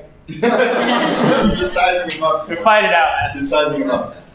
So yeah, that's why it's like the internship program. Yeah, they help us a little bit, but I've probably hired 20 of our interns over the past 5 years. These events are nice. Yeah, we sell some properties, but from a network standpoint, it's been phenomenal. So it's interesting that sometimes the secondary benefit becomes a lot more valuable. Okay, so that's how I think about research, and what that has concluded back to then is these are the criteria that I use for evaluating markets. So I want to be in a market that has good affordability, low unemployment, nothing groundbreaking, steady population growth, state government that is not broke, and then so if it has rental caps, it sucks. If it has and then the city itself, I actually look at the city. Now, if you don't want to dig through all of these, then what I do is I read every day. When I find articles that support markets that I like, I'll upload the articles to this Alpine Capital Solutions Facebook page. So this is like spoon-fed articles I like. So, okay, here's one that I put up a couple of days ago. Is a modular home a good investment? I thought that was interesting. Smaller metropolitan markets like Indianapolis, Kansas City, Boise, blah, blah, blah, are seeing some of the strongest price gains in the nation. Prices in those cities are now 10% higher compared with a year ago. That's a cool article. And then what do? I'm like, I haven't really been looking at Cincinnati lately. Mental note, searches, go back and dig into the metrics, because then I'll go back to Cincinnati and say, how is their unemployment? How is their population growth? You know what I mean? I reverse engineer it when I see a city that we're not in on a list like that. New York-based lender announces plans to invest $5.8 million and add 500 jobs in Charlotte. The Carolinas rank among nation's fastest growing markets again. Here are the top 15 cities where Gen Z wants to buy a home. Indianapolis is number 3. KC is number 6. How the American mortgage machine works. This is just educational about how mortgages work. I thought that was interesting. So you can see these all kind of, most of those articles will fall under one of these 5 categories as kind of empirical support. So yeah. I think, Aaron, you mentioned that you guys left Dallas. Yeah. Because everything started to become expensive. What's your definition of becoming expensive? Affordability, and I can't, right now, the only way to get a 6 cap or better rental in Dallas is to go into a war zone. Austin. In Dallas. So you can get better than a 6 cap, but you got to be in a war zone. So once I couldn't get blue collar 7 caps. So is that sort of your lower minimums, blue collar 7 cap? Yeah. If you can get it, great. If not, if you can get it for you, then it's like I'm like advising sell the stock. Now I think you should sell. I mean, look, I bought this for $100,000 in 2000. By 2004, guess how much it was on the market for? $500. $350. But still only bringing in $1,500 a month rent. So when I bought it, it was 1.5% rule, right? So like 12 cap, 11 cap. When in 2004, when I started liquidating in California, that's what made me start to think. Because I remember going to my dad, being like, "Dad, correct me if I'm wrong, but that's like a 4 cap now." And he's like, "Yeah, pretty much 4 or 5." I'm like, "Okay, why would someone buy that?" He's like, "Speculation." I'm like, "Well, why would I do more flips if I'm going to get crushed?" And he's like, "You might want to look at the Midwest." So that was the genesis, yeah. I caught all the cap rates on all the other ones, but what did you say for multifamily and mobile homes you shoot for? If it's for multifamily, like we just bought some Kansas City 6-plexes that we're going to be selling probably March, April, that are single family homes in the area are $300,000 to $700,000. It's a high revitalization area. It's been double-digit appreciation. So we'll sell those at like 6.5, 7 cap, because not only is the property values exploding, but the rent rates we think are going to go up. It's an area that 8 years ago was a war zone that now is like really mixed with, you got hipsters in there, you have new construction taking place in commercial and residential, you have old homes getting restored. It's near downtown Kansas City, really multi-ethnic community. You see some different ethnic populations that have moved in. All signs that I've seen over and over again over the last 20 years that really are exciting. So what we'll do with our investors is say, look, we're selling it at a 6.5 cap, and here's why. And then, come drive it, come check it out. But we have some apartments in Charlotte that are they're not really in a growth area. They're not in a rough area. They're just kind of a flat, stable area. And so we don't see a lot of growth. So we sold that at like an 8.5 cap. And so when we price out a deal for you, you'll see that the higher cap rate properties that we sell, so stuff that's like 8 cap, 9 cap, as you sit down with Megan, usually have a higher appreciation upside. And the lower cap stuff we sell is going to be more middle class and more stable. So think about, some of you are buying houses. I get clients who are like, hey, I'm 65, I got $400,000, I want 3 or 4 houses, but I want to live off them. Okay, I'm not selling you a transitioning neighborhood, right? You're going to have higher vacancy, you're going to have more volatility, you may get a war zone tenant in there, you may get a blue collar, you may get a hipster, right? I want to sell you Mayberry from the Andy Griffith Show. Okay, it's going to be a 6.5 cap. Your grandma would live there. It's not blue collar. It's middle class. You wouldn't mind sleeping there. That's how I'm going to build your portfolio if you're at the tail end. But some of you are way too young for that. You want to like roll the dice a little. You want a little more volatility, a little more risk because. Sometimes I'll get a property, if it's double-digit appreciation, my only expectation is that the rent just covers my taxes, insurance, and expenses. If I can just get enough so I don't have to come out of pocket, I'm making 10% every year, so I don't give a shit if I don't see any cash flow at the end of the year. I have several properties like that right now. So I have one amazing property downtown, just a few blocks from here. We're going to check it out. We have 7 of those multifamilies filled. And I've been like the gatekeeper. I'm like, no, because I only want a certain tenant, right? I want either a downtown employee or student. And so I'm being very specific about that because I know if I build that community of 17 apartments, right, it'll stay that way forever. But COVID's kind of messed it up because we lost a lot of our tech employees. We lost a lot of our students short term, but they're coming back. So I would rather my P&L suck for another 6 months because then that targeted demographic employee is going to come back, and I'll fill it. So I'm very anal about that on my own portfolio. For your own portfolio, do you care about balance sheet or P&L? Oh, I'm all balance sheet. I'm neurotically focused on balance sheet because balance sheet makes you rich. If you can survive the P&L, balance sheet's how you get rich.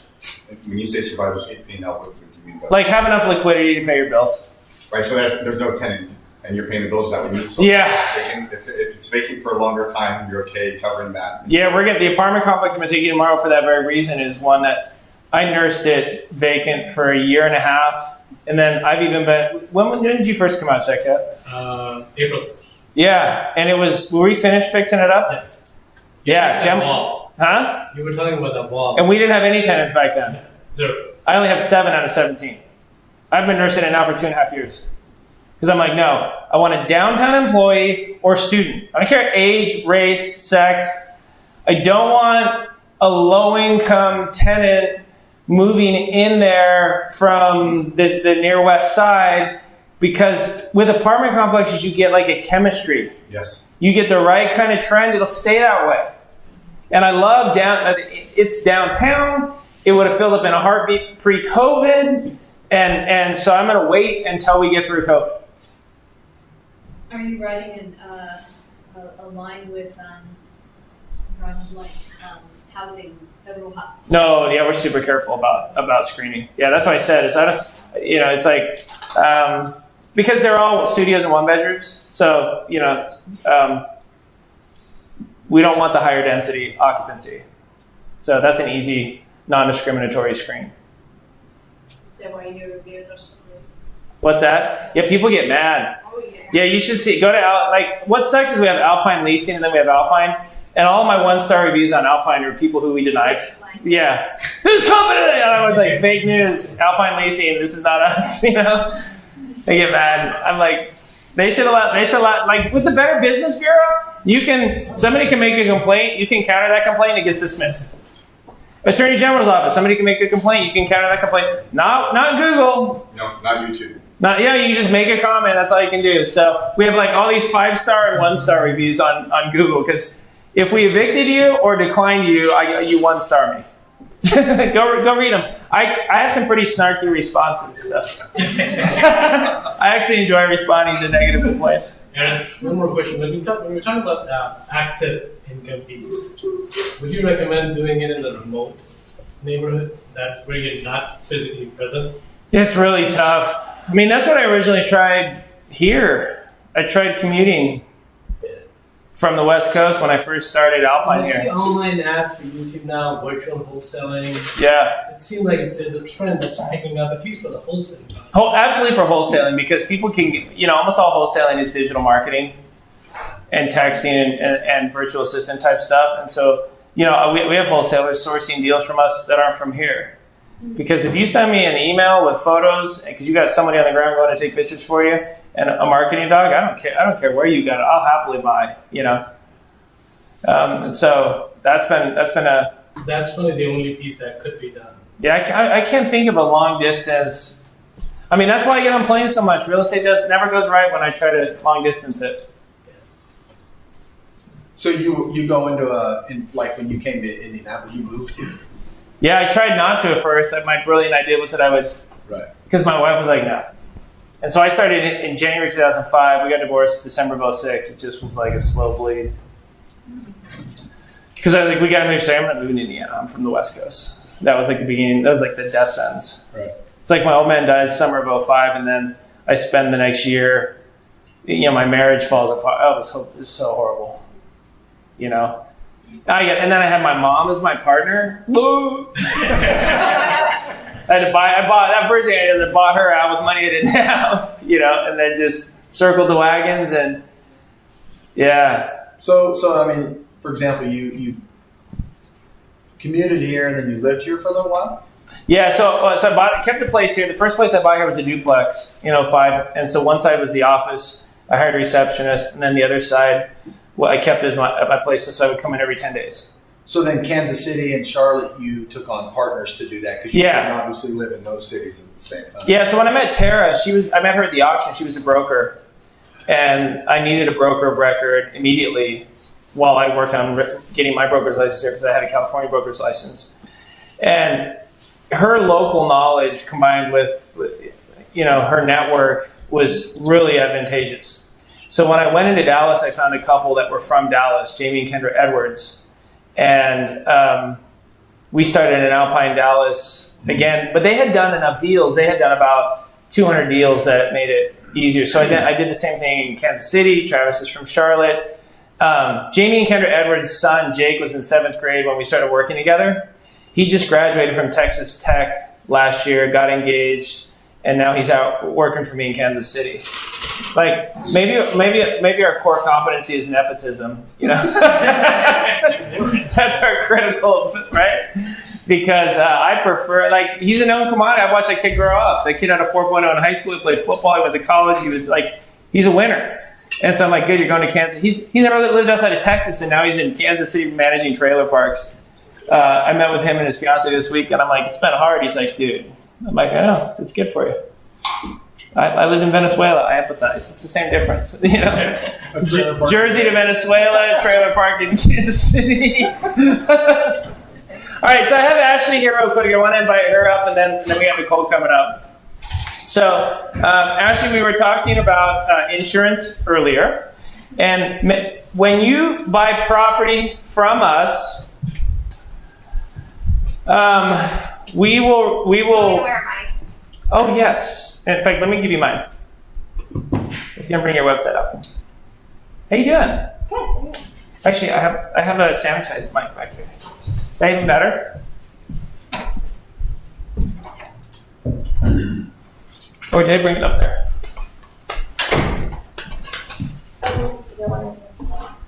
Oh, yeah, they put it up there. Yeah, can you just hold it? Okay.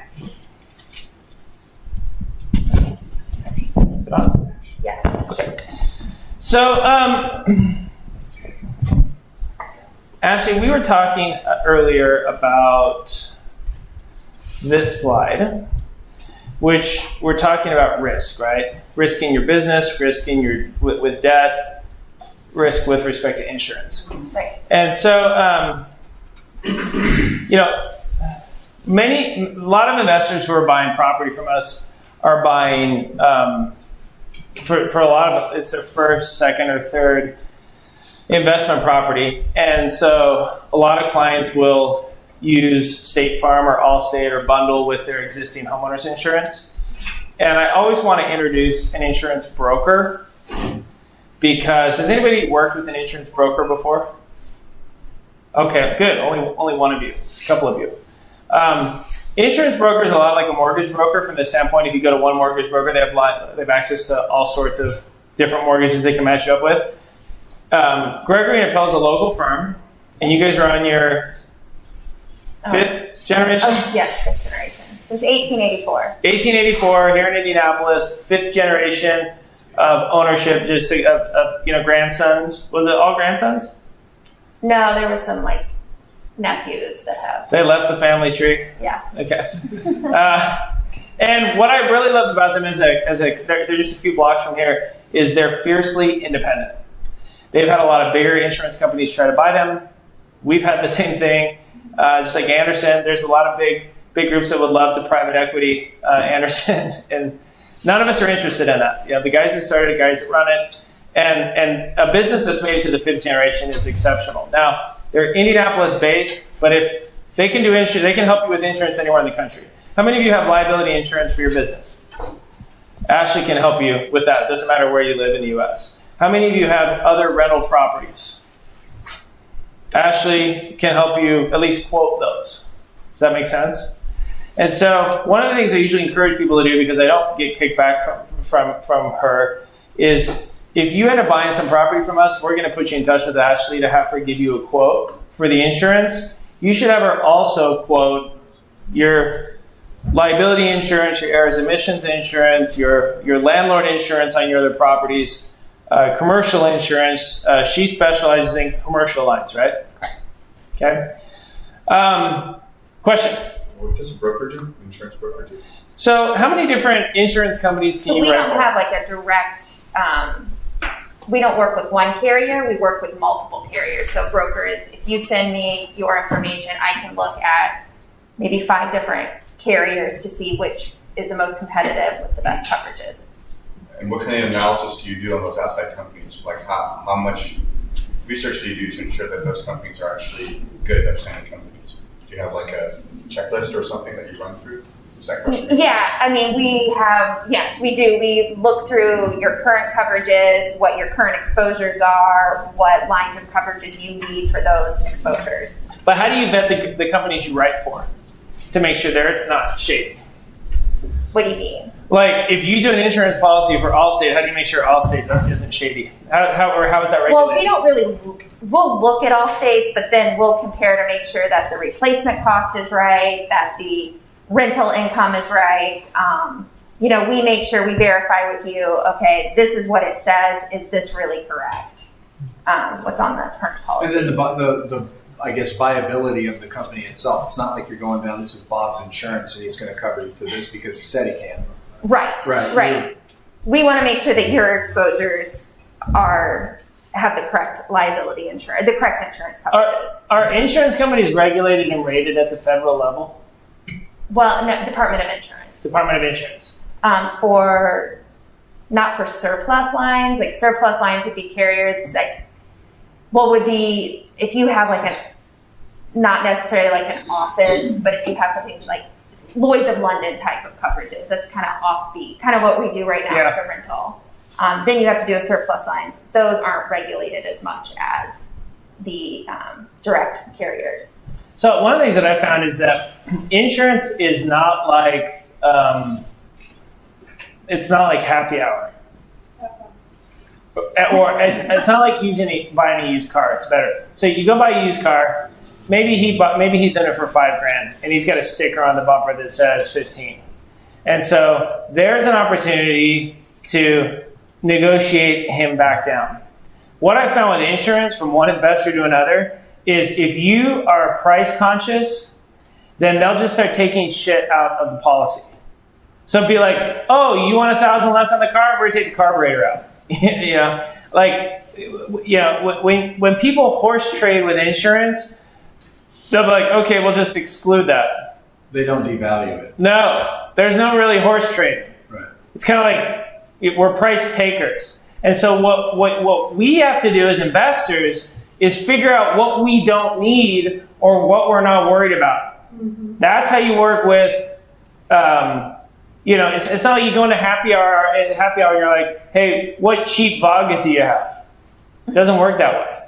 You know, it's for the most part, it's not that the risk is that they're, because I understood your question, the risk isn't the shady insurance companies. That's regulated by the Department of Insurance. Okay. The risk is that, if there's a problem, will they actually Cover it. Right. Did you understand what you had coverage for? Yeah, that's what I'm trying to understand, right? Because, like, in California, you had a fire. It depends on what kind of insurance you had, whether that fire would be covered by insurance or not. Or if your house is flooded, if you don't have flood insurance, but you have house insurance, you may not be covered for that, right? So it's those, like, the fine print that somehow... Well, if anybody's read an insurance policy, they're infamous from excluding, then endorsing, then excluding, then endorsing. Like it's very hard to read, and that's why you pay, like we get commission off of the policy, so we're your trusted advisor to make sure that anything that is excluded, that you understand that this is excluded from the policy. What states do you run in? All states. We can write in all states.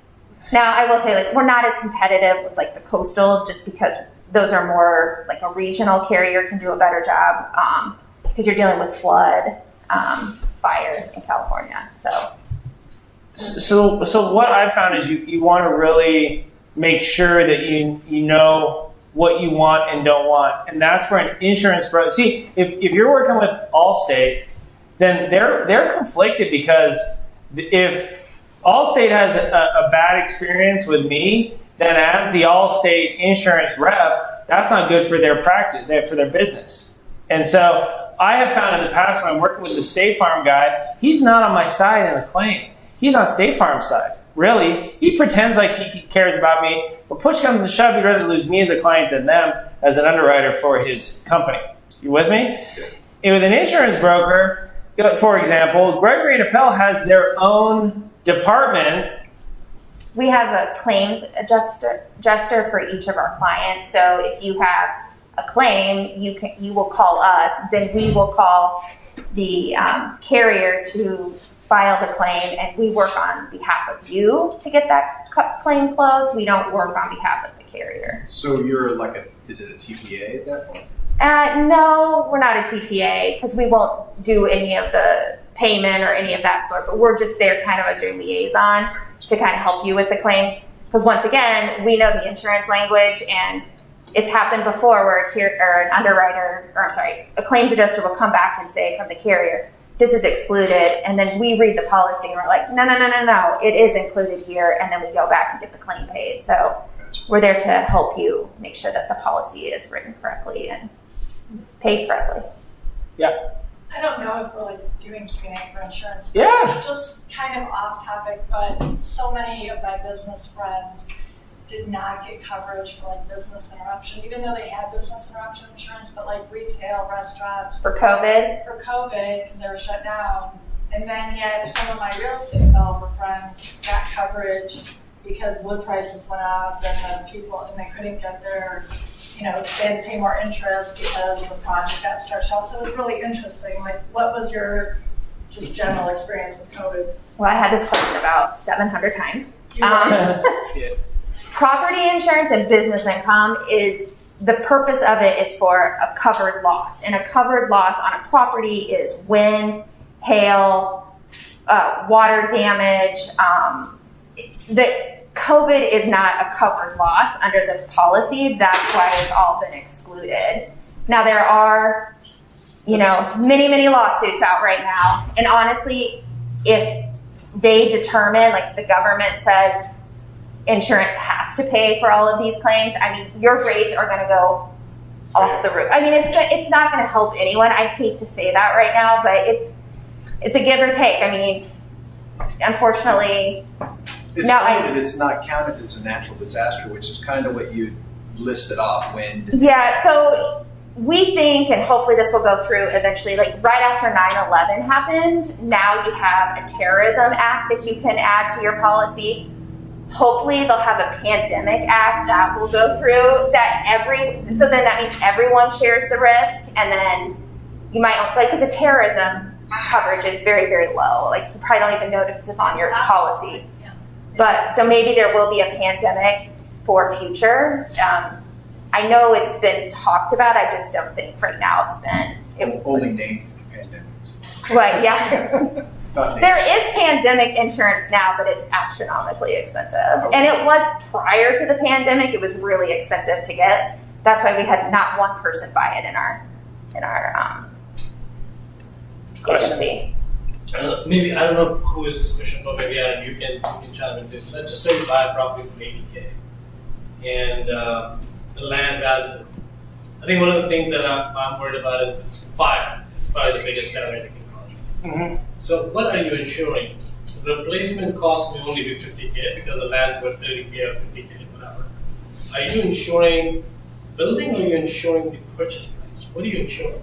So we only insure, you can't insure land. You only insure the building to replace it with the same like materials. So, for example, California, the land is much more expensive than here in Indiana, but it might cost about the same to build that building as it does in Indiana. So it's not the market value of the home, it's the replacement cost, which is to replace it with the same like materials.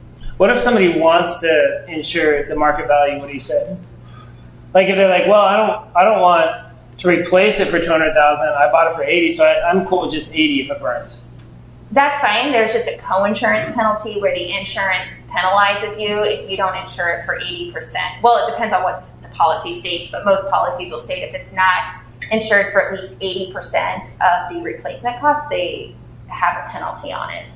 That's because you're insuring it for too little in there? Yeah, so they're penalizing you because you're not insuring it for the correct amount. But mortgage do that though? Would they require? Yes. Yeah, mortgage is a whole different thing. Mortgage requires that if you buy cash or you buy it with your IRA or TSP. Oh, right. Now, if you compare the cheaper insurance with the penalty to the replacement cost, is it still cheaper? Like if you do yeah, it will be lower. So, like the rate's the rate, and then it's just the value which will determine the premium. Because see, think about it. If I sell you a rental for $100,000, but to rebuild that house would be $200,000, and you say to Ashley, "Hey, I'm buying this rental from Aaron for $100,000," she's like, "Great. If it burns down and we have to pay to replace it, it's $200,000. Your policy's $2,000." And you're like, "Shit, that seems like I'm getting extra insurance." And Ashley say, "Can't you just do it for $100,000?" Ashley say, "Yes, I can, but you're going to pay a penalty." We've had clients that the just $100,000 plus the penalty, maybe it's $1,500, and so it's still cheaper than the $200,000. Where this is becoming an issue, because right now the carrier's making us insure it for at least 45% of the replacement cost, is when you have the module homes or mobile homes where they only pay $30,000, but it's 2,000 square feet, and so the insurance company will charge you $200,000 replacement cost. Now, that's not the premium, but they're costing you the stick built price, not the what. Yeah, it's what their cost to replace is. Your cost is, Aaron, can I have another $100,000? Right, you could get it technically cheaper, but we just do like what we think construction costs are right now. But his construction cost might be less than what the market value. Yeah, so that's what people don't understand, because they're like, "That's not my replacement cost. I'll just buy another house from Aaron for $100,000." And like, no, that's the replacement cost. We don't care. Now, we have to insure it based on if we call a contractor and say rebuild the house. So people get confused about that because they're like, "Ashley's trying to screw me. She quoted me $200,000. I only paid $100,000 for that house." That's my number one question. Yeah. Rebuttal is that you're insuring it for way too much. I think we went back and forth on mine. Yeah. I understand. You're doubling my insurance. Yeah. So however do that. Remember, I said this morning, I do actual cash value on my properties because again, and that's about 65% of the replacement cost. Yeah, so it's cheaper. It's just, now here's what I usually advise. If you're buying one rental and that rental's 10% of your net worth, just get replacement costs. Get Cadillac insurance. Yeah, it'll eat into your cash flow a little. But if it burns down, you'll be glad. But once you get over 5 and then 10 properties, you should be raising those deductibles and starting to lower the coverages. Because you only want it for big stuff. Yep. So, can you walk me through an example? So let's say I buy through you, and then I go to her, and I get replacement costs. Yeah. And then I have a fire. When that fire happens, and we're looking at doing replacement costs, what exactly is happening? Are we doing like the house? Let's say the policy's for $200,000. Yeah. Right, but materials and everything goes up because of COVID or whatever. Right now, what would have cost $200,000 for that house is really now $300,000. What? I mean, where does that leave me? Like, I mean, clearly, I may not be able to rebuild that same One exact less house. bedroom. We try to make sure, we hope that there's never that much discrepancy. We try to make sure that the replacement cost is what the value is. Don't the prices adjust every year? That generally, yeah. The carrier will come back to us and say this is underinsured, and then we automatically have to increase it, or they won't insure it. So the other thing that we found, I own a construction company here. I own 4 construction companies, right? What insurance pays for replacement costs is 35 to 50% more than my cost. Okay. Now, because I own a construction company. yeah. Right? Other construction, if you have a kitchen fire and insurance gives you $50,000, guaranteed, my cost is $35,000. Now, that's one of the benefits that you have of working with us. When people have had insurance and they've had replacement costs, my cost doesn't change. People get scammed all the time. They'll go and the contractor will say, let me bid on that kitchen. I'm going to need to see what the estimate your insurance company gave you, so I make sure that my bid matches what they want to see done. That's how all they really want to see, he's getting $50,000? Great. The bid's going to be $49,923. I'm going to save you $70. Not us. Minus the deductible. Yeah, minus the deductible. Or they'll say, we'll cover your deductible. It's like car insurance. Nice. Yeah, it is. And so first of all, from one investor to another, if you get an insurance claim on your own house, never give them the total. Just say, I'll send over the itemized list. White it out if you have to, right? Like crop, take a photo. But in our case, our price doesn't change. Our cost is our cost. So we've had clients who, you get $50,000 for the kitchen fire. My cost is $35,000. Merry Christmas. You get $15,000 and change, right?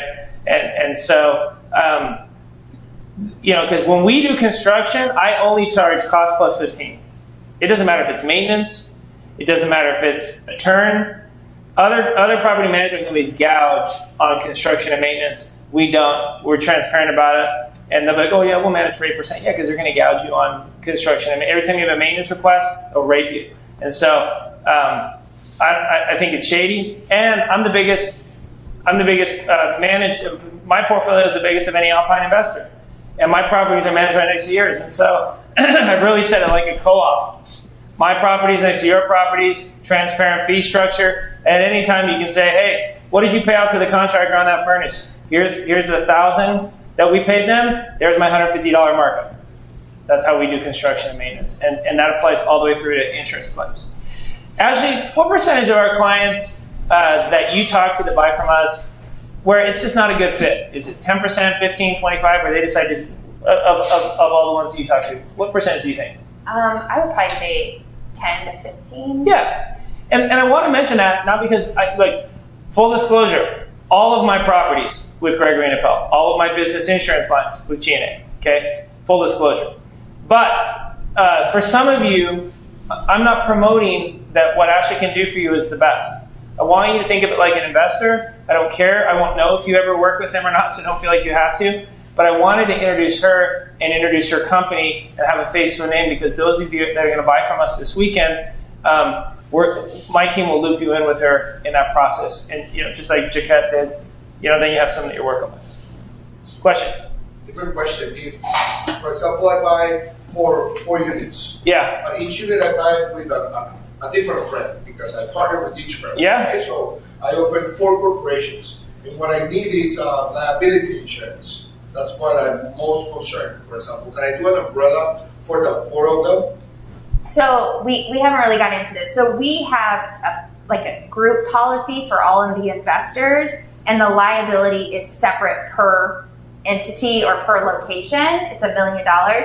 Unfortunately, since it's a group policy, we can't do an umbrella. Then we'd have to do an umbrella over everyone in the group. But if you do a separate policy with your 4 locations, then we can do an umbrella over those 4 locations.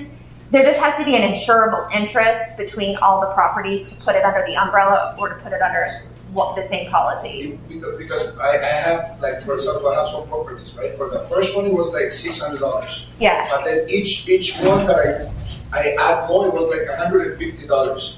But the owners were different. I'm a common owner, but I have some is with this guy, some are with this other guy, some are just by myself. So each one that I add, I just pay $150 more. I don't know if my broker is doing it right, or if whenever I'm going to have a claim, they're going to say, no, 1 second. Yeah, your broker's probably doing it right. As long as you name that entity to that location, you should be fine. Just keep in mind with insurance is there has to be either common majority ownership, or there has to be an common majority ownership, so that one owner has to be majority owner of all of the properties, or an insurable interest. So there has to be like a contract between all of you guys if you want to go under the same insurance policy that states, this company, we're all going to do our insurance under this company. Like, there just has to be an insurable interest between all of you for there not to be any issues at claim time. Yeah, and just to reiterate, so think of the policy I had to put together. Like, at any given time, I need the insurance on 50 that I just bought, 100, 200 I'm doing construction on, 50 that are not yet rented, 300 that are rentals. Like, it's, I need to be able to swap them in and out every month. I need to always have coverage. I only want to update what I own once a month. I don't want to have to call you the second I sell one, the second I buy one. So it's pretty complicated. And so Ashley and the team went to Lloyd's of London, who wrote a customized policy for me. And I was talking to her and her partner, and I said, I wish I could extend this policy to my clients as an option. Now, how many of you have at least 5 rental properties?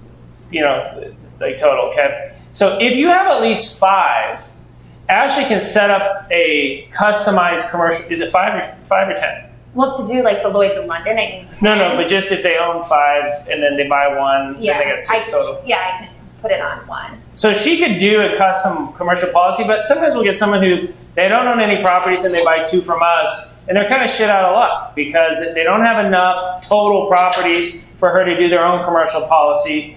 And so we created a second policy that has all the benefits that mine does, a lower deductible. How much is the deductible? Is it $2,500? It's $2,500 if it's occupied, $5,000 if it's vacant. Yeah, so $2,500 deductible compared to my 10. It's replacing costs compared to my actual cash value. So we modified it a little bit for individual investors. But as you get quoted, have Ashley quote that for you as well. So say if I put it on the policy like Aaron has, or I have 5, can you quote my own? That's how you want to have her quote it. And then compare it to what you can get at State Farm. That's how we'd love for you to do it, because 10 to 15% of the time, she's not a good fit, and they don't have a product that's better than what you may already have. But educationally, I want to put that in front of your face. I want you thinking about that. So if I do have an insurance policy, let's say, can I run that by you to see if you can give me something more competitive? Oh, yeah. I'll be honest and say no. This isn't something that, So if he has like a policy like that and you wanted to run that by you. Send it over. Yeah. Right? That's really cheap if you can add a property. I would say his is really cheap if he can add one for $150. I'll tell you right now, I can't see that. Yes, send your policy over and let her. The only way that I find with insurance people is say, you look at his work, you look at her work, and tell me what I'll hate about the other person's policy. That's the best way to do it. Have her do that. And then take hers and send it to them, to your guy, and be like, hey, what's going to suck about this? And then send it to me. I'm like, what up, Ash? Out of the policies you've written or helped get people, how many, as far as percentage, have not paid out in a big issue? Like, Oh, I don't. have No, you, I- you had a number like I haven't- you said no? We've never had that. No? Okay. Well, I take that back. There was a flood one time. There was a flood, and our flood deductible is $25,000. That was, But it wasn't declined coverage. I will say one benefit is, Yeah, we haven't had it. Yeah. since Aaron, when he like renovates it, is on one policy, and we're using the same carrier for the investors policy, there's been some hiccups along the way, and it's been nice that we have the same carrier, because the carrier would be like, oh, we understand it was insured under Aaron's policy, so we'll still cover it even though Yeah. we didn't have it covered under the new owner's name. So there are some benefits of having it covered. Yeah. under the- Actually, this is a group policy. If as people are making claims, Yeah, how we does have it that. impact the other investors? It will. I mean, we've had a couple. I wouldn't say a couple. We've had some fires this year. So Our fire guy's been busy. So remember, insurance is, you're spreading the risk. So it's great for someone who has the fire and their rate just goes up a little bit, because if they had it insured just with one building or with one policy, an individual policy, they'll probably not renew, because that fire was probably $150,000 and they're paying $600 a year. So, you might be paying a little bit more because you're insuring the other owners or investors. Yep. All right. Is it only applicable to manage the properties that we buy from you, or Yeah, that policy. Yeah. It has to be managed by Alpine. That's So- the insurable rent or interest is Alpine Property Management. Yeah. But usually I found it if you have 5, you're better off having Ashley quote you your own commercial policy than to be on ours is really only good for people who have, just 1, 2, or 3 props. Yeah, I mean, I have people that have more on it as well, too. It can be located in different states, right? Yeah, Yeah. as long as it's managed by Alpine, yes. Yeah. All right, so we will email you. If you want me to put out the paper that has. Yeah, let's take a break. Ashley's got some paperwork. Let's have you grab that, and then we'll get set up. Nicole's going to come up and finish us up before we take you back to get cleanup for tonight. So let's give Ashley a round of applause. Thank you. Thank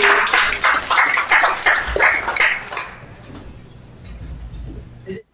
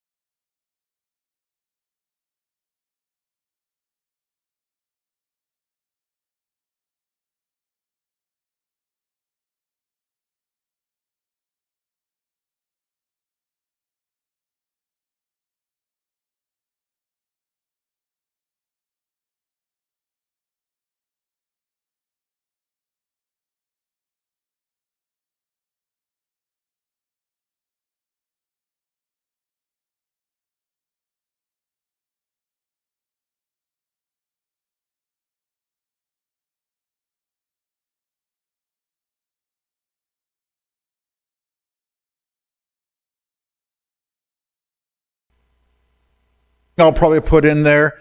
What else? What else, guys? I mean, some tax stuff, like how to save on taxes. I cringed when Aaron earlier said that he uses LLCs to flip properties. Like, I almost jumped up and ran up here and just pushed them aside. I should. I know. Well, when the student is ready, the teacher will. Here's the thing. We do use LLCs, but we have to bring it down to a corporation.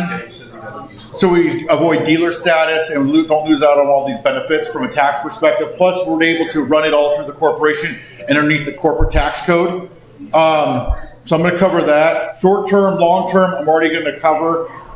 Business deductions. You guys want to know some business deductions? We can kind of run into those. How about the way money moves from one, say, the C Corp to a LLC or trading account to here? Flow of money. I love it. Yes. Thank you. Because this really actually is why we have the structure, right? Right. You know, and it gets confusing. Wait a minute. Does the LLC... Who owns what? Who owns what? Who's on first? Does the LLC pay the corporation, or does the corporation take the rent? Does the corporation manage the LLC, or is the LLC managed by the corporation? Right. It's the same damn thing. All right, guys. Two things. I don't know if I have time for this second one, but the first thing was there's this whole debate about how do you loan yourself money. Okay, loaning money. How does the transaction work? That's one. The second is, and that's a more detailed question, maybe more specific also, is Loaning money to third parties or loaning money from yourself to the corporation? to buy a house or stuff, whatever. How about funding entities? Funding entities, great. Yeah. Like whole life? You talked about like whole life, Not for necessarily example? whole life, but if I cash them in, is there a way of buying an investment property? Is there a way for me to move money from entities so it shows up as a loan? Correct. Or if you're purchasing properties, do you purchase the property in your own name, move it over to an entity? And vice versa, right? And vice versa. Yeah. The second question I had for you was QRP. Kind of like, when can you set up a QRP and when can you not? It's out of the restriction of the control. Yes. Because I have a business on the side, a consulting business. I also that'll have employees, but my wife has a C corp. Can they both have? Can she? Tomorrow's going to disappoint you then. There you go. Yeah, you're looking for things that maybe not cannot happen. I'm looking for a yes. Yeah. Again, get ready to be disappointed. Okay. Yeah. I'm looking for you to say yes, you can do it. This is how you do it. I'll say yes all day long, but you just can't say that I said yes. Is that okay? Yeah. I'm a recovering litigation attorney too, so mind you that I can still fall into my bad habits. Also, like just a general overview of cost seg. I know a lot goes into cost seg, but just Cost seg? How to do it? overview, yeah. Yeah, really powerful. DSTs, Delaware Statutory Trusts. Okay, we'll cover it a little bit. How about that? I'll just tell you, DST is a Delaware Statutory Trust. They're being promoted, and I say the word promoted. We have a variation that we use in some states, Wyoming Statutory Trust. It's very similar, but there's reasons why we use Wyoming. I'll meet with you. How about one-on-one? Okay. Cool. How about pulling all the profits or revenue and rents from all your LLCs and getting that into your S Corp? So that your S Corp shows profits and therefore... Always a balancing test of where you want to show that profit, huh? Well, no, I just want to, I don't want to pay taxes on my LLCs, so I want to make them break even, and I can take all that money and throw it into my S Corp, and then have my S Corp pay for my expenses. So get the most bang out of buck where you're able to pay expenses now. Yeah, I mean, is there your is there overall. a limit to how much money you can feed your S Corp from your LLCs? Yes, everything's got to be reasonable.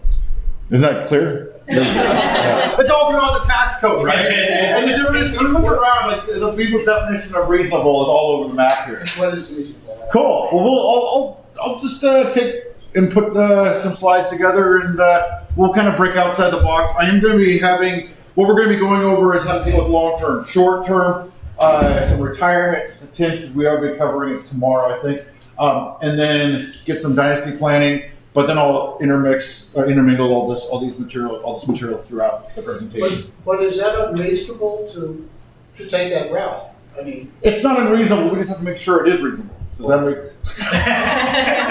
That's the lawyer's answer. Fortunately, I used to be lawyer for it, get defense for it, litigation, so I got it. It's unreasonable to put everything up there.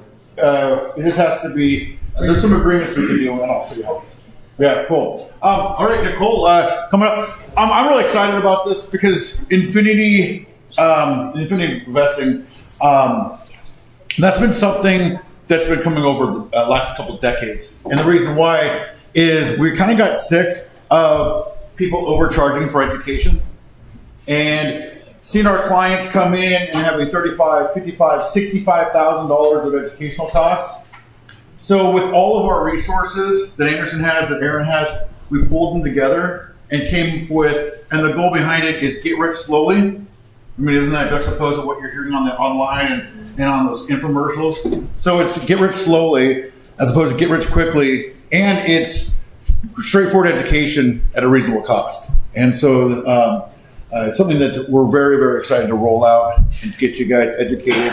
All of our clients are educational based, and so it's something that's really, really cool. We're very proud of. And so, Nicole, if you want to come up and speak a bit about it, that'd be great. Awesome. Thank you. Yeah. Yes. Thank you, Michael. Yes. Yes, how about we give Michael a round of applause? Can't wait to speak to you guys tomorrow and on Sunday. Thank you, Mike. Word. All right, turn that bad boy off. If anybody else was cold, Yeah. Aaron has a fan that has been blowing on him, which I'm going to today. Is that me? No, it's a fan. Literally, because I thought the same thing. I'm like, maybe it's I turned it the other way, so it's going towards the wall. It's great to be here. I first do want to, before we do jump into everything, I want to say I'm normally very high energy and running around. I'm actually not supposed to be here. I'm supposed to still be on bed rest. I had 4 shots put into my back last Friday. I was told not to get out of bed. Yeah, epidural, cortisone. I moved a box. 20 minutes later, I coughed. And for the next 3 days, I was paralyzed. So they gave me some stuff so that I could get the shots. After I got the shots, I was like, I don't think the shots are working very well. I took my first step 2 days ago. So it was pretty awesome. Even today, Aaron said to me, because when I got down here yesterday, he goes, what are you doing here? I got out of the car and I couldn't put any weight on the right side. I had 3 discs that are having some issues. And I'd go like this, and say, you can't go in front of a room. I'm like, yes, I can. Yes, I can. If I could drive from Chicago, I didn't drive. My husband was my driver, and I was driving. If I could get from Chicago to Indianapolis, it's because it's all about this. And so we're. But, oh, you're from Chicago, Steve? We should have known. I was thinking that. Someone else has to be coming from Chicago. I am going to start with some mindset because I'm a huge, huge, huge advocate on mindset. And the reason why we go over it is because Aaron can teach everything and anything that there is to know about real estate. I can teach you guys anything and everything there is to know about real estate. If you don't first have it here, that content does you no good. Because your mindset is what causes you to take action. And it's about knowing your whys and why you want to do things. So I do want to give a little bit of background about myself, let you know a little bit about me, where I am, where I came from. My name is Nicole DeBraccio, and I was raised in a working class family. Both of my parents had jobs. They did quite well, but they had to go to work every day in order for that money to be coming in. And at a young age, I saw them go through a pretty tough divorce, and around that same time was right when I got my first job. And also right around the time I got the book, Rich Dad, Poor Dad. I received it as a Christmas present, and I remember opening it. I was 15 years old going, really? Is this a joke? Where's my real present? This isn't what I wanted. Little did I know that gift would absolutely change my life. There is a problem with Rich Dad, Poor Dad. Makes you want real estate, doesn't show you how to do it. But it does some great things for the mindset. So I highly recommend, if you have not already done so, read Rich Dad, Poor Dad and read Cash Flow Quadrant. And the mindset of both of these books will really help you get onto the right path. And you'll start reading things going, oh, that's how I used to think about it, but now I'm starting to shift, and now I'm starting to think about it on the right side of the quadrant. And it really, really is a paradigm shift once you do get there. I did work 3 jobs. I was getting ready to go off to college, and everyone started saying, poor Nicole, she'll never make it there. Her family lost everything. It is expensive. I'm one of those people, if you tell me I can't do something, look out. I think if there's a wall in front of you, you can't go around it, over it, or under it. through it. There is a solution as long as you are willing to look for one. I did make it to college, so I'm working 3 jobs simultaneously to pay for 100% of my college education. I was also involved in 3 different organizations at the university, and 3 days a week I donated my time to Meals on Wheels. Every Monday, Wednesday, and Friday, I personally deliver food to the elderly and people with disabilities. I believe no matter where you are in life, there's always going to be people doing better than you. You want to strive to achieve and strive to become. There's also always going to be people that would love to be in the position that you are in. So even though I call this time period my financially difficult time in life, it's a polite way of saying I was broke. There are other people that physically connect themselves to food. And it's very important for me to make sure, no matter where I am in life, that I'm always giving back and helping others. Do you agree with me? Yes. Yeah, it's really what it's all about. While I was in college, I made a decision. And that decision changed my life. That decision was to invest in myself and invest in my mind. Because as I mentioned, I knew it all started here. And I knew I did not want to be like the majority of the world on the 40-40-40 plan. Work for 40 hours a week for 40 years so that in retirement they could figure out how to survive on 40%. And because I made these investments in myself and went out and learned about real estate, it allowed me at the age of 21 to purchase my first piece of real estate. I am an active real estate investor. I will always be a real estate investor. And I'll share with you why I chose real estate. There's one statistic. That stat was, depending on where you look, anywhere between 87 and 97% of millionaires and billionaires are real estate investors. I thought to myself, why reinvent the wheel? Just do exactly what it is they are doing, have the same results and the same outcome. Also, at the age of 21, I became a real estate managing broker. I was recognized by the Wall Street Journal for being one of the youngest people in history to pass the exam. In 2008, I became a certified distressed property expert. 2008, I'm sure we all know why I went for that at that time. And I am trying to condense, because I was originally going to be talking for 3 hours, but it goes over on timing just once or twice. So I'm going to try and condense it down because I know how tired you guys are. But I do want to make sure that we talk about some of the distressed opportunities, foreclosure, short sales that are out there and that COVID is going to bring about in the real estate market. I think it's very, very important. And I also own multiple businesses. My main business is specialized in the acquisition and disposition of hotels and gas stations throughout 3 different countries. And I have been fortunate enough to have been recognized by various outlets from CNN to CNBC to other TV, radio, magazine, newspaper, internet as an international real estate expert. Traveled all over the world sharing my story. Been throughout most states in the U.S., throughout most provinces in Canada, Mexico, Australia, New Zealand, throughout Europe, and also throughout Asia. Showing people where I started and where I am now so that you can figure out what your path is going to be. Because everybody's path is different. Say you want to be a real estate investor, what strategy do you want to start with? What do you want to build up to? But it is important to know what that path is going to be before you actually get in that car and start driving down that path. And in 2018, I was actually inducted into the Hall of Fame for the Women's of Excellence Award. But Erin has already told you I have been fired. We all know who's fired me, right? If you're going to get fired, let it be because you're a finalist on The Apprentice and you're getting fired on live television and going, oh my goodness, I think every person I've ever met in my entire life just saw me get fired. Awesome. Erin likes to openly talk politics. I'm like the opposite. Please keep your feelings to yourself one way or the other, right? Everybody always has feelings one way or the other. And I think we all know the concept of The Apprentice. In real life, which you have about 2 years to accomplish, on The Apprentice, we'd have about 20 hours. We were doing things we had never in our entire lives imagined we'd be doing.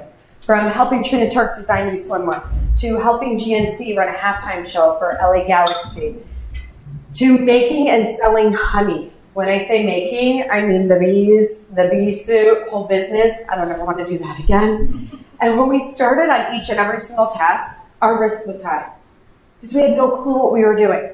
So the very first thing we did on each and every single task was increase our knowledge. Because as you're increasing your knowledge, are you at the same time lowering your risk? Yes. Yeah, absolutely. Because you're not making an educated decision. And that allows us that if we ended up in a boardroom, we could say our knowledge had us make this decision because of X, Y, and Z. And if given the opportunity to do this all over again, we would learn from it, learn from the opportunity, and do even better. And I do want to discuss everything that we'll be going over during our time together. As I mentioned, I'm going to condense it down a little bit. If you do have questions at any point, feel free to ask questions. I love questions. If I feel a question is not necessarily going to benefit the room, but a very specific question, rather than giving you like a 10-second response, I'll be here tonight as well, so let's talk about that later, because I'd rather give you a response that you can actually benefit from than feeling like you just got your questions answered really quickly. Did you ever felt in your journey the shiny penny syndrome, where there's so many things in the world that you can do, they can get attracted to it? How do you pick a direction? You had a slide up there, I think it was your slide, where you said without direction, it's not the lack of time, it's the lack of direction. Yes. And which is essentially happening because there's so many options to pick from. Yep. And depending upon who you listen to, absolutely, every option is the best option. Yeah, that's it. So he said about following the shiny penny syndrome. And when there's multiple opportunities, the reality is you can't do every opportunity. Perfect example, 2009 and 2010. I bought more properties in 2009 and 2010 than any other time period I can think of. And mind you, when I was buying properties in 2009 and 2010, what do you think people were telling me? You're crazy. Yeah, what are you doing? You should be selling. What are you doing? The world is coming to an end. There's a big difference the way trained investors and untrained investors think. And, Aaron has said it multiple times. Untrained investors speculate the market. Market's going down, therefore you should be selling. When the market's going up. And it also came up when we were talking about different markets. It's very interesting to get like-minded people in the same room. Two of the markets that he said he's looking at are two markets that I'm looking at. Oklahoma City and St. Louis as up and coming. Now, how could two people, we've never had that discussion, yet how do we come up with the same thing? Because when you learn how to analyze information, you're analyzing it the same. Now, how do other people look at it is they'll come to me and say, hey, Nicole, I'm going to invest in Dallas. What do you think? Or Austin. That one really gets me. I want to invest in Austin, Texas. I'm like, awesome. 10 years ago. Once you hear something so much, you've missed the boat. And deciding what opportunities to go on, that's where education comes in. Because again, going back to 2009, 2010, I bought a lot of properties. I wish I bought more. Talk to anybody at that time period. I don't care how many properties they bought. Everybody wishes they bought more. You couldn't buy all of them. So what I did in that time period, what were the best opportunities at that time? Aaron was talking about cap rates earlier. 8 cap was great. 2009, 2010, it was under a 20 cap. Don't even send it to me. You're wasting my space in my email. Because that's just where the market was, right? So it's always just a comparison of, and then also an understanding of you. You can have something where, hey, these are all great deals and all great investments. Do they correlate together? Because you don't want to put all your eggs in one basket. You don't want to be 100% invested in single-family homes. I love commercial. That's one of my babies, right? But I would never want all of my investments in commercial real estate. That's too risky. Look at office space, for example. Imagine if somebody had their entire portfolio in office space. COVID would have shut them down. I have office space. We weren't affected. We weren't, right? Because of the fact that it's a portfolio. Do we lose rents? Absolutely. Do we have tenants that couldn't pay? Yes. Does it feel good being a landlord that your tenant doesn't even have to ask you? You can just go to them and say, hey, I know you've been shut down and you are not able to do business. Let's figure something out with your rent. Because if I squeeze you to pay these first couple months, what's going to happen to their business? What's going down? Their business is going to end up shutting down. They maybe would have paid in April, May, June. Now they're shut down permanently. And people always talk about bad tenants, bad tenants, bad tenants. One big thing that I like to talk about too, bad landlords. I personally believe that there are more bad landlords in this country than there are bad tenants. And it's being a person, it's being a human being, it's being compassionate, understanding their situation, and helping them. When one of our tenants, gosh, I hope they're not watching on live stream, but we would have abated some of their rent for them. Abated means cancel, by the way. We would have absolutely abated some of their rent for them. They were forced to shut down. How is it fair to say you have to pay us rent? And she basically said, okay, can we go 3 months without paying, and then in 2022, take those 3 months and divide them out. I said, sure. The only mistake she made was she should have first asked me what I was going to offer her. Then maybe it would have gone away. Maybe in 2022 they will, right? But it's just understanding people. And with that, what's everyone's reason for being here? Money. Money? How do people want more money? Should it go on, right? Yeah. Ease up a little more? Everybody needs a little more. Everybody needs a little more, right? Yeah, once you get here, you're looking to get here. Once you get here, you're looking to get here. You're looking to get. Why do you want more money? Freedom. Freedom. What does freedom give you? Choices. How many people are here because you actually want more time? Mm-hmm. Yeah, right? Time with family, time with friends, time with loved ones. I will say, I have found it interesting that traveling all over the world, the number one reason why I find that people want to become financially free is to spend time with their loved ones.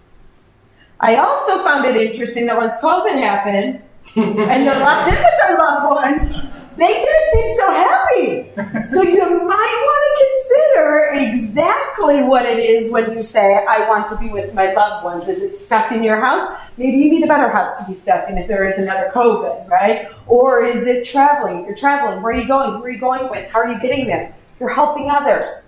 Every single person, that should be one of your goals, is to also pay it forward. Pay it forward through financial donations. Pay it forward through spending your time. I think one of the greatest ways that you can pay it forward is by educating people. Don't give somebody a fish, teach them to fish. That is my motivation of why I go out and do this. Because I love it when people come back to me. It was my birthday a few weeks ago. By the way, I got an MRI on my 40th birthday, January 14th.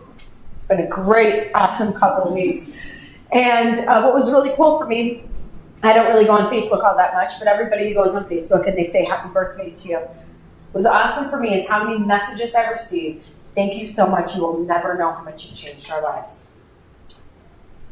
You can't take that feeling away. I mean, that's amazing for people to tell you, we no longer have to work, we're doing what it is that we want to do. And I have a lot of people, and maybe they are still working. If you're sitting here and you love your job, don't quit. That's part of your happiness. But I think it also relieves some stress to say, if they were to let you go, can you still pay the bills? Most Americans can't. Can you still sustain the lifestyle that you become accustomed to? Aaron asked earlier, going from four digits to five, or 5 digits to 6 digits, six-figure income. Most people, what do? As you earn more money, you spend more money.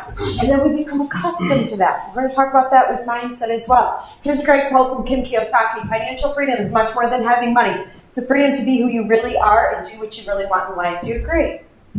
Yeah, as I said, it's about being able. I was like a old retiree during COVID. Once it got cold up in Chicago, went down to Florida for a couple months. You know why? Because I have a son that's 2.5 years old, and it kills me that everything is closed in Chicago, and he's 2.5 and doesn't know that there's other little human beings in the world. And we get down in Florida, he's like staring all these kids up and down, and I'm like, I'm sorry, we're from Chicago. It's been a while since we've seen another child, right? He's just used to me and my husband. But that's what it's all about. Figure out what that why is and be able to do it. Maybe you want to go boating. One thing me and my husband love to do is go to Italy every year. If my husband's here tonight, don't talk to him about going to Italy. It's really, 2020 is the first year we have not gone, but that's what we love to do. We've got everything that we're going to be talking about during our time together. I'm going to condense a lot of this. Obviously, tax and asset protection, Michael's going to go over all that. It's much better to listen to the accountants and attorneys on that one. I do just want to point out, when it says up there, the importance of tax and asset protection. We do realize there are massive tax advantages for real estate investors. We all know that, right? Why? Oh, you're asking the question. Yeah. Well, the government favors it. They figure you're creating places to live for the general public and doing things that they need done. There you go. You just hit it perfect. Yep, right on the head. What are we doing as real estate investors? We are creating housing. What does everybody need? Housing, food, clothing. It's a basic necessity. If they weren't doing this and people didn't have properties to rent, the United States traditionally runs on 2/3 of the population are renters. 1/3, I'm sorry, I said that backwards. 2/3 of the population owns their home. 1/3 is a renter. You know what's interesting? That's getting scheduled to flip. Absolutely. Why? Expenses. Well, student can't afford it. Millennials. There's a couple different reasons with millennials. Student loan debt. We'll talk a little bit about that as well. Student loan debt, and millennials don't want to own a home. A lot of people, that's the American dream, right? Own a home. It is not the American dream. And here's why it's not the American dream for millennials. Think of how old they were in 2007 and 2008. They saw everything go down. They were kids. Because they saw what happened to their parents. You got it. They were little kids in their home. They saw a sheriff show up at their home, take their belongings, and put it on the street. And in their mind, they say there is no American. What does owning a house have to do with having a dream? Having a dream is not being tied to a house. It's a very, very different philosophy. What opportunity does that create? Going to need more real estate investors. That's why a lot of the tax laws have been changing. A lot were changed in December 2017 that went into effect in 2018, adding even more advantages for real estate investors. That's why a lot of people, even if you don't have to fall in love with real estate, it doesn't have to be your passion. Because people ask me this all the time. You must really love real estate. For a long time, I'd say, I do. I love real estate. I find it fascinating. I don't know the answer. I don't know if I love real estate or if I love what real estate allows me to do. So figuring that one out at some point, but we'll get there. Do you agree with this statement? I am 100% responsible for the creation of my financial future and personal destiny. Yes. Yeah, absolutely. And I know Aaron went over the cash flow quadrant. I do want to touch on it again. As he mentioned, he is an employee. This is where you have a job. You work for somebody. As a self-employed, he is a business owner. Of course, I is the investor. We also talk about the difference between the left side of the quadrant and the right side of the quadrant, the different of the mindsets. And I do want to talk about these mindsets really quickly. On the left side of the quadrant, because we all hear the same things growing up. Money doesn't grow on trees. It takes money to Make money. People that remain on the left side of the quadrant, they hear these things and they start to believe it.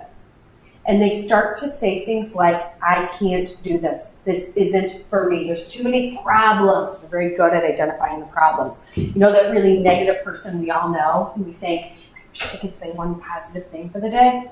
Or that.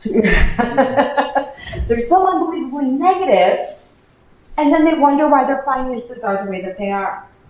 Because on the right side of the quadrant, instead of saying, I can't, what do we say? How can I?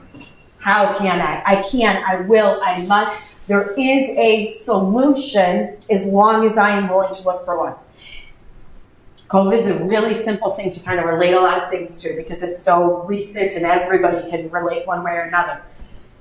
Can you hear people say, stuck in the house? You want to know if somebody has the left or right side of the mindset quadrant? Go on their Facebook and look at their interpretation of COVID.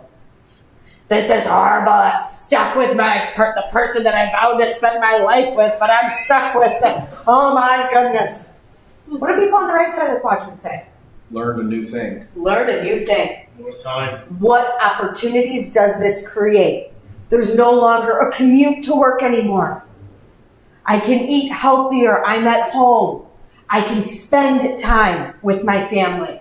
It's just a completely different mindset of it. People on the left side of the quadrant, they also view everything they do as an expense. So they're always asking the question, how much does this cost me? They want to know, how much am I putting out? The right side of the quadrant, it's never about the cost. What is it about? End result, the return. It's also, Aaron brought this up earlier, the higher interest rate.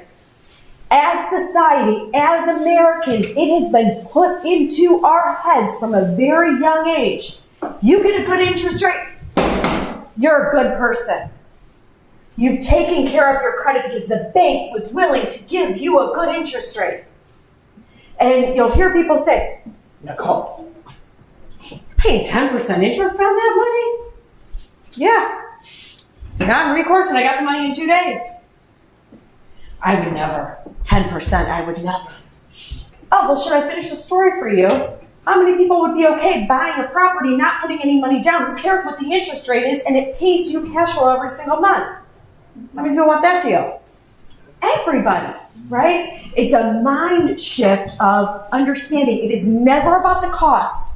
It's always about the return, our ROI. Always, always, always. And write that down in your notes. If you're here with somebody, keep telling each other that the next day, because that is one of the biggest things that after people will hear it, they say, oh yeah, that makes sense. I'll see them a couple months later, and I'll say, it's not about the cost, what's it about? And they're like, oh, I don't want to get money at that interest rate. And they revert back. So it's really, really important to stay on task with that. Also on the left side of the quadrant, these are people, we all know the saying, time is money. Money. Not true. Time is everything. You can be on the left side of the quadrant making all the money in the world. If you don't have the time to enjoy it, what good is it? Steve Jobs is a perfect example of this. Steve Jobs went to work every single day for Apple. I don't believe Apple would exist as we know it if Steve Jobs did not devote his life to that company. And Steve Jobs gave a speech on his deathbed. Gave a speech, and approximately 18 minutes later, he passed away. One of the things he said during that speech, his greatest regret in life was not having time. Not having time to be the father he wanted to be, and time to be the father his children deserve to have. That's what this is all about. So as you guys are learning and educating yourself, that's amazing. Make sure you know your why. Because as you start to achieve it, appreciate it. Be thankful for it. You know, I'll tell you what my why was. What caused me to take action at such a young age. My why was I never wanted to be in a position where I was married with children and I was told you have to work because you need the money. I want to be able to say I make more money not getting out of bed every day than you do going to your job. And that caused me to start learning about real estate at a young age. That caused me to buy my first property at the age of 21 and to know that I wasn't done there. And I wanted more and more and more. And just like Aaron, that bar keeps raising. I still remember being young, and I remember my goal was to acquire $1 million in real estate. Then I was going to get all those properties paid off. I'd have $1 million, and I'd live off the interest for the rest of my life. I'll tell you what, once you hit that number, you're like, nope. And then you hit that number, you're like, no, and it just kind of keeps going up, and that's okay, right? If that's what's going to adjust for your needs and your wants, as long as you can sustain it. One of the coolest things one of my mentors said to me, he said, if you want to be financially free, it's simple. You need a cash flow property. Let that property stand for something. So the cash flow on this property, it's like a budget. The cash flow on this property pays for this. My very first property, the cash flow on my property paid my rent. Yes, I was still a renter when I became a real estate investor. Second, third property, they covered bills, utility bills, cell phone bill. Fourth property. So people ask me and they say, gosh, it happened really quickly for you. I was a college student. I didn't have very many expenses. What happened after that was the growth. And then each property stands for something. We're all of a sudden, okay, here's what the cash flow is going to stand for. And I hope we're all here because we do want to be on the right side of the quadrant. Right? We want money coming in without our time needed for that money to come in. If we all want to be on the right side of the quadrant, how do we get there? Start. Take action. What do people on the left side versus the right side? What's the difference? What do people on the right side of the quadrant have? The right mindset. Absolutely. Yeah, mindset, knowledge, education. You could take every dollar out of someone's bank account on the right side of the quadrant, and they could still rebuild it. They could do it again because of the knowledge education. And as I mentioned earlier, big thing I recommend doing with that knowledge education, pay it forward. Share it. Family, friends, loved ones. If you are in this room and you have children, you're probably worried about making sure your kids are taken care of. The greatest way you can make sure your kids are taken care of is educate them for the real world. And I think it's sad that we are not taught this in school. Dissecting a frog was very helpful, I'm sure. But you're not taught how to buy a house. You're not taught how to balance a checkbook.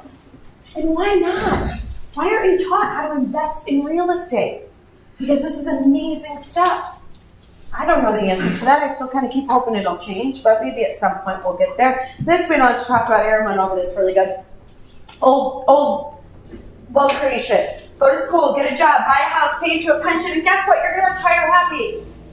You all know it used to work. We know the big problem with this is student loans. Student loans, the cost of a college education has increased more than any other good or service in our country over the last 20 years. Going to college and getting a degree is not, call it the solution. You now have kids graduating from college. You know what their hope is? To have their student loans paid off by the time they retire. Yet alone have any type of retirement for themselves. You have kids? You know that you can set up a retirement account for them now? You want to do something good for your kids financially? What we've done for our son. Set up a retirement account, self-directed IRA. We'll be learning about those tomorrow. Set up a retirement account. You know what you can do within a self-directed IRA? Buy property. Buy real estate. Yay! Buy stocks. Buy whatever it is, gold, anything that you want to buy. And then most people will tell you, I love it when attorneys tell me, have to be at least 18 to own real estate. Not if it's through a self-directed IRA. There's so many creative things that we can do. And then let's say you have kids, they go to college, could they borrow against it? Sure. Yeah. Absolutely. Borrow against it instead of trying to put money into an account every single month, hoping that it's enough by the time they go to college. It's insane. I heard somebody speaking about this. He said that per child, the cost of a college education, if you want your child to go to school and have zero debt coming out of college, better start putting away between $700 and $1,200 a month from the day they were born to the time they go to college. Per child. And he said this with a straight face. I was like, oh, he must be joking. I mean, who could do that? That's just insane. To anybody that financially can, it just doesn't make sense to, right? This is why our greatest fear in this country is running out of money in retirement. Do you agree with that statement? Mm-hmm. Throw out some numbers. What do you think you need to retire happy? Whatever my cost 2 million? Exactly, and that's why I think it's kind of ridiculous to put a number out here, because it's going to be different for everybody based on lifestyle, based on where you live. And more updated numbers is about 2 million. According to this, they say 1.3. I think we can all agree. That's not enough. No. Not depending on what the cost of living is. Exactly. But, I mean, if you have 1.3 million to retire, you're living in poverty. Yeah. Yeah, there you go. And I think we can also agree, not only is this not enough, still a lot of money to save up to. Saving up to retirement is not a system that works. What we need to do is invest and allow our investments to grow. One of the greatest things about being financially free is having money coming in. We all talked about this passive income, money coming in without your time needed, and watching it grow. The next two slides are two pretty important slides that I want to share with you. I'm going to actually share two of my personal investments here.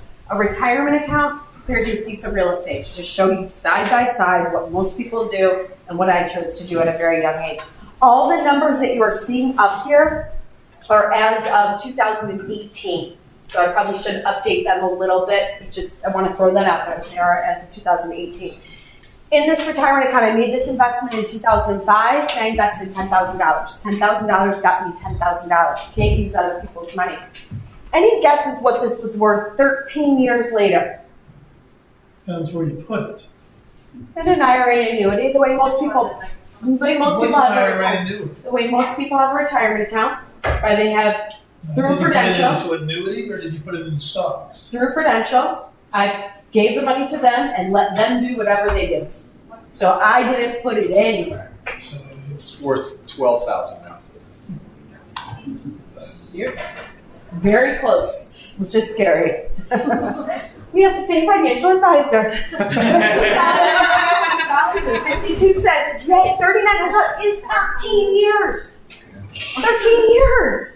So return of 2.536%. Published inflation at the same time period, 2.08. Where were they investing their money? Stocks how were and they mutual investing their money funds. to get only 13,000? There's, Yeah. It's not how they were investing it. What happens in a retirement account? It ebbs and flows with the stock market. Ebbs and flows with the stock market, and where else does some of the money go? Fees. Oh, fees. Yeah. It gets ate up with fees. It's unbelievable. And They'll tell you you're getting a 13% return, but then we're going to charge you this. And we're charge gonna charge me. you this. They actually keep over 80% of the gains. Yep. And you get about 20% of the that's gains. typical. Yep. And most retirement accounts should be illegal. True at all? Why? That's not true at all. Why? You could buy an S&P 500 fund from Vanguard with less than 0.5% fee, and that money would be worth over $100,000 today. But that's how the typical. This is how a typical I person thought you said that was invests. yours. This is mine, and this is how most people. What you If just you said. invest Wait, in hold on that a second. market- If what you just said, you are educated to do that, correct? I'm licensed. So you know there's better options. Would everybody else agree this is how most people are invested? Yeah. Yes. So if most people don't have your knowledge, this is what they do.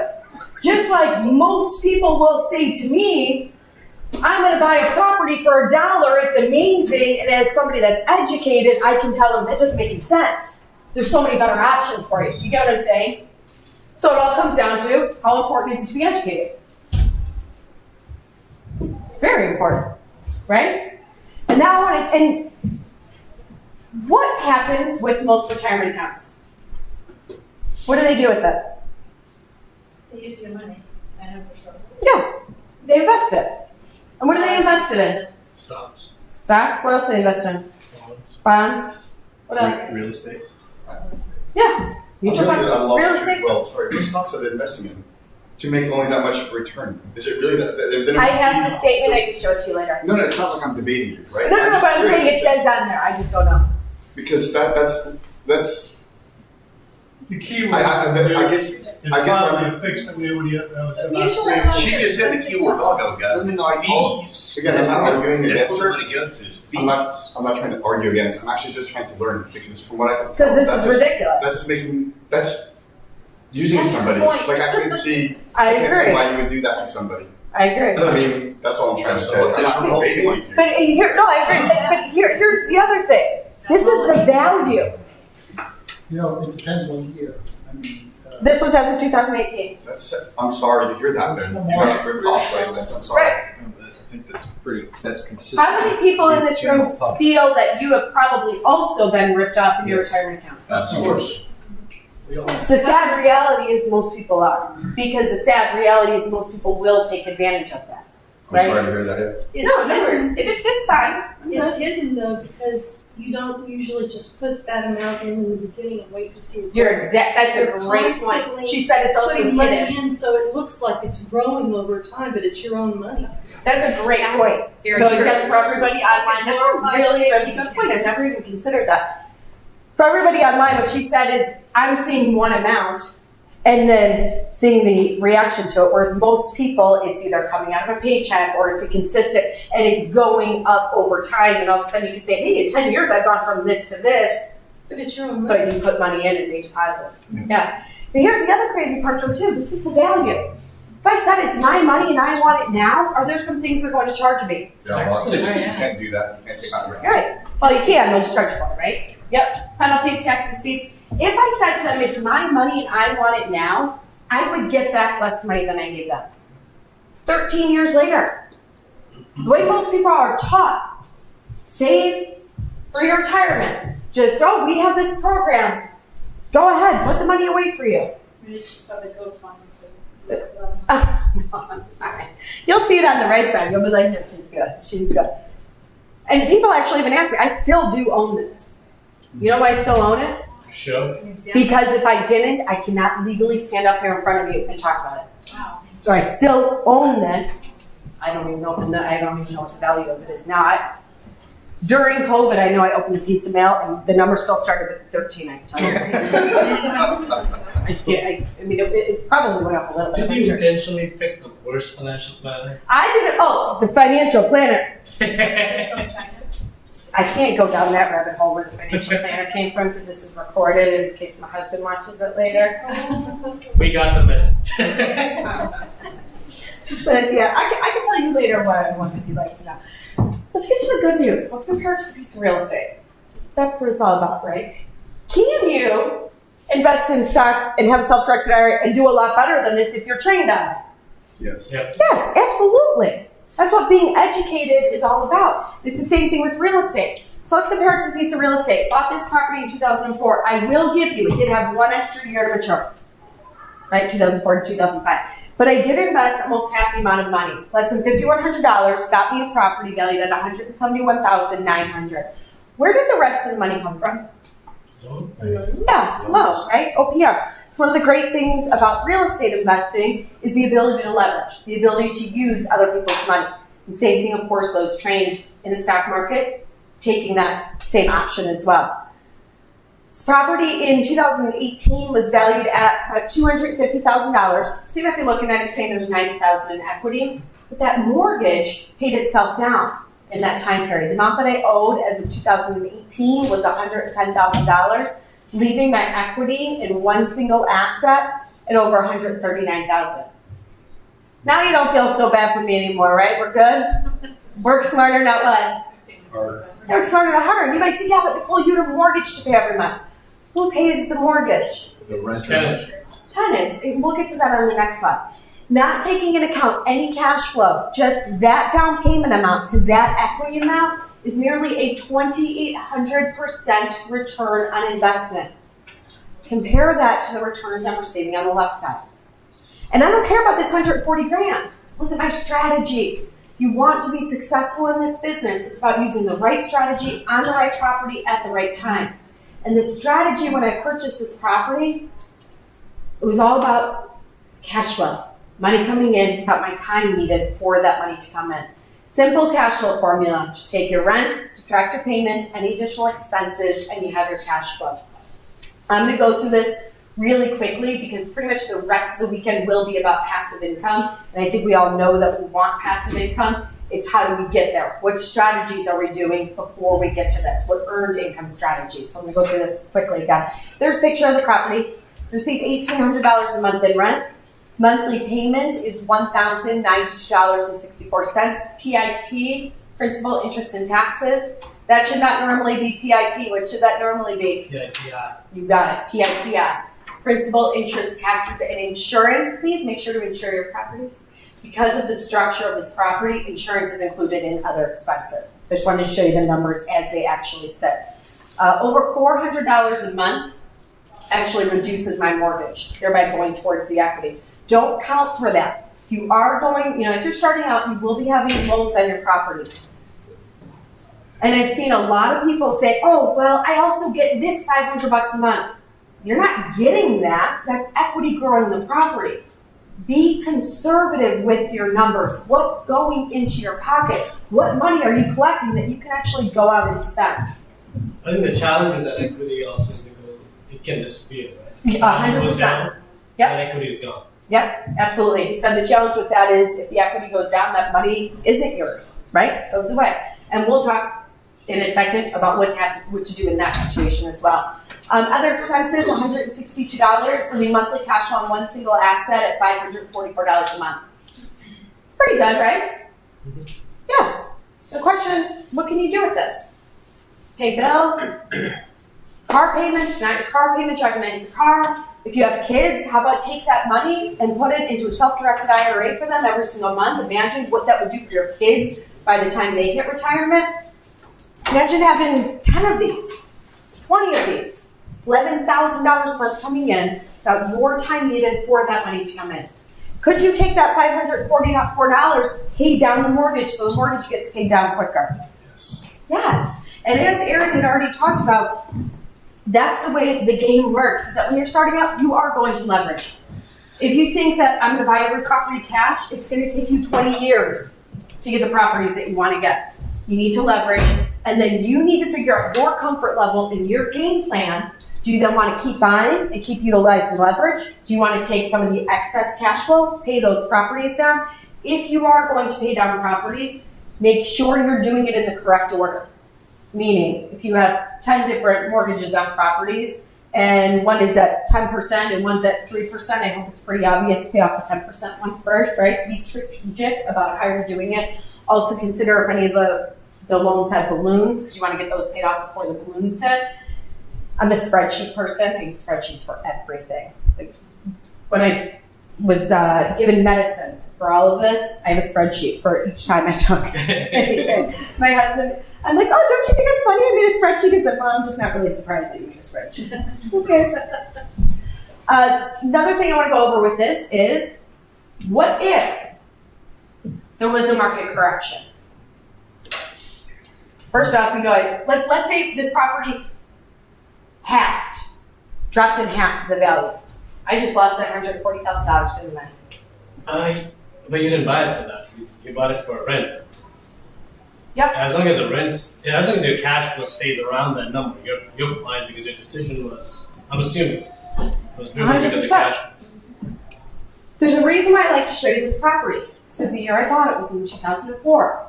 We all know what happened to the real estate market. We all know what everybody was telling me to do with the property. 2007, 2008, 2009. We all know what I was actually doing. Here's the difference between types of investors. We all know probably somebody that lost money in real estate, 2007, 2008. I purchased real estate 2002, 3, 4, 5, 6, some of the riskiest years for a real estate investor, yet I never handed a property back to a bank or sold as a short sale. What's the difference between me and them? I think they were buying speculation. 100%. They were speculating the market. They would buy a property, it had negative cash flow, and they said, well, in 2 years I'll sell it and make a quick $150,000. I know so-and-so that did it, and so-and-so, and therefore I could do it too. Buying for appreciation is not, N-O-T, not a real estate strategy. It is a risky strategy. You have to protect yourself. How do you protect yourself? Let the strategies protect you. Yes, this property went down in value. But was I still collecting my cash flow every single month? Yep. Tenant moved in this property in June or July of 2008. Ooh, she's going on 13 years of living there. Here's the crazy thing. Cash flow on this property used to actually be higher.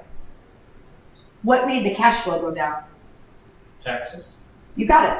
Real estate taxes went up. Now, in theory, shouldn't the rent have also gone up in that 13-year time period? Mm-hmm.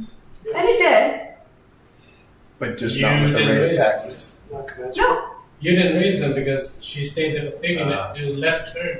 Same tenant. Again, there's going to be certain things that you're going to make a decision how you want to run your business, because it is your business, so it's ultimately your decision. My personal preference is that when I buy a property, I do not increase rents. It's one of the reasons why I wanted to become a real estate investor, because I would hear all these stories of people saying, I lived here for 20 years and then they sold the building and then my rent was triple and I got kicked out on the streets. And you're here and you can stay here as long as you want. I have a tenant, she's lived, not under our ownership, she's lived in a unit for 47 years. 47? And ever since we bought the building, her rent has not gone up a penny. Now, again, once the tenant moves out, so the market rent on this property is somewhere between $2,200 and $2,400. That's hard to pass up. It is hard to pass up. You're exactly right. Has she paid off her student loans yet? You said she paid off her student loans, yeah. And now let's do the math on it, right? Let's say I could be getting an extra $500. I'm literally burning $6,000 a month. But I have $544 in cash flow. Plus, call it $450 there. I'm making over $1,000 a month. There's also something where it's don't be greedy. Because if she moves out, she's been there a long time. We all know there's new carpet's going to have to get put in. There's going to be things in a couple months of vacancy. So what's the cost of that comparative to, and again, it's just looking at the actual return. And this loan is now at the point where so much, $450 is actually paying down that loan. I'm okay with it. Do you have a view of how much that transition costs, how many months worth of rent or some barometer when you have to go through a transition of a renter? Great question. So you mean just in general? Yeah, like all your experience would say it costs you 2 or 3 months rent. I mean, I don't have any idea what's the... Perfect. Okay. So the question was just for a regular, outlook of how many months rent when you're going between tenants. It's dependent on how long that previous tenant lived there. So, and the rental area. So if you're somewhere where rents are, the lower the rent, that more per month it's going to cost. That's just, again, experience. I've had properties that were rented for, $3,000, $4,000, and I didn't have to spend $1. They moved out, they already had their cleaning people in, everything. Oh my God. They want to do Take pictures. This looks better than when they moved in. I mean, not even exaggerating. It's unbelievable. They want to make sure they get their security deposit back. So my experience with security deposits, people either get back 0 or all of it. Because they're either really diligent about it or they just don't care, right? But then I'd say, an actual average of how many, I'd say 1.5 to 2.5 months. You're looking for kind of an all-around average. And that's going to generally be if somebody's been there at least 5 years. And you're talking about that's the time period basically to do your bit of a rehab or... No, that's the how many months of rent to get the property after somebody moves out for the next time that comes in. Plus the leasing fee, plus the vacancy. Yep. Yeah, that's really expensive. The turnover is expensive. Now you see why I like to keep my rents the same. It's just and again, it's like what Aaron said earlier. How much risk do you want to take on in your business? I like just knowing that this rent, I haven't even spoken to this tenant in years. Literally years. If anything breaks, she fixes it. Does she know she has a great deal? Yeah. Sure. Mm-hmm. She knows what her neighbors are paying. And I'm sure in her mind, she's like, I just leave Nicole alone. My rent's not going to go up. And I tell people that when they move in. So we have some of our properties that we self-manage, and then of course we use management companies and all that stuff as well. We only self-manage local properties. We never consider self-managing anything local to the area. But whenever people move in, I always make sure our management companies know this as well. I want people to know if you are a good tenant, you can expect your rent to stay the same, and you can live here as long as you like. If you annoy me, and let me give you examples of annoy me, or annoy the property manager. Because if they're annoying the property manager, who's paying for that? You are. Little things. Batteries need to be replaced. Light bulbs need to be changed. Now, and there's all reasons that might be okay. We have certain properties where the people that live there are elderly, and I always want them to know, please don't attempt to do anything yourself, even if it is legally a tenant's responsibility. That's just doing the right thing, make sure it gets taken care of. I'm fine with that, right? But, other things when people will say, oh, whatever it might be, something might be broken. Some of our leases actually say any repair $100 or less is the responsibility of the tenants.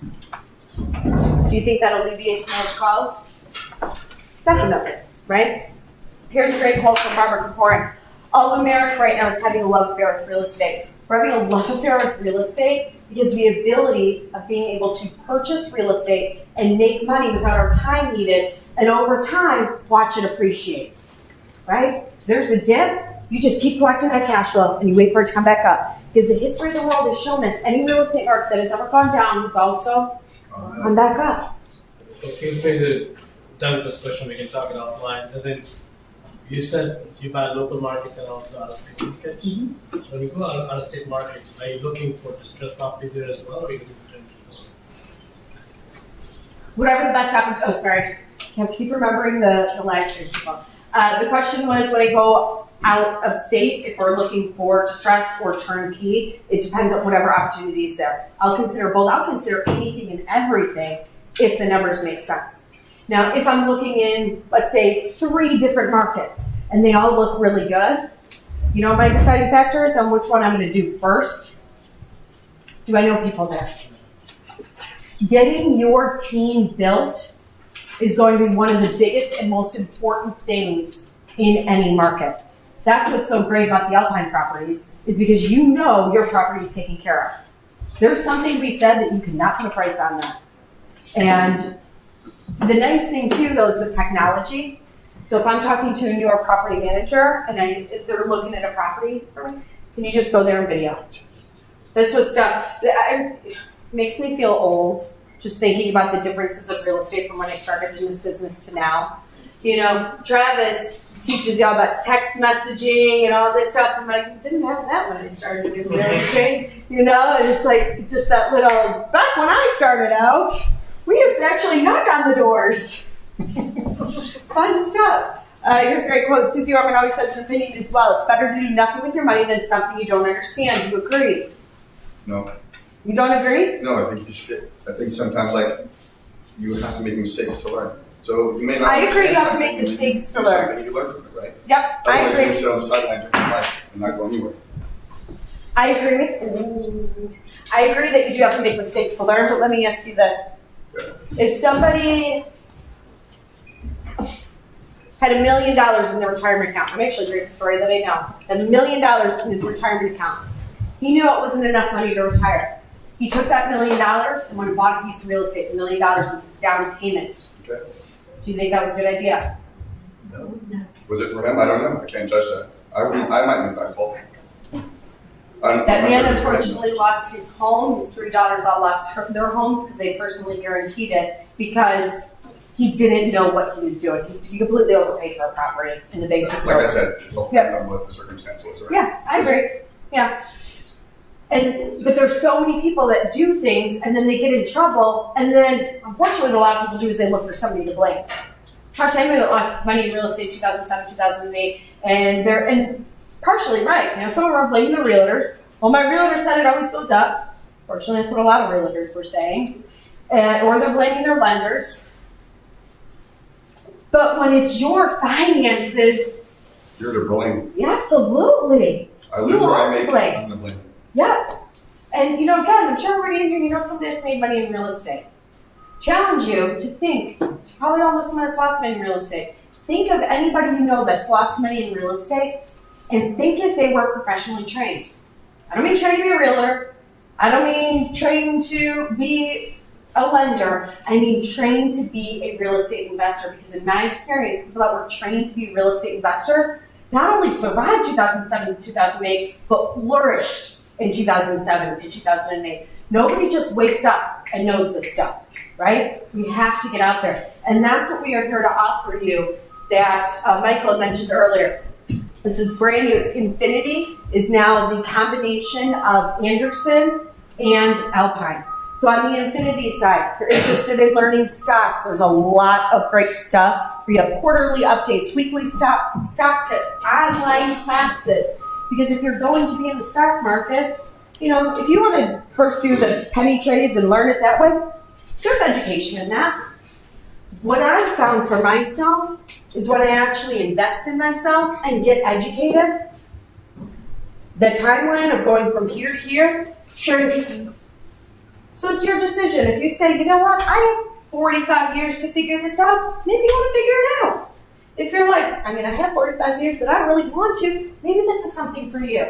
And again, that's for you to decide. In addition to stocks, there's also about real estate. This gives you access to exclusive properties, which of course are the Alpine properties. Please know you guys are all here this month and next month. Starting in March, this will be a paid event. People have already paid to come in at that point. As an Infinity student, you will be able to come to Cash Flow Field Training. It's actually going to be renamed as a Cash Flow Summit. Also, real estate classes. If you're interested in real estate classes, there are a whole bunch of them. This isn't one class. I just couldn't fit it all. Real Estate 101 is one. IRAs 101. Wholesaling, marketing, flipping. You want to learn to wholesale, maybe you're just starting out and you need some earned income. You know, wholesaling, putting a piece of real estate under contract, taking that paper, selling that paper. Say you make $5,000, somebody paid you $5,000. Instead of trying to figure out how to do it, let's try to show you how to do it. Show you how to market. You know, I have people that say, I've tried to wholesale for 3 years. It just doesn't work. It sounds good in theory, it doesn't work. Let's say go take Travis's class. They take his class. The student, she trained with Travis actually, took his class 5 days later, did her first wholesale loan. She made 6 figures on her very first wholesale deal. Don't expect to make 6 figures on your first wholesale deal. All right, let's throw that disclaimer out there. She did. And that's incredible. And, you know, other trainings are out there, foreclosure, creative financing. We're talking about creative financing. You were all loving seller financing earlier, weren't you? You were like, seller financing? I want to learn more about that. That's my favorite strategy. I love seller financing. Why would you not ask for a seller?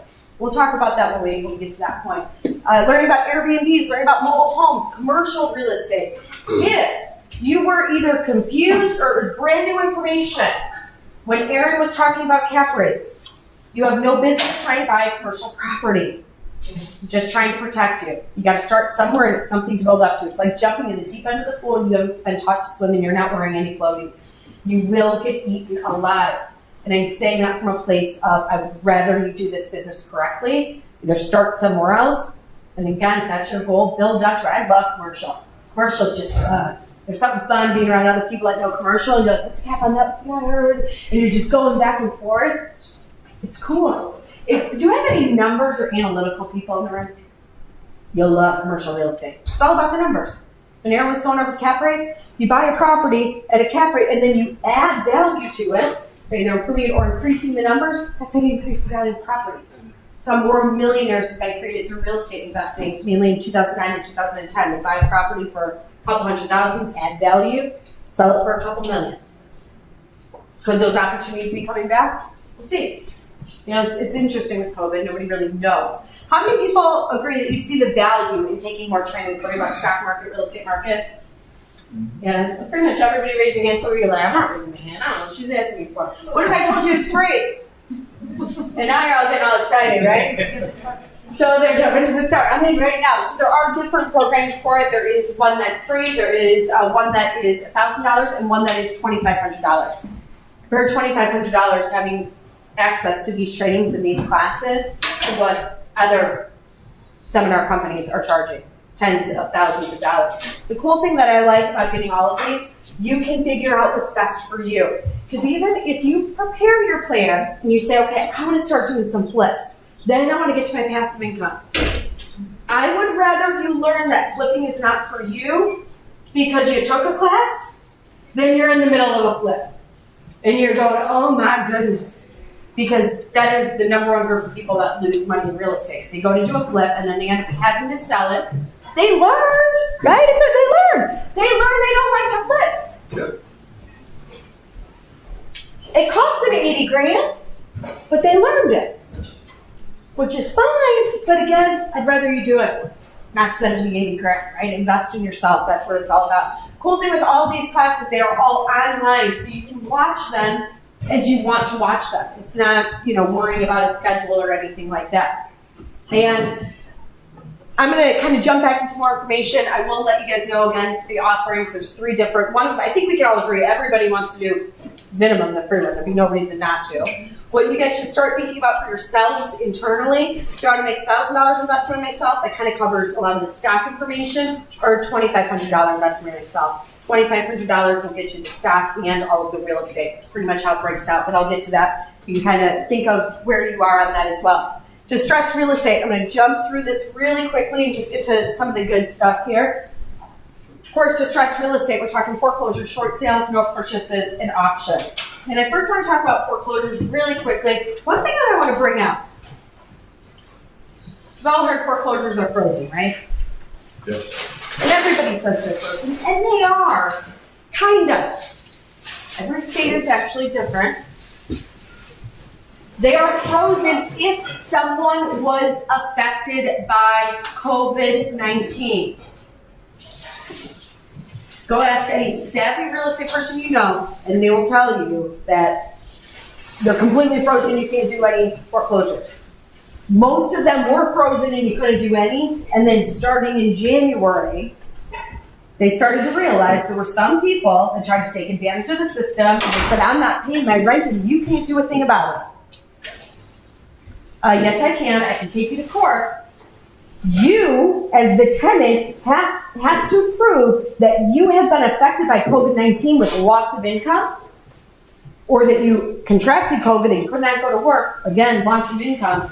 Otherwise, that applicable in California? Because It's like every state's different on how they do it. California, I would say no, because California, everything's on the other side. But I will tell you this, in Illinois is very similar to California when it comes to their laws. Illinois, that is exactly how it is. That doesn't mean evictions? Yes, California, you yes. can evict somebody and Yes, they don't have to pay that rent. is for They don't have to go to- They're not obligated. Yeah, and I'm not surprised in California. But the point being with this, check state by state because every state is different. Don't just think there are no foreclosures, there are no evictions. Understand that they have started to tweak this and just. What do you say? Try Google. What do you say? Eric? So ask the Google. Google. So the courts, when COVID first went down, the courts were all closed. Yes. Right? You couldn't even get in front of a judge.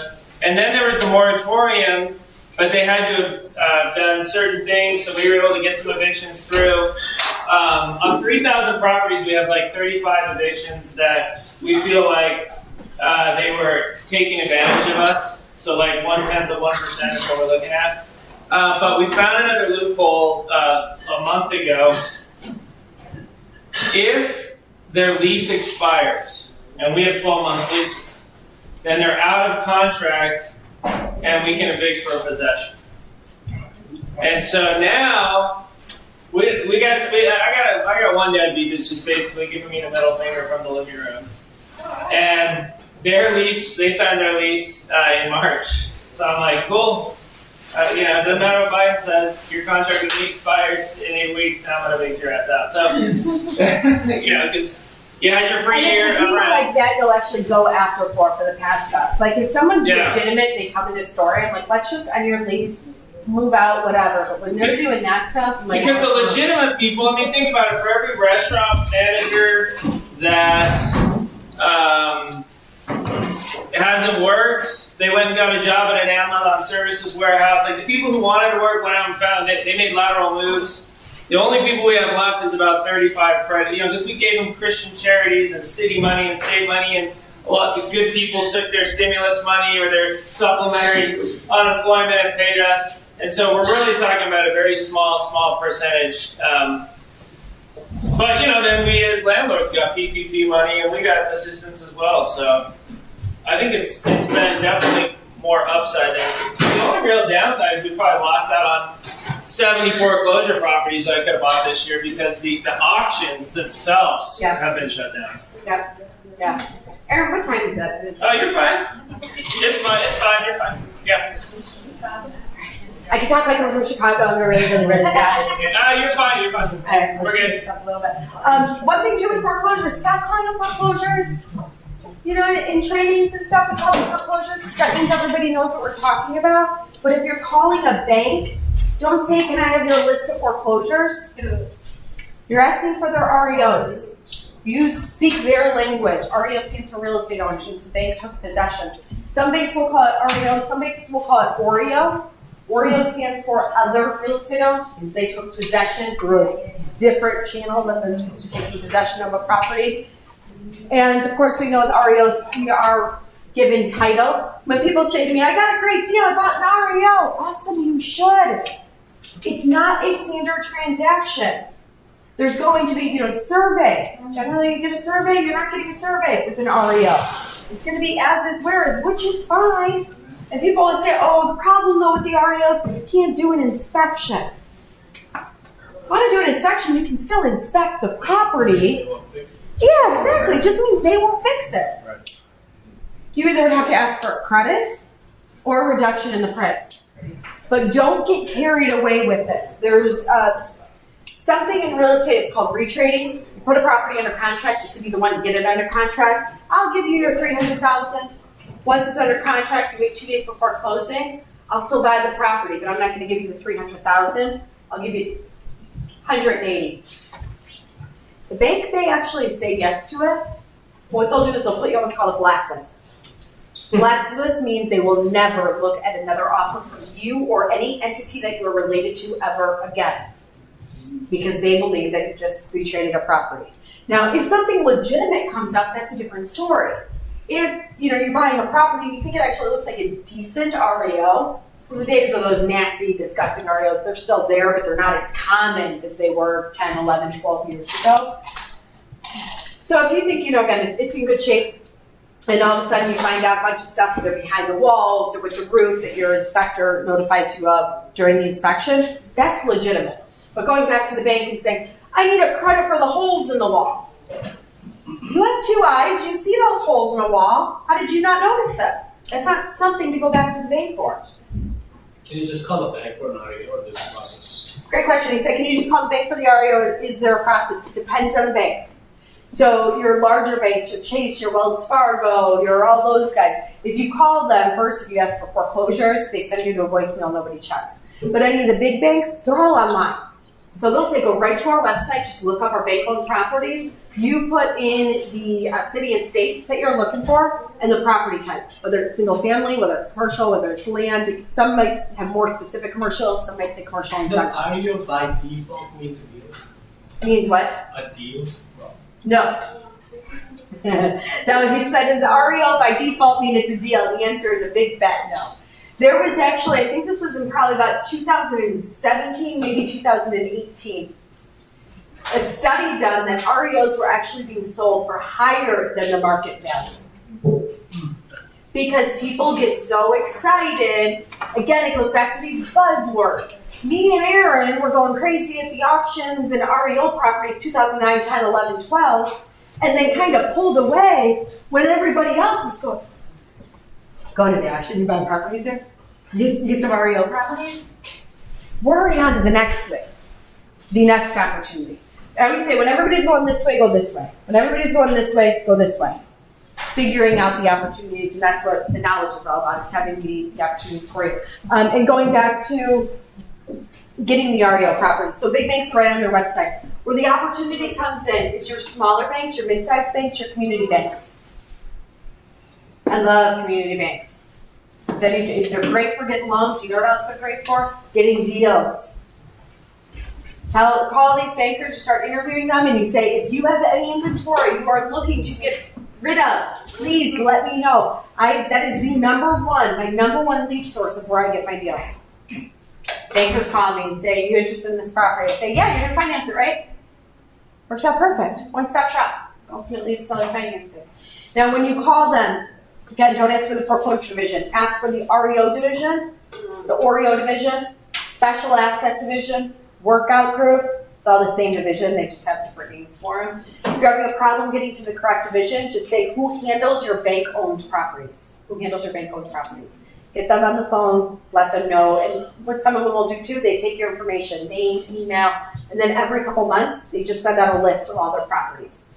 The bigger banks are also regulated that they must list all of their REO properties on the open market, generally with a realtor on the MLS. Smaller banks do not have that same regulation. So the cool thing is, the biggest thing we're trying to get deals in real estate, is find off-market deals. So Travis will teach you marketing. You become good at finding off-market deals, I promise you will have more deals than you know what to do with. Because by the time it's hit the market, a whole bunch of eyeballs have already seen it that have potentially said no. I'm not saying you can't get a deal that's put onto the market. My experience, I love the off-market. I was just going to ask, I know some banks in particular, it seems to be the ones I found in Wells Fargo owned properties, right? They will. You would have told me the story. It's going to be a bad story about the bank, right? Well, you would have told me the story, I would have been able to guess the bank. Well, it's just they seem to have a lot of properties that are in foreclosure that they're not selling. And so my assumption is they're holding it for losses to write off and take losses against. Is that kind of the reason they do? Because it drives me crazy. These are great properties that could easily flip or rent or whatever. They're bringing down the neighborhood. Yeah, they're literally just letting them die, you know. I'll tell you why it's happening, and then I'll tell you kind of a way around it, or the way that you can benefit from it. So again, for everybody online, the question was, knowing that a property is owned by a bank and that they're not actually selling the property, they're just keeping it in their inventory. So especially in Florida, my goodness, there's properties that have been owned for 10 years by a bank. Some of them, it fell through the cracks. Right. Because the loan was done by this bank, then this bank bought this bank, then this bank bought this bank, then this bank bought this bank. And it's just, they're not even aware that the paperwork is in there. But the way that the FDIC requires, once a property becomes an REO, there's a certain way that they must legally write off that bad asset. So for example, if you notice an REO gets listed onto the market, how long is it on the market before the first price drop? 30 days. Oh, what? 30 days. 30 days. After it's on the market for 30 days. So if you're looking at an REO and it's day 29, you're about to make an offer, don't. Wait one day, you'll see a price drop. Yeah. It's literally like clockwork. And it's generally every 30 days that they do drops.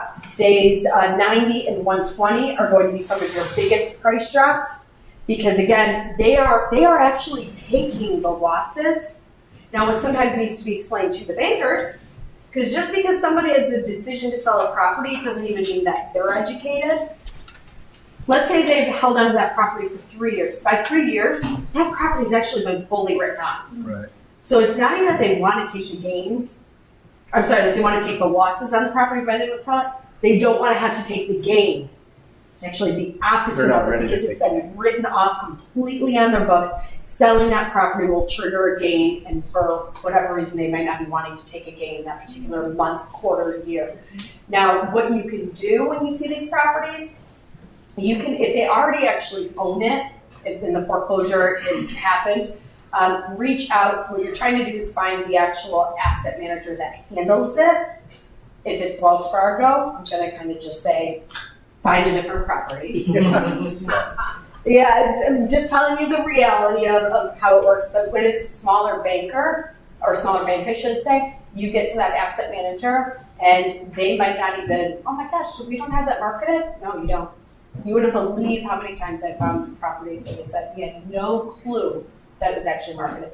If you find them before it's actually REO, the thing to do is show up in court when they're making decisions, especially on commercial property. Sometimes, and this is what's starting to happen more often now, they're not wanting to actually foreclose on it because they don't want their name on title. So every time they show up, and it should be called the final hearing, they ask for a 30, 60, 120-day extension. They keep getting these extensions. And the reason why they don't want to be on title is for liability. First, they were doing all these foreclosures. We saw it all happen. They were actually taking ownership of all of that. Big issue that happened was up in Michigan with the gas station. Bank foreclosed on a gas station, and they don't know anything about gas stations. I think it's kind of common sense what's underground in a gas station, right? The tanks, the oil, the gas. The very first thing you have to do, if those are not being operational, you have to fence it. Fence the entire property, fence each one of those for issues, and do an environmental test, an EPA. They didn't do any of that. There was gas, and also when it shut down, you need to pull that gas out of the tank, out of the ground. Didn't do any of that. It leaked into the water system, and that bank no longer exists. And after that happened, every bank under the sun was like, we don't want to be out title. So they try and take it, especially on commercial properties, especially gas stations. You'll see it more common where they keep pushing it. And the best thing to do is I just show up in court. I'm here, I'm a buyer. I don't know if they keep booking, they keep playing over there. Because the court, in everybody's best interest, could actually force a sale. Do you find that banks, or maybe just the big banks in particular, do they always go through like a listing agent, like a pocket listing type of, do they always do that? Or? Big banks are required that they must do that. And they're required because that was the agreement that they made with the federal government. Sorry for those online, it is about if the banks always will list a property on the open market. And the reason is because when they took the bailout money, that was the agreement. It was part of, I should say, the agreement. That was part of the agreement. We're going to take this bailout money. We will agree that all of our properties will get listed onto the open market, that we will allow people for the first certain number of days, owner occupants prior to investors. There was a bunch of things that were in that agreement. And some of them have started to roll out, but they haven't all rolled out yet. Yeah. Now, and here's the other thing. Everybody's loving on foreclosures. I'll tell you what I love, short sales. You know what a short sale is, right? No. Underwater? Yeah. So let's say somebody says, my property is worth $400,000. I owe the bank $500,000. They want to sell that property, they need to bring $100,000 to the closing table. Or ask the bank to accept the shortfall. So they're saying to the bank, listen, I fully understand that we owe you $400,000. I'm sorry, that we owe you $500,000. Will you accept $400,000 as payment for our $500,000 loan? Make sense? Okay, now here's the reason why I'm a huge fan of short sales, especially over foreclosures. Foreclosures across the United States, if somebody loses their home to foreclosure, however much money the bank loses, at a minimum, that is a taxable event. Most states are what's called deficiency judgment states. In a deficiency judgment state, the bank can actually come after them for the downfall and, again, depending on the state, garnish their wages. And if right now you're thinking, what in the world is she talking about? All these people went through foreclosure and none of that happened to them? Well, the laws have changed. So this has always been the case, and in 2007, one of the first laws related to foreclosures was changed. It was called the 2008 Mortgage Relief Act. 2008 Mortgage Relief Act. It cited that certain things were the case. If somebody lost their home to foreclosure, if it was their primary residence and their original own on the property, banks could not come after them, nor was that taxable income. 2008 Mortgage Relief Act expired January 1st of 2017. What that means is anybody that has gone into foreclosure since then is subject to these laws. This is why I want you getting to them, why you can still help them, but they don't have their wages garnished. Think of it like this. Somebody can end up having to pay more in taxes than they made in a year, which is pretty crazy to actually think about, right? So, again, big fan of short sales. We're not seeing them happen as often. Why aren't we seeing them happen very often right now? And I just want you to be aware of them because this could change this year. Well, my first thought is don't short sales take a long time to. Thank you. You just reminded me of something I forgot to say. Most people don't like short sales because they take forever. Guess what? That law was changed in April of 2015. And most people don't know this. Banks are legally required to respond to every short sale offer within 30 days. Doesn't mean they're going to respond in 30 days. It means if they don't respond in 30 days, you pick up the phone, you say, hello, Mr. and Mrs. Banker. I thought you had 30 days to respond. You politely let them know they just broke a federal law. I believe they're not going to respond to you very quickly. Because that's how they can get essentially ticks. It's called their camel score. That's how they get rated. And now they're, again, going to respond quickly. But the reason why we're not seeing as many short sales, they're not underwater. Again, if something changes, I just want you to be aware of this. They're not underwater. Are there people in the foreclosure process that have equity in their homes? In my opinion, I think it's one of the number one places to be looking as a real estate investor right now. You find those opportunities, you reach out to those people, and you say, let me help you. It's a more advanced way of doing it within single family. You'll learn it very slowly, very detailed in all of your next trainings, but it's essentially helping them to stop the foreclosure process using an option. So then you have the option of purchasing it. You have the option of purchasing it for the amount that they owe, which of course there's now a spread for what they owe to. Pretty cool stuff, So right? right now, we only had 6 properties at auction today. We got none of them. And one of the big reasons why there's so many less at auction because everybody's doing this and getting to them beforehand. But we got 20 deals this month in pre-foreclosure stage. So the challenge is to find the pre-foreclosure. That's why you gotta. That's where the marketing, the wholesale training that Travis teaches, because there is no. Look, we consider foreclosure to be on market, just like MLS.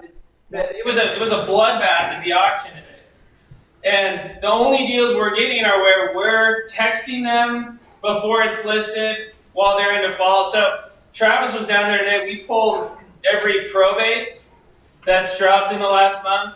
We pulled every eviction that was filed by a landlord because we'll text them or send them a postcard. So we go through and we pull these targeted lists. Pre-foreclosures like our bread and butter because the anxiety when somebody's 30, 60, 90 days, there's a lot of people that don't believe that forbearance is real. They don't believe that they'll be able to keep their house and cash up the mortgage. They don't trust their lenders. And when you call them and say, hey, look, you owe $175,000 on the house. If you put it on, MLS, it may be worth 220. What if we give you 185 so you walk with 10K? The letters stop. You got money to go be a renter and just ride things out. And To a lot of people, what's that? And you don't run your credit into the ground. Right. To a lot of people, they're like, yeah, I got a couple 30-day lates, but now I can be done with this. Pre-foreclosure is amazing, and it will be for the next 24 months. So there's a lot of people that are backed up, and think of all the landlords that had 2, 3, 4 mortgages, and they've been stuck with tenants. It's just to learn how to do the short sale piece is gold right now, because nothing's making it to the auction, much less REO. Yeah, for sure. And the other reason, why mailers are doing so well now versus any other time, or why people are wanting to sell their properties off market. Aaron and Travis were talking earlier about absorption rates, how quickly properties are selling that get on the market. And that's why everybody says it's a hot market. But there's a lot of people that want to sell and they don't want to list their homes right now. Why don't they want to list their homes? Think COVID. There you go. They don't want people in their houses. So when they get a letter from someone like me or someone like Aaron or someone like you, and they can just make a phone call and they say, I want to sell my house, it's worth it to them, even if they're going to sell it as a discount, because they don't have people coming in and out of their house all day. That's why some people will say no more showings, and they might not even have an offer on a listed property. They'll say, no, we've got to get a showing out of what's just happened. They don't want people in it. I agree with that. This might be getting off the way you're getting into the full strategy. At that point, if you're offering someone this deal like the 185 or a 175 buyout, right? So in other words, can make out, and you still do due diligence on this, do inspections and all that thing, or do you just roll? Yes, it depends on how good of a deal it is. God bless you. But like if you think a house is worth 10 grand and someone's like, for whatever reason, we're just going to sell it for 5, you just roll, right? But in that case, absolutely, you can still do your inspections. And I love when Aaron showed what your safety is with, because I gotta say, I always thought I was like the safest person ever. People would say to me like, "Oh, you're a real estate investor, you must like risk." I'm like, no, I'm a real estate investor because I want to control my own destiny, and I have all these amazing answers. I want to know that someone's not going to rip my job away. But then I was following his stuff. I was like, oh yeah, I'm high on that one. I'm high on that one. I'm high on that one. And I do the same thing. I have very high deductibles on properties for the same reason. But it was, I thought it was interesting to realize when you always think that you're a safe person and you're like, oh, maybe not. I'm going to actually just kind of jump through some of this. I know Aaron already talked about seller financing, so I just want to get to, call it cut to the chase of what I know everybody's interested in and get you guys all squared up with everything through Infinity Investing and let you know about the different memberships. Included in these, in some of the memberships, I should say, you also have weekly Zooms with Aaron. Do you think that would be beneficial? Yeah, for sure. Ask questions, all that good stuff. There's other people that jump on him as well, myself, Travis, whoever else it may be. You guys have already heard from Aaron. Being able to take classes with him is incredible. He's, written books. He has a lot of great information, and it's always different. It is very beneficial to come back here. And other people that are going to be teaching you about stock market, market, how to become a stock market landlord. How cool is this, right? And I hope we also know and understand and agree it's not just about learning real estate. It's not just about learning stock. It's not just about having a job. It's not just about having this. It's multiple streams of income, even within your real estate portfolio. That's why we say you don't want to just be 100% residential, 100% commercial. It's having different streams so that if something happens here, you pivot. Something happens here, you pivot. I've obviously been asked a million times, what am I doing or how am I preparing or what do I think about real estate changes with the new president? Because there's always changes in real estate laws whenever there's a president change, every single time. Anytime there's an administration change. You know what my response is every time? I need to know what their changes are first, and then I can pivot. It's not about anything else. It's just about pivoting and adjusting to what's in front of you. And that's what this knowledge and education is all about. It's about learning how to market from somebody that has used the marketing that he's going to share with you to purchase thousands upon thousands of properties. about being around the experts that are doing this, and we're still doing this. And why do we still invest in real estate? Because we love it. Why do we choose to teach? Because we love it. You know, it's awesome. People say, well, if you're doing so well, then why are you here? I'll tell you, I haven't done this in almost a year. I've been home at COVID. When COVID shut down everything, my life didn't change. I went to Florida. I still did what I wanted to do, right? But I genuinely love being here because, again, I love hearing success stories, and it's just fun. My husband said to me, he goes, babe, I think you need to get down there and do it. I guarantee you'll be done with that room, and all of a sudden you're back, you're going to be like, what? I don't have anything wrong with my back.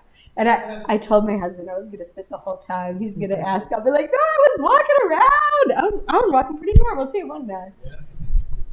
Well, impressed with myself.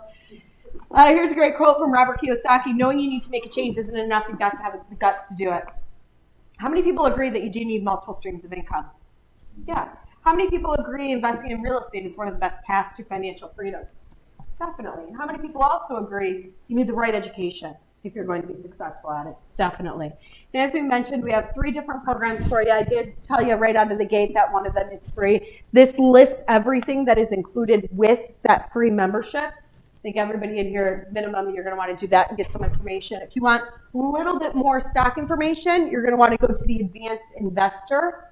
That one is going to be $9.95, which gives you all this information. I think there might be some people in the room that are already in this program. This was originally rolled out by Anderson, which means you're already in it. It's the same thing, just so you know. Just because it's a different name, I just want you to know you're covered. You wouldn't do this instead. This is a new program because this is now Alpine and Anderson coming together, is adding in the real estate piece. This, which includes stock and real estate, is $2,500. If you are already here, you wouldn't pay $2,500, you would pay $1,500. Does that make sense? You're just paying the difference. So ultimately all you're doing, because this was just rolled out. How many people know that you want to take advantage of one of these offers? It should be everybody. So what I'm going to do is I'm going to actually give you guys a link right now. And as we're kind of wrapping up and finishing up, you guys can open your phones. Look at Aaron with his fancy thing, and I don't know how to do it. How do I write?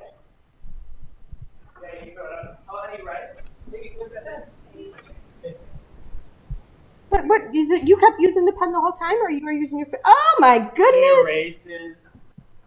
Fancy.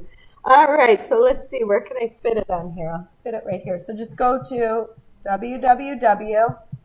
Yeah, we had several questions like if I'm platinum, do I get a discount? If I'm already in the advanced, do I have a discount? And like who's already like either titanium or Infinity Advanced or right?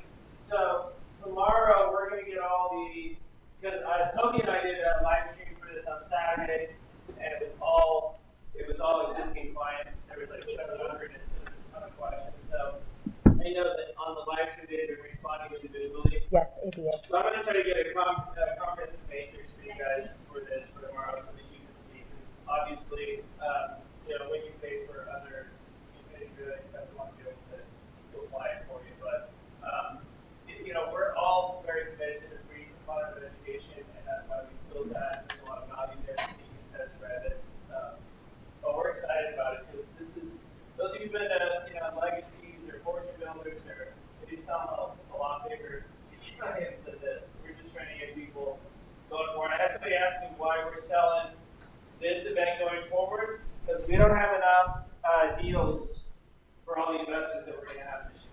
We've never had that.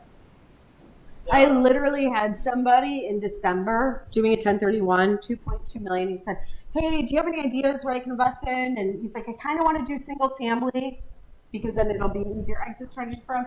I'm like, yeah, let me reach out to Aaron. I'm like, if somebody wants to buy probably be about 22 of your properties. You know what his response was? Won't do it. Like, no, I need to. I'm like, what? I need to save some. I got an event coming up. I need to make sure we have a deal. Like, we literally, we pay for like 4 or 5. Yeah, you first came to that. Yeah, and we have for years it was like free to come to the event. We always had extra deals, and then I had the Anderson guys go like, you don't understand. We'll take our clients, our family will take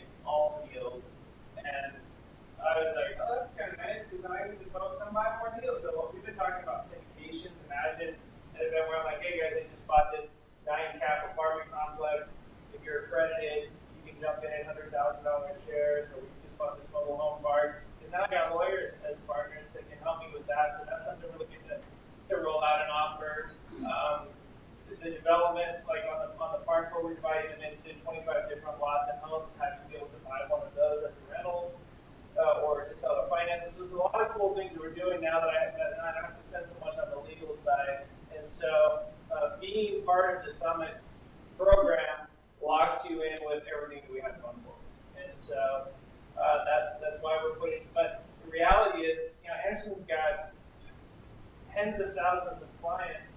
Every time I hop on a live stream, we get just mauled, right? And so, one thing that I've seen, I've worked with a lot of Wall Street companies, and all of the Wall Street companies know how to say, we need to close this fund, right? And our companies have said, like, Travis and I just want to find a deal with the beach. That's like our two passions. We like buying properties, we like running operations, and we love teaching. And we're not lawyers, we're not CPAs, and we know we do, we know we don't. This partnership is so synergistic with our two companies to do infinity together that it allows us to do our superpower, allows them to do their superpower, and that we never have to worry about filling the event anymore because Amazon's got thousands of clients, and they have now an offering of our product and our inventory that's taking the family.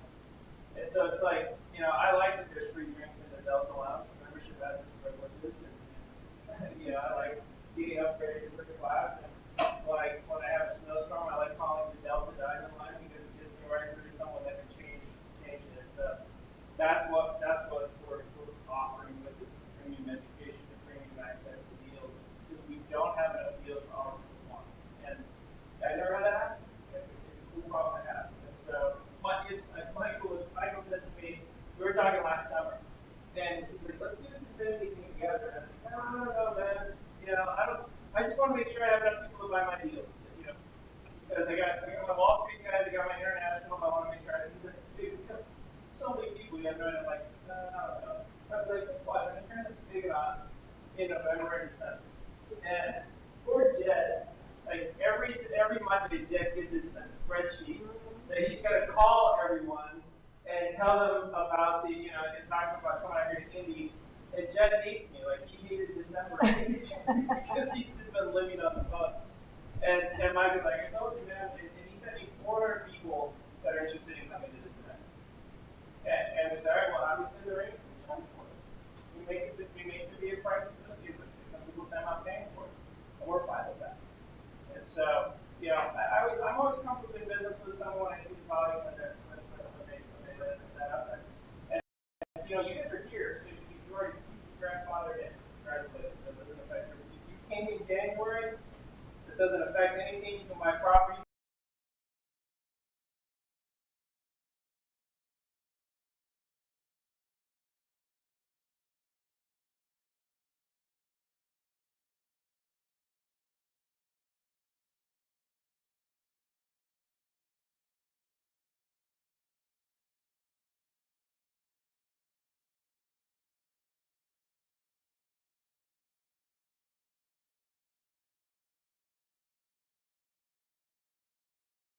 A good time to people yeah, I know there's a ton of questions about it Saturday. One thing to do too right now while we're still answering some questions is just go on your phone and put this in. Number one, make sure it works, and then you can either close it down once you're back to the hotel, look at it later, or if you want to get enrolled in the freebie right now, get enrolled 1,000, whatever it is, just do that, but then at least you know it works. /I. Sorry, it's my beautiful handwriting. Yes, sir. Yeah, I guess, Aaron, I'm not sure. So are you saying if we bought property today, we're grandfathered in, but let's say we want to come back in April or May and look at more inventory you have, that they're not going to be available last quarter? No, you build any property. If you want to buy one property this weekend and then get another property next year, you'll have access. You'll have our team, you'll have access to the live stream. You won't have access to the coaching, you won't have access to the class, you won't have access to the website. But you're here and you have access to properties this weekend, and that will be ongoing. Our existing clients who we've worked with in the past will continue to have that same access. So we're not looking to close it out. We're just trying to filter the wave of new people. You put a password on the flip side of the board there this morning, which takes us to the website. And that's just a archived section of old trainings that we have. So but that doesn't access the new classes. Gotcha. But there's some good stuff on there. There's some good stuff on there for sure. Yeah, it's all right. I mean, I went to. And I would even say this, hey, I gave you a free, there's like 40 hours of content on there.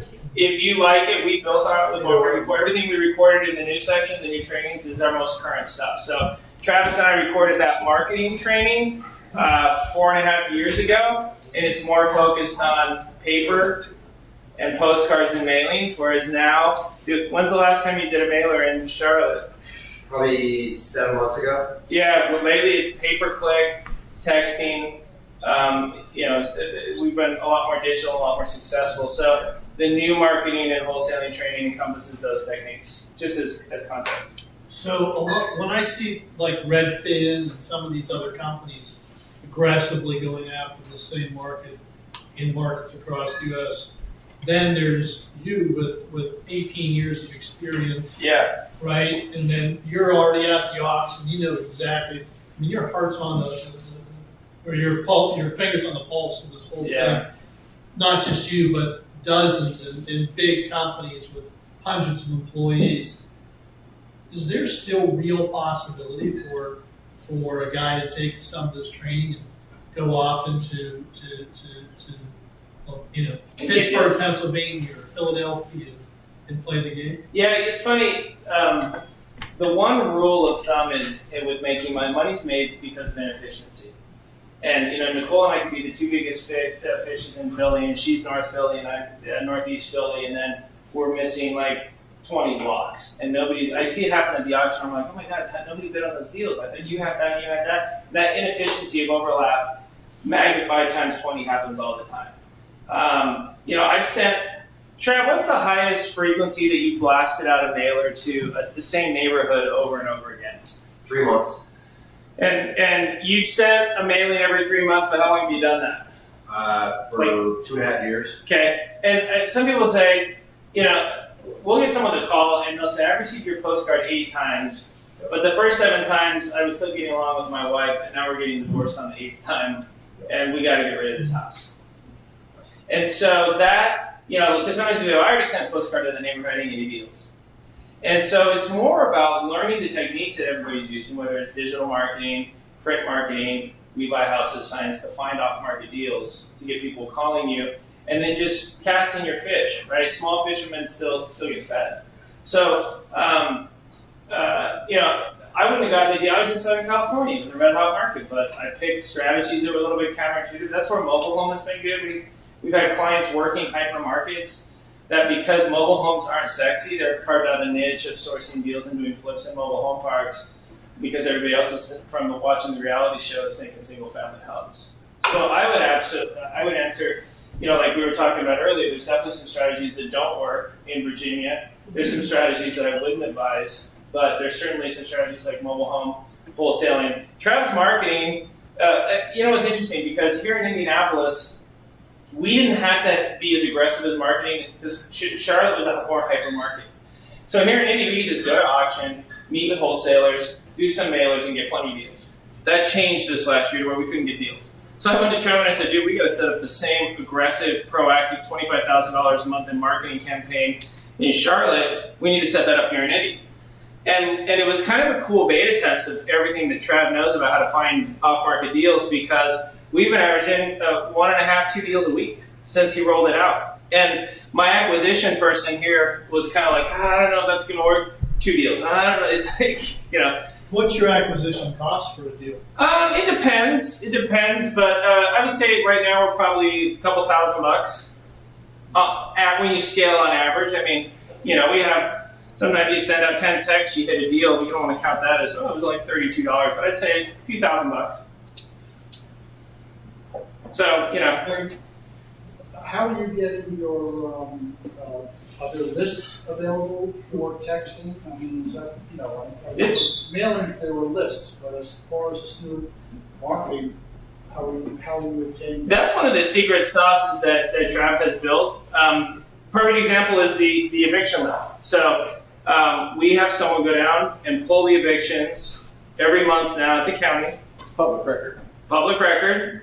And anybody can pull that, but then what Trav is good at doing is getting the cell phone for that landlord so we can text him and say, hey, saw you filed an eviction, I'd love to buy your property.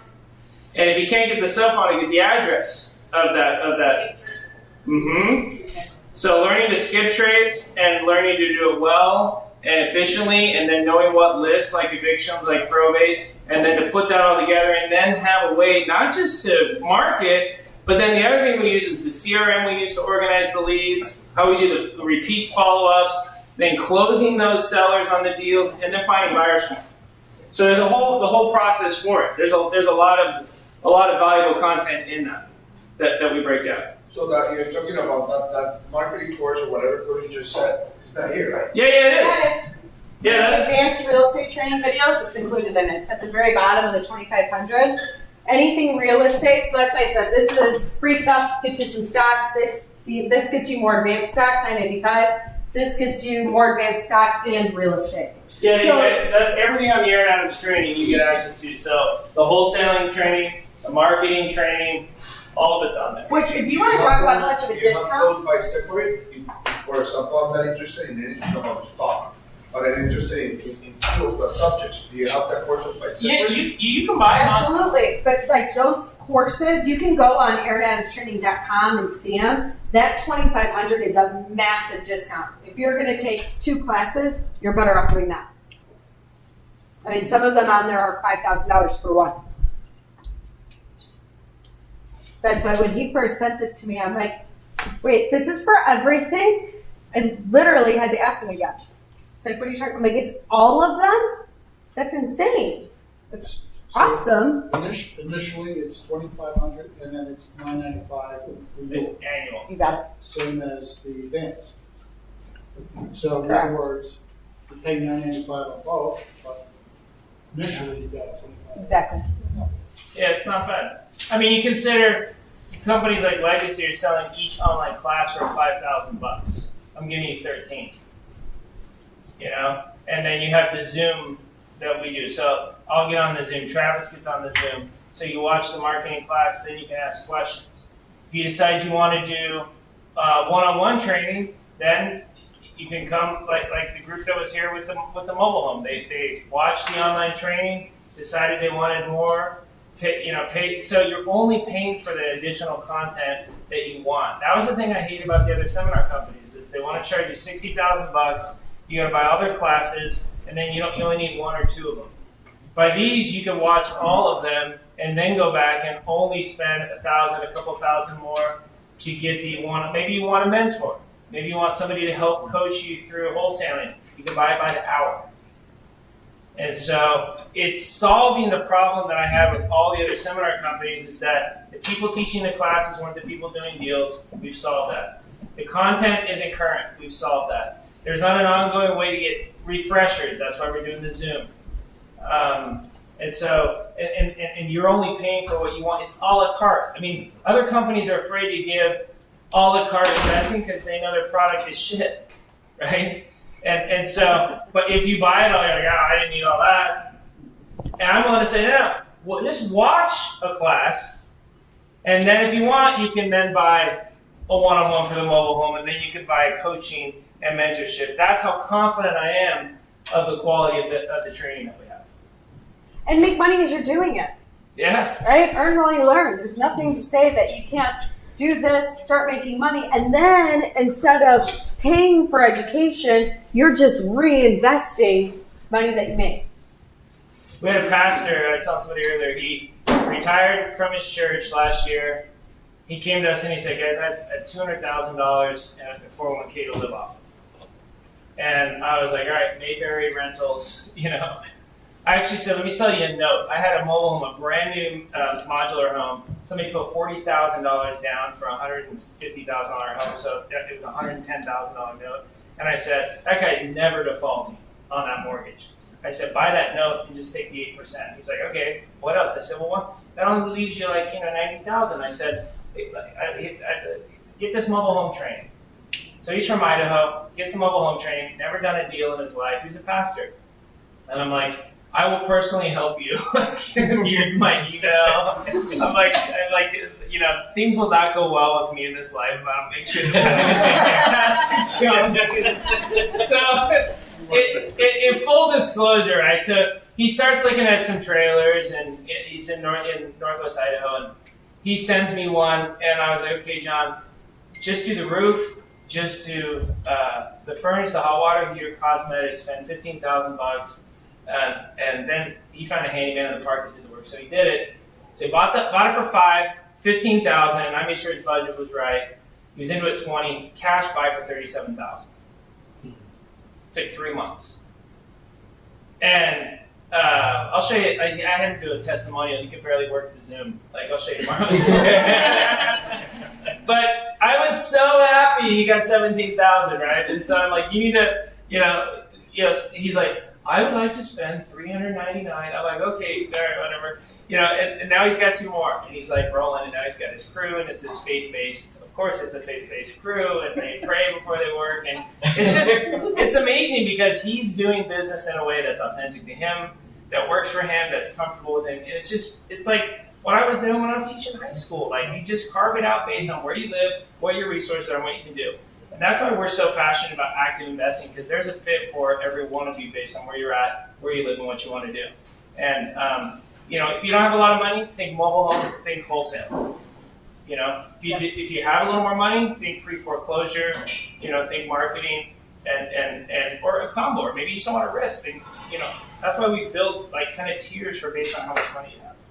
How did you say you get your buyers when you do wholesale? Because in wholesale, you're finding the deal, right? Uh-huh. And you're selling it to someone. Yeah. So we teach several ways. But I mean, easy. If somebody wants to start wholesaling, you have a buyer already right here. Yeah. Okay. Yeah, and but you'll learn how to It's build. not in a state that you're. We teach you how to found me in any city.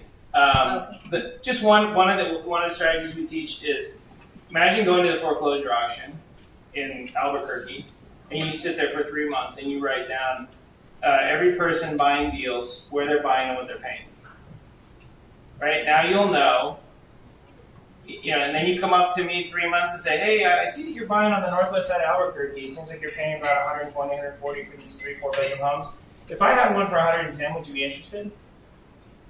I have a lot of wholesalers reach out to me. Here's my card. When somebody has paid that attention to me at the auction and shows that they are going to help me, do me one better. I wish that guy would have showed up today, right, T? Amen. I was just the auction and did that exact thing. I was like, hey, I got a deal. It's not going to really fit any of our models, but I know he overpays for everything.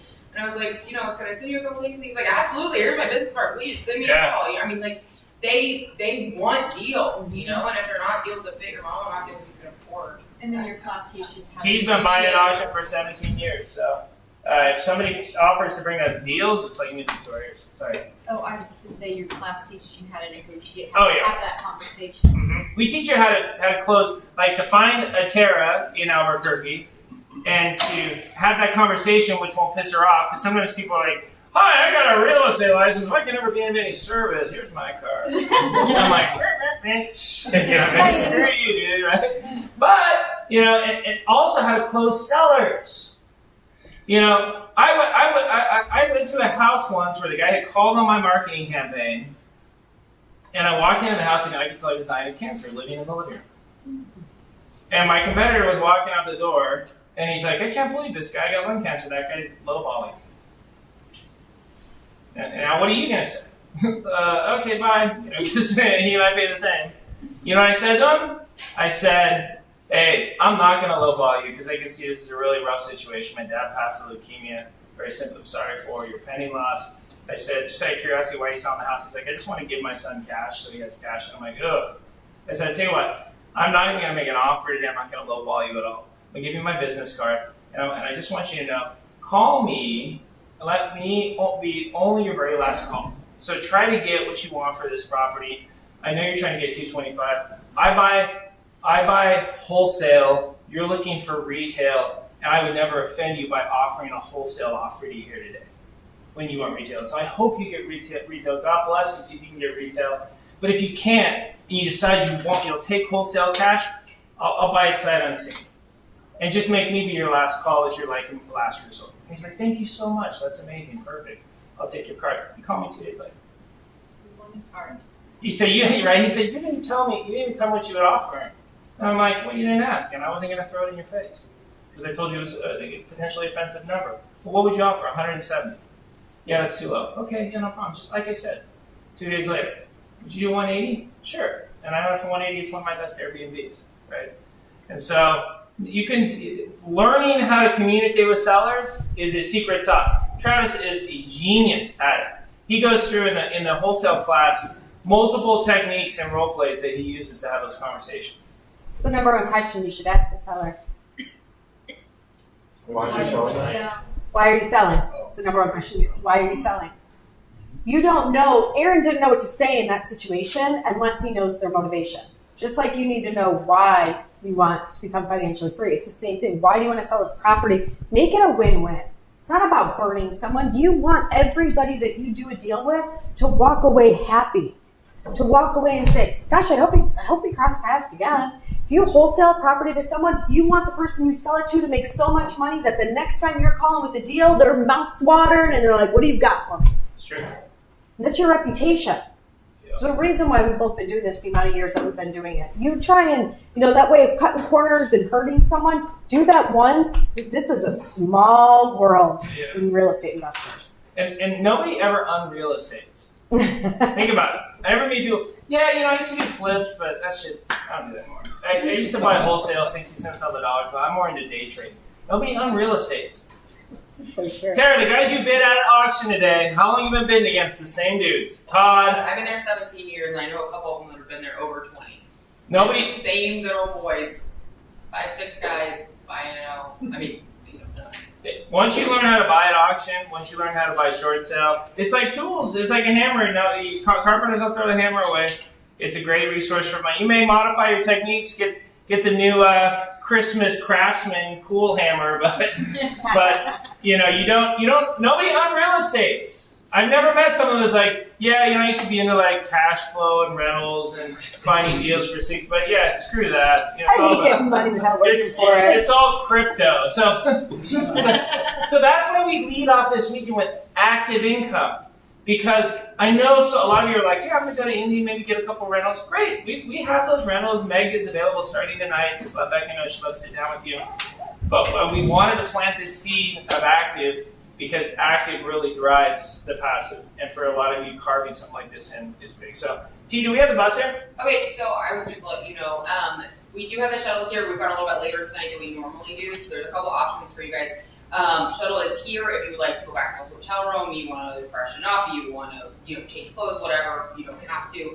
It's here to take you. It will be running back and forth until 9 o'clock tonight, so you're welcome to come back any point in time. As you guys have probably seen, there's some snack items set up, we have the bar set up, so if you don't want to go back to the hotel, you're more than welcome to just stay and help yourself to some food and drinks, and and then we can get you with Becca to get some appointments set up and hang in. So either way. Yeah, Trav's here. A lot of my team from Indy's here as well. Michael, you'll be here for a little while for those of you that have questions. So there's a small enough group. Just take advantage. If you want to pick anyone's brain, get to know each other, have a couple drinks, or go and or come the back. shuttle, it's just the shuttle's right outside. So whatever you guys want to do is cool. Thanks, you decide. guys. Let's say Nicole. She's taking off.